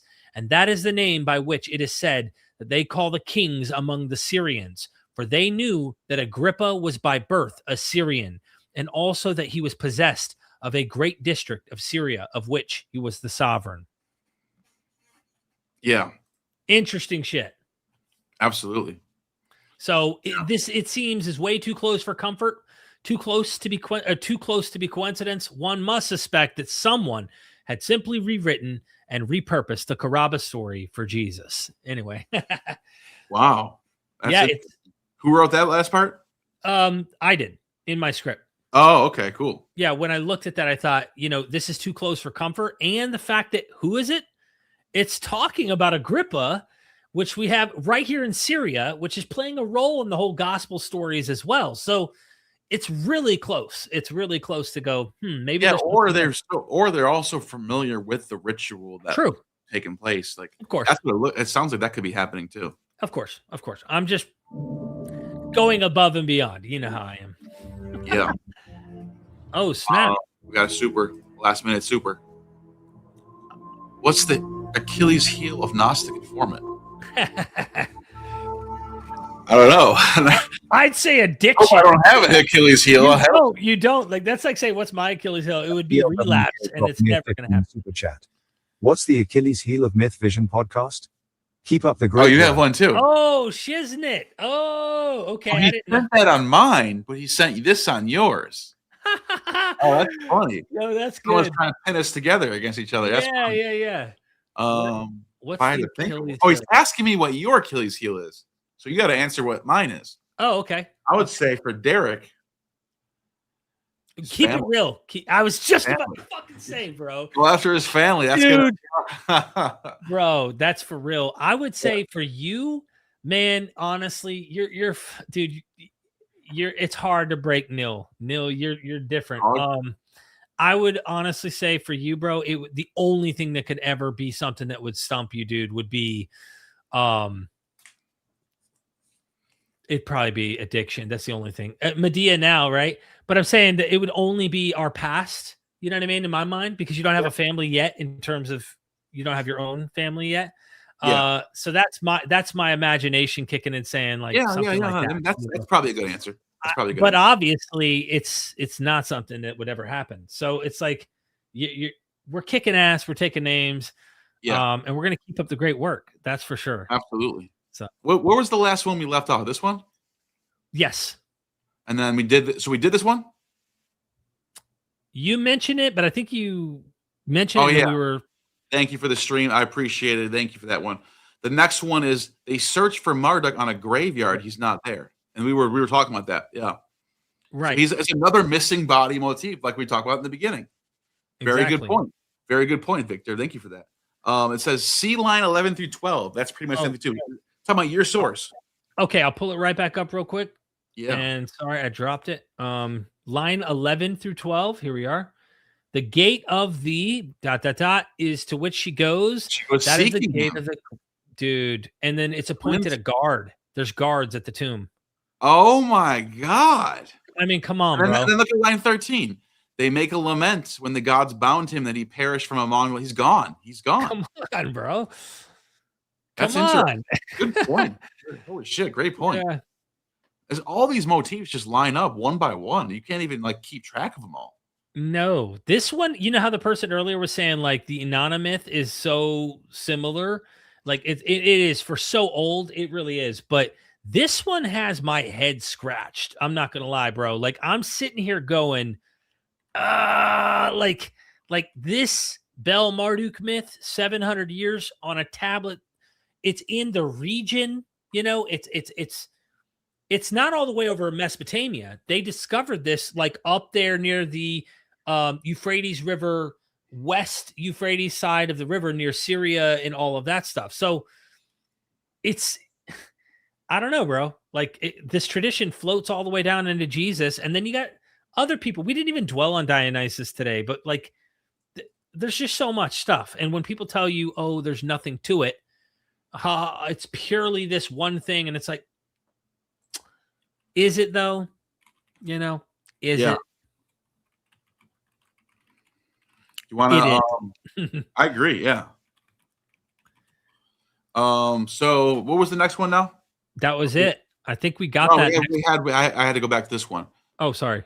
So religio is defined by Cicero as pertaining to the gods. But there are other, Lactantius, for example, regards it as way of life, or like the way you live, like how virtuous you are. It's like way of life, basically. He says, by the bond of piety, we are strictly fastened and bound, religio, to God, from which religion received the name. That's from one of the sources. But here, hold on. I didn't even want to tell you that. I was just looking up what people say about it. The best way to look at this is through the LSJ, religio, from the Lewis side, where it says conscientious, sense of right. Oh, sorry. Right? Go ahead, share it. Okay. Here it is right here. Religio from the Lewis side. Conscientious, sense of right, moral obligation, duty. You know, I kind of sum that up as how you live, the way you live your life, being good, being virtuous, being religious, right? Not necessarily retaining to gods, although it can be. And that's what definitely Cicero's definition is, definitely how you, like, your piety towards the gods is being religious. That's where our modern Western definition comes from, through Cicero's definition. But there's it's used in different ways in Latin, that word religio. It could be convictions, regard for sacred things, devoutness, piety, reverence, religious feeling. And then you can see like sense of religious obligation, sanction, duty, pledge of faith. You know what I mean? So it's, and if you can, the way I would sum all this up is literally how you live your life, how you carry yourself, being virtuous in the world, how, like what you do, like it's your actions. That's religion. It's what you're devoted to. It's what you're bound to. That's religion. So, yeah, there's good religion James talks about, which is, and then I imagine there's bad religion, but James talks about, you know, feeding the poor, helping the widow, and all that kind of stuff. The letter of James. Yeah, that's good religion. Yeah, feeding the poor, good religion. That's literally the way of life. It's your actions. That's what I'm trying to say. Yeah. The way, like, it's not just in what you believe in. It's not just like my religion is Christianity, my religion is Islam, my religion is Buddhism. Like that's a modern misconception of what religion is. In the ancient world, religion was what you're doing, your way of life, your actions on the ground, how you interpret them, how you interact with people in the world, how you carry yourself, and your moral duty to the gods and to your family and to your ancestors. That's religion. So, absolutely. Well, I think we caught up, and I think we've exceeded 4 hours and 11 minutes. We've done quite a bit here. I think a lot of sources for people to chew on, and stuff we got to chew on. There's a lot more research we're going to continue to do. Help support what we're doing. Help support us by joining the chat, live streaming. You know, you super chat us, become members of the channel. That helps us out. We do this full time, me and Neal. Your support allows Neal, when he throws out ideas, I want to give people kind of a background behind the scenes here, Neal. When people support what you do, whether it be via super chats or becoming Patreon or members, all that adds up. Or even super thanks, like during they can comment under a video you do. It allows you the opportunity to say, hey, I'm going to spend a week and a half scripting and editing and trying to produce like a deep researched project. Sometimes they're 2-3 week projects where you're like diving in and creating a masterpiece that's evergreen and it lasts for years to come. You're literally playing videos you did 3-4 years ago that have 500,000, 2 million views. And that's all part of the project that people who support what you and I do are all, that's their work. They're looking at what they've helped produce. Does that make sense? Yeah, and by the way, I just want to give a shout out to Constellation Pegasus one more time. Bro. If you're still watching, it's been 4 hours. If you're still watching, I can't thank you enough for dropping 399s. Yeah. I cannot thank you enough. Like, that was huge. That was big. And hopefully next time you can just, I can just see your comments and you can take a break for a couple videos. That was awesome. I appreciate you. I really do. Yeah. That's a game changer. That helps you big time. And again, support what we're doing. If you like what you're hearing, you like where we're headed, you enjoy what we're doing, get behind it. Get behind it. Yeah. Neal. Happy Easter. Happy Easter. Happy Nissan. I had a friend write me, Christian buddy. I'm going to pull up what he said here yesterday. He wrote me. He said, he goes, "Thanks, brother. No rush," right? We're talking to each other. He says, "Have a great Easter," or whatever it is you heathen celebrate, right? He's a Christian. So I wrote this back, or said this back to him. "We heathens celebrate fertility. We'll be raising something, all right." So this is what Good answer. Good answer. Yeah, I'm going to play it slow, though. Here we go. I wrote him this. "We heathens celebrate fertility. We'll be raising something, all right."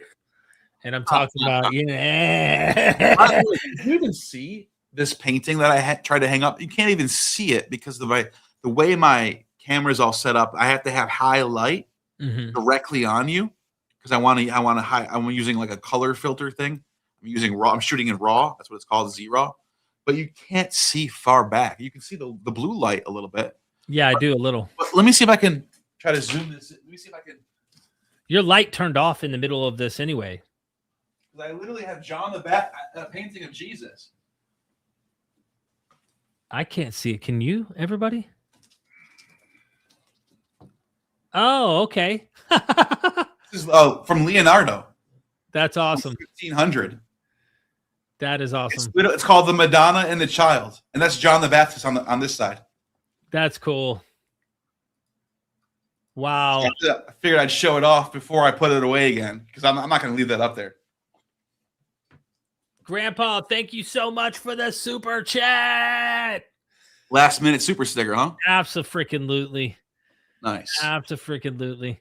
Yeah, that was a cool. I love that art. That art is so good. I love the style. You know. Oh yeah, Renaissance, baby. High Renaissance. Look at this guy. MythVision, do something honestly, and you'll probably have more supporters. Look at the name, Orthodoxan. Do something honestly. He's an ortho bro telling me. That's funny.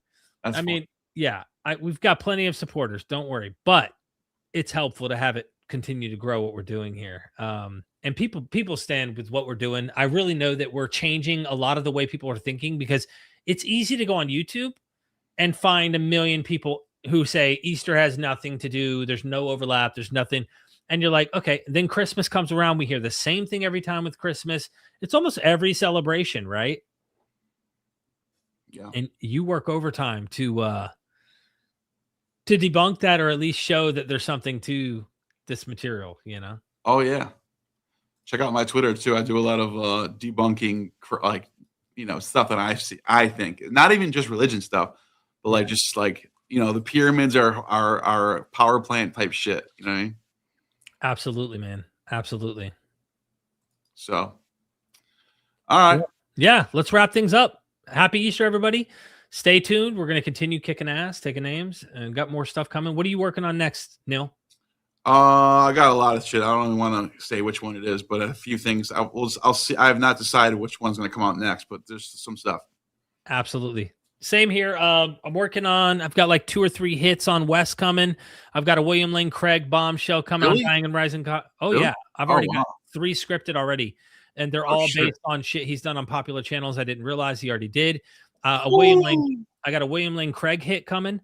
I've got a Frank Turek, 2 Frank Turek hits that are coming. I'm coming after the Apologist. You know what I mean? I've got to. That's your thing. Yeah. That's my thing, man. That's so good. Stay tuned. All right, man. All right. Everybody, true gnosis. And we are MythVision. Son, do you want to know what the truth is? After this, there's